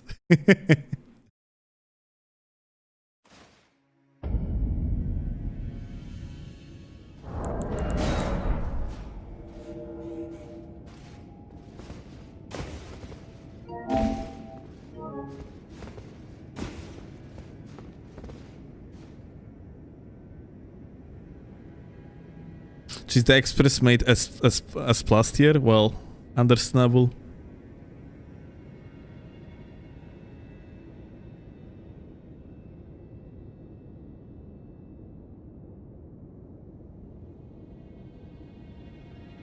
Still, I don't think I have ever seen you be toxic, to be fair, outside of the normal man, what a shitter type of thing. Hey, okay, wait. The closest... Well, Claw pointed out that I sometimes call people subhumans. So yeah, like, I guess this is actually a good point of... very toxic behavior. Although it's because I do not really attach it with... I do not attach it with you know... Second World War stuff. But yeah.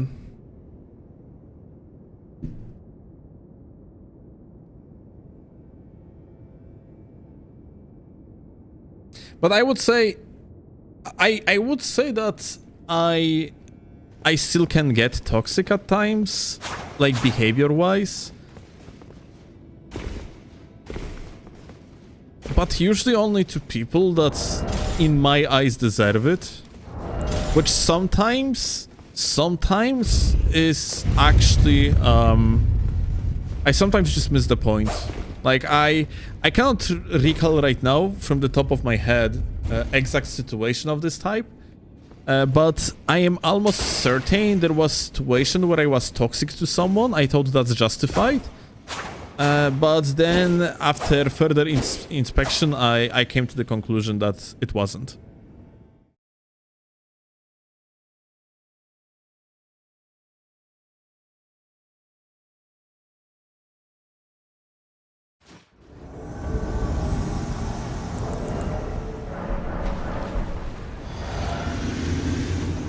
I think the more I play Elden Ring, the more insane I get.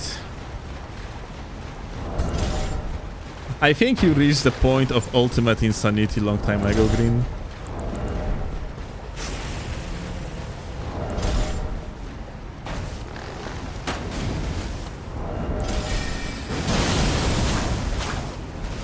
Light roll.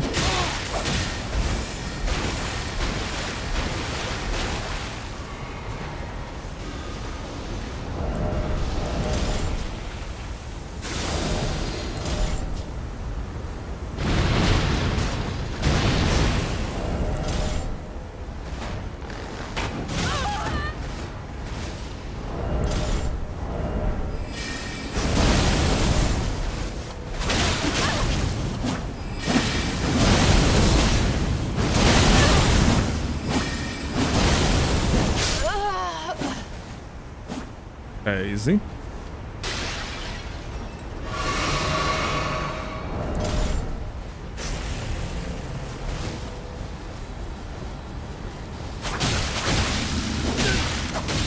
Did he surrender?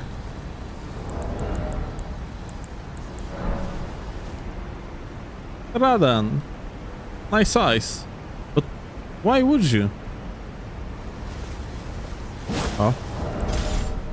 Do it again.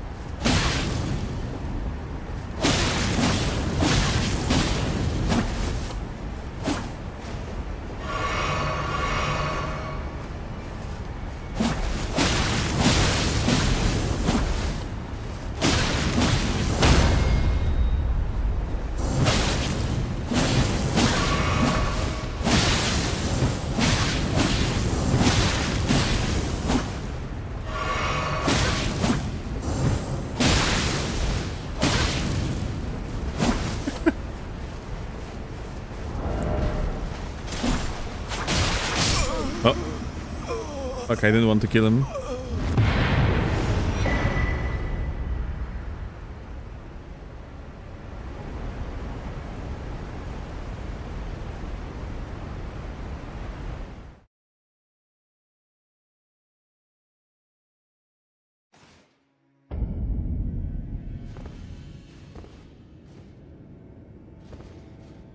Do you remember I crashed out on a guy who are a segregation joke way back when I first started hanging here? Ah, yeah. There was a situation with Chilling Mist. Yeah. Like the best crash out imaginable on the chat I have seen. Like Chilling, like some dude made a joke about segregating trash, and Chilling just went full mouth about it. He actually was so pissed. Started spamming freaking YouTube chat, like calling the guy basically worst names imaginable. It was... Yeah. I swear Elden Ring's community is very sane, for real. Definitely not a bunch of retarded degenerates.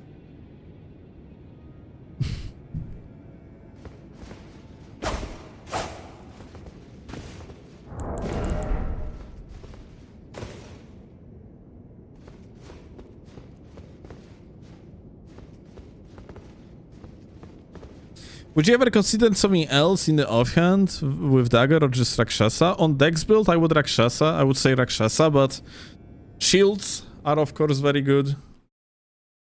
Hand axe is good, but shields better.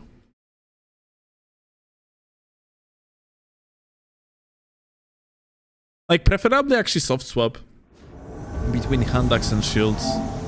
Allows you to aggress kinda safely and then mix up too. Just works. Hey. Do you think it is what's his name? Jesus. Probably Viking. Another alt account. Yeah. That checks out. I'm almost certain we are dealing here right now with Viking.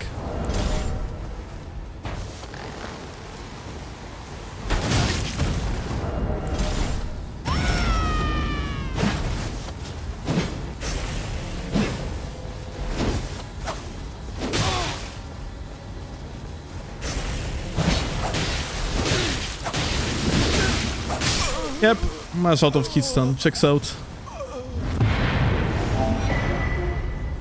Yep, it's oh, never mind, it might be actually not the guy because it's PSN. Bro has the PS Plus.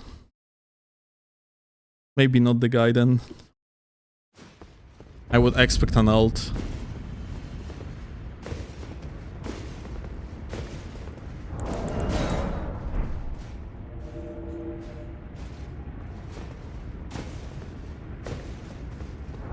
Is Viking one of these cheaters? No, it's Viking is a TikTok guy that from time to time tries to stream snipe me because he's very upset. Not a bad player per se, but also a weird guy overall.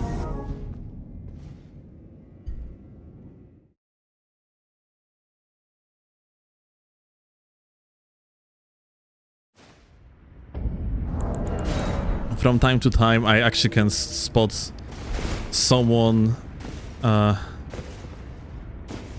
very similar playstyle and latency, just jumping on from alt to alt.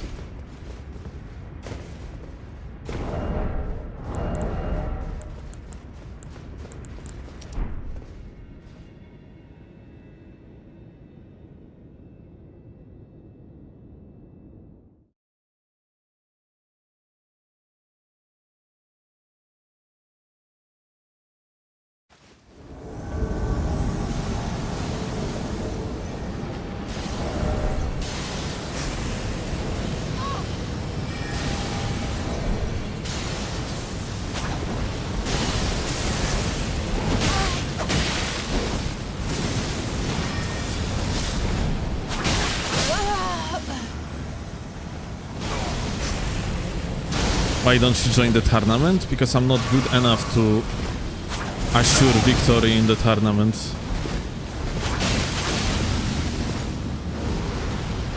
What's the point of joining tournament in case if the best you can actually count on, like based off your skill, assuming that you are not lucky, is let's say like round 2 maybe. Maybe like a semi-finals.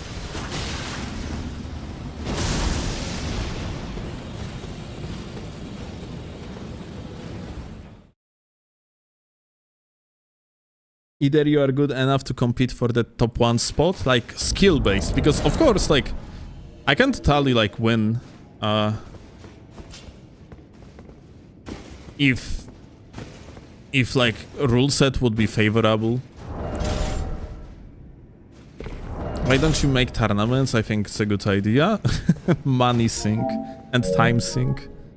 People that actively doing tournaments for the community are not appreciated enough. It's absurd amount of time invested.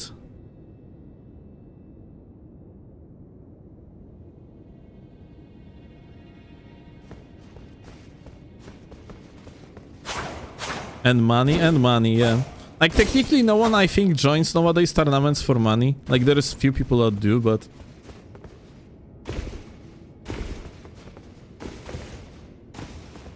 still.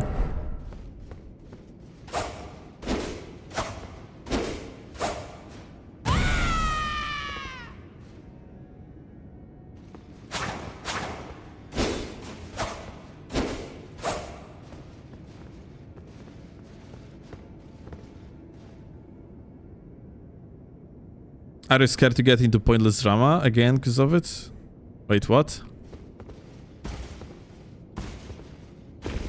Because of what?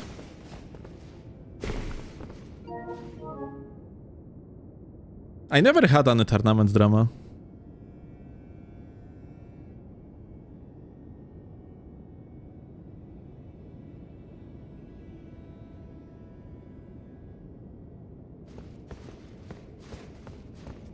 Talking about Twitch Rivals? Oh, come on, Twitch Rivals, you know, it's not a real tournament. I mean, like, it is a real tournament, but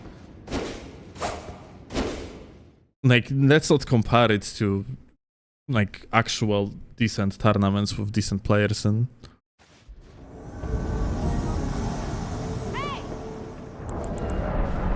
like, funnily enough, Twitch Rivals could have had so much more PvP ready players if Oroboro wouldn't have a team with Odsdarva and Scotjand.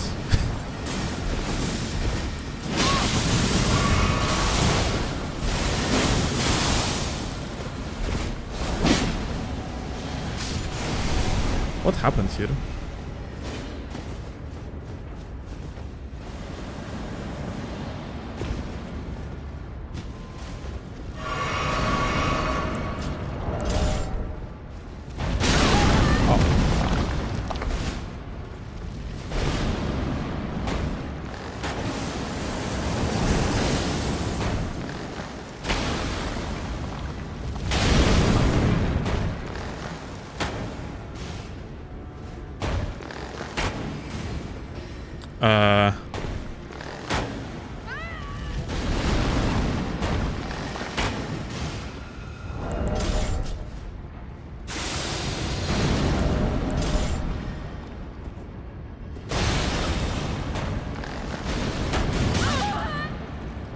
Nice.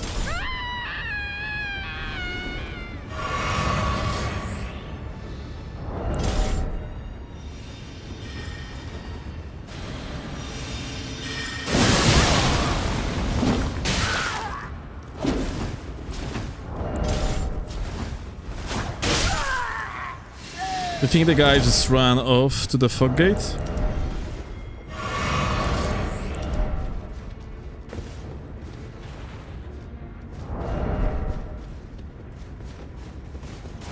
Unbelievable.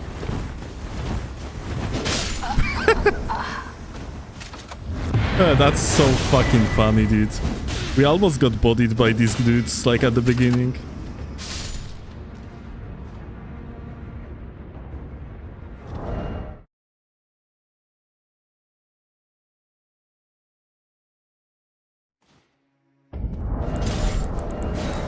What's the best Elden Ring build in your opinion?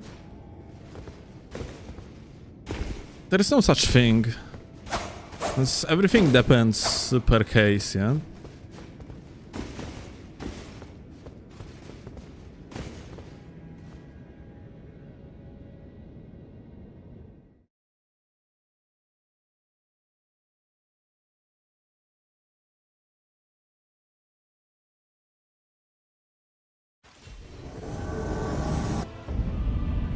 Pure strength? Pure strength builds are not really that good. Like, remember, pure strength means that you invest basically all the way up to 18 strength. Like, strength endurance builds are just, I guess, like, one of the best, if not the best for duels, technically. But let's imagine a situation that you are, for invasions, yeah? Let's imagine a situation that you are invading. Spot like pathway, audience pathway, yeah? Then in such case, the best build that you can possibly imagine for yourself would be literally just a mage build.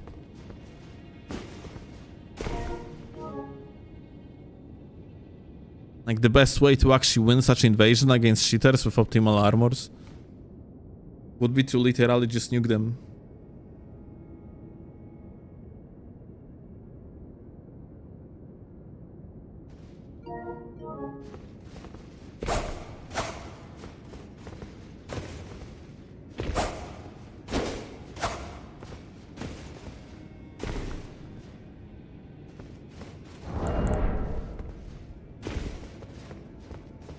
As mage main, you agree?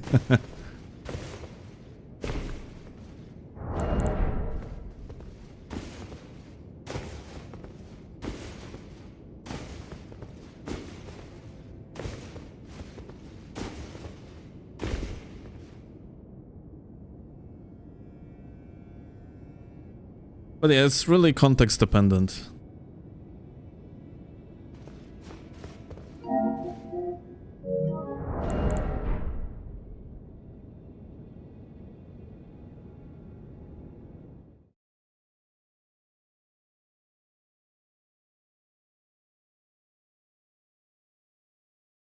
Also, it's really depending on your level, because certain builds are borderline either impossible or pointless to make on, let's say, 125, but they are entirely possible on 150, and vice versa. Certain builds make more sense on lower level, and they lose fucking reason to even exist on the higher levels, like for one, cold builds, yeah?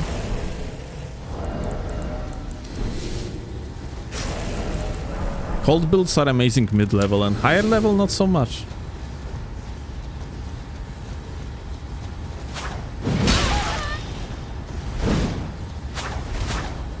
Huh?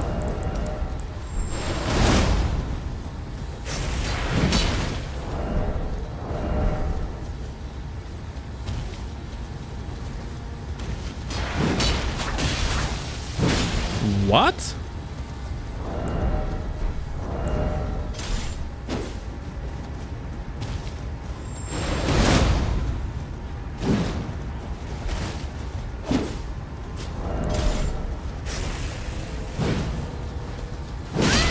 Ja pierdolę.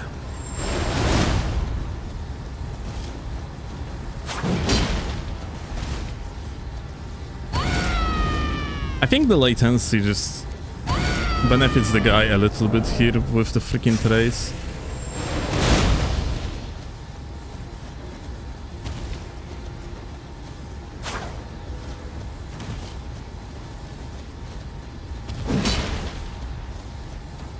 Like, impossible for me to actually punish it.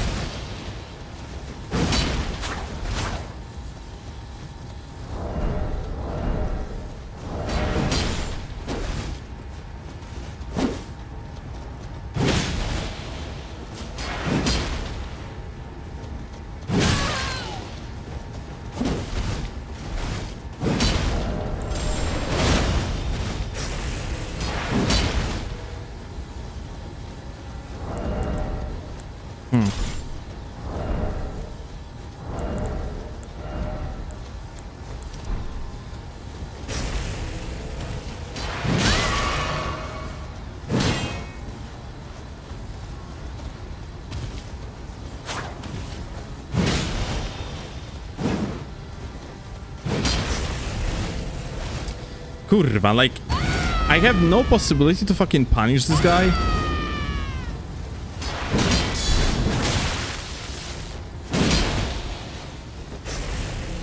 Unfortunately, because of the hyper armor gaming.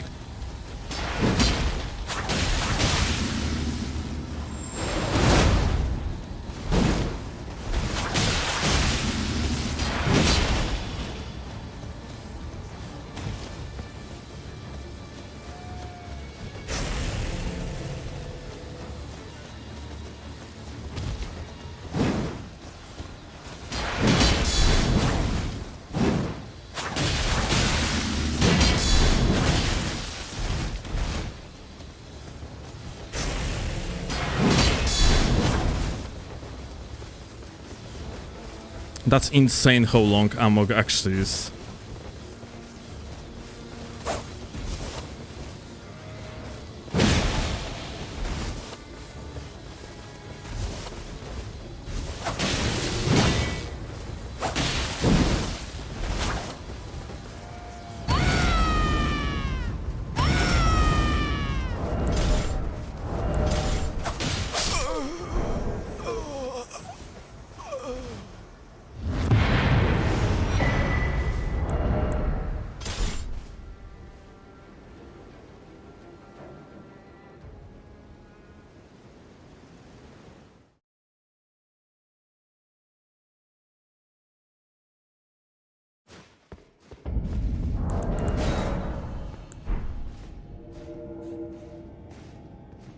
It's the longest UGS, Steve, I know.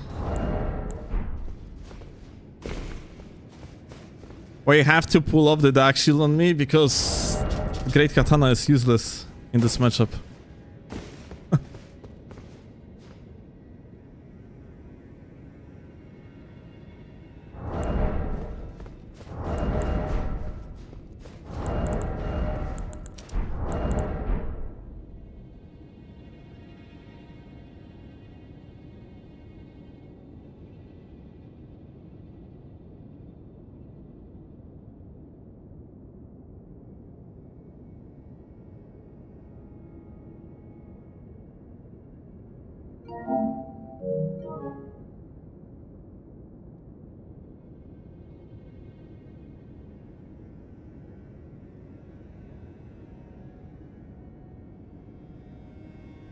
I only managed to dodge the second hit of the ancient meteoric great sword or rush of war. Any suggestions? What you mean? What? O kochunio? Wygrałaś?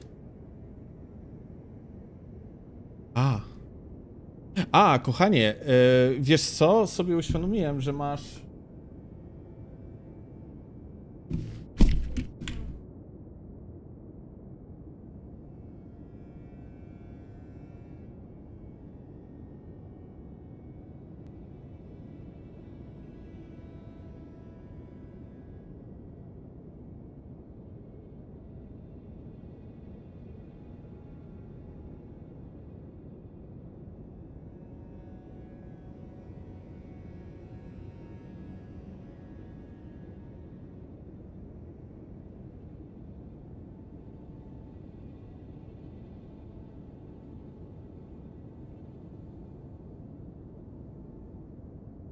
Okay, back.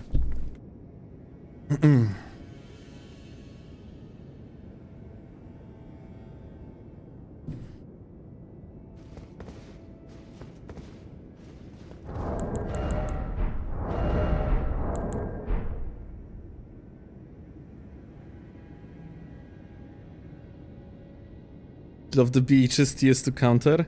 Yeah, unironically, I wouldn't have a response to beaches. Yes. Because I do not have currently but that's cool. I mean, like, honestly, on the low latency, I think the Wakizashi great Rakshasa is fine matchup. It's not helpless.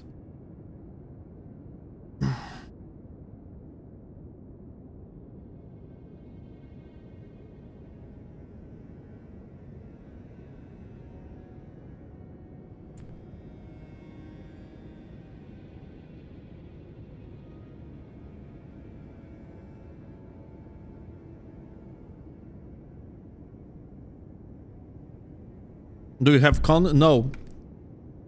That's why I say that that's helpless for me, because yeah, I don't have currently con on this build.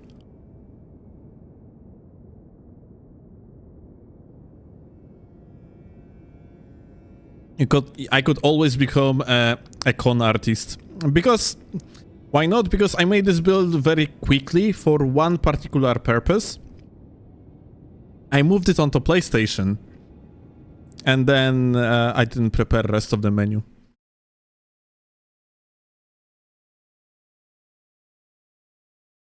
Like, once I'm actually going to finish this build, then of course there's gonna be con, but for now it's just unfinished. I need to add few more things in this build. I need to add Ansbach bow, and I need to change placement of the Sword of Knights.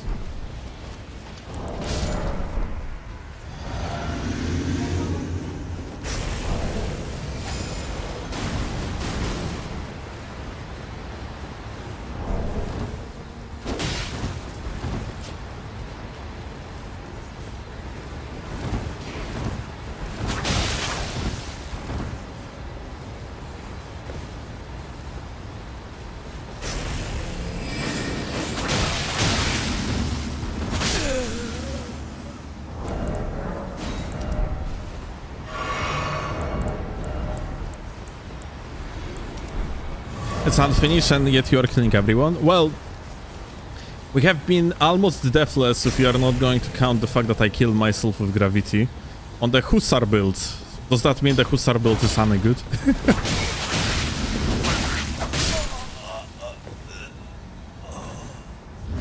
I always carry a pata with barb in my inventory loadout, with always having a swaps disposable. Okay. Image. Eye on eye, heavy poison, physical attack power increase after increase I-10, poison. What the fuck is that god roll? What the shit?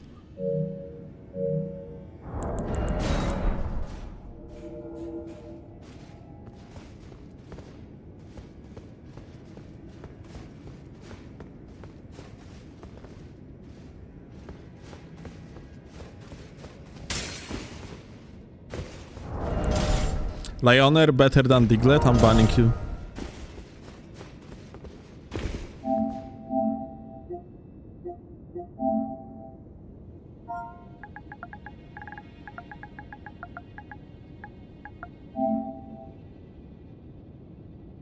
I wonder he's going to answer anything.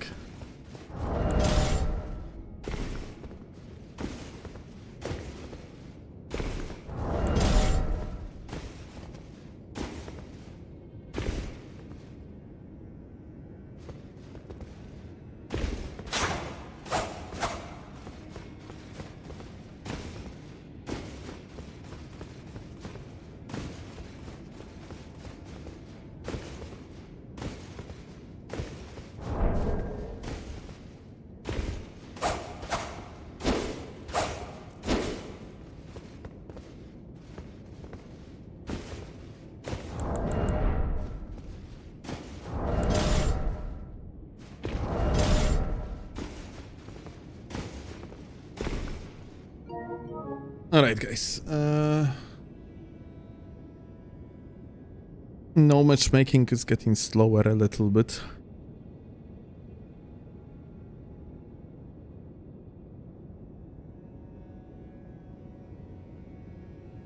Do you think Stone Club is based? Yeah, it is based on the skill issue of a wielder that cannot fucking properly play the game with spacing, so he has to fucking mash with the hyper armor abuse.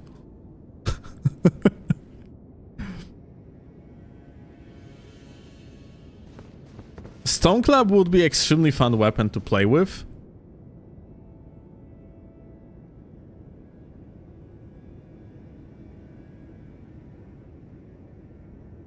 Is BHS clean rod based?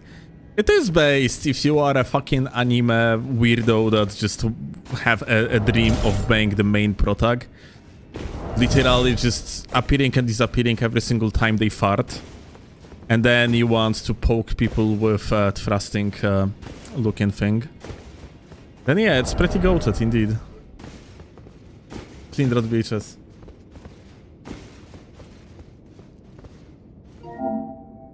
I'm so cool.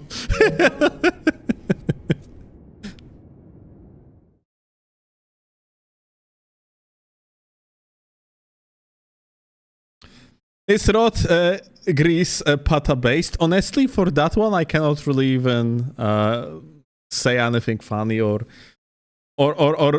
be like. Actually, you know what? I changed my mind. Now when I think about it, Pata is indeed very based, since people that love feet are based, and you have to be a big feet lover to play with a weapon that has name after feet. And then like putting rot on it is like a peak irony. Very based. Ostatnia inwazja. Okay. Dude, this is amazing.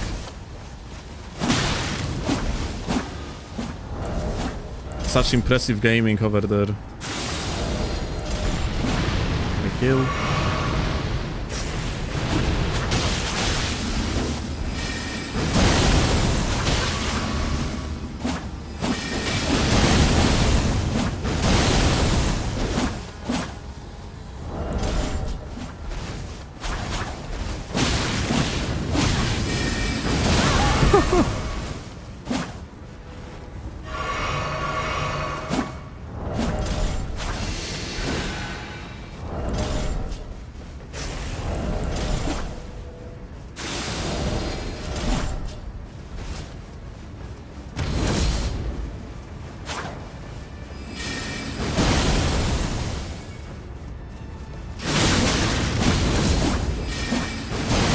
Yeah, we got a friend. Yeah, light roll goat, come here.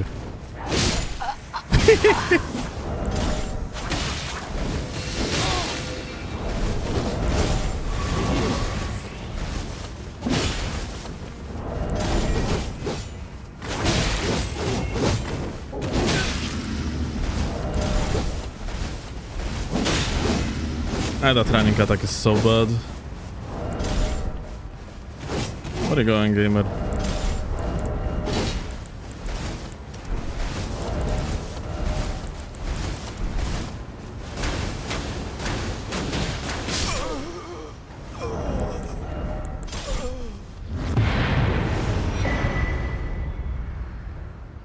Alright, let's see who is actually live.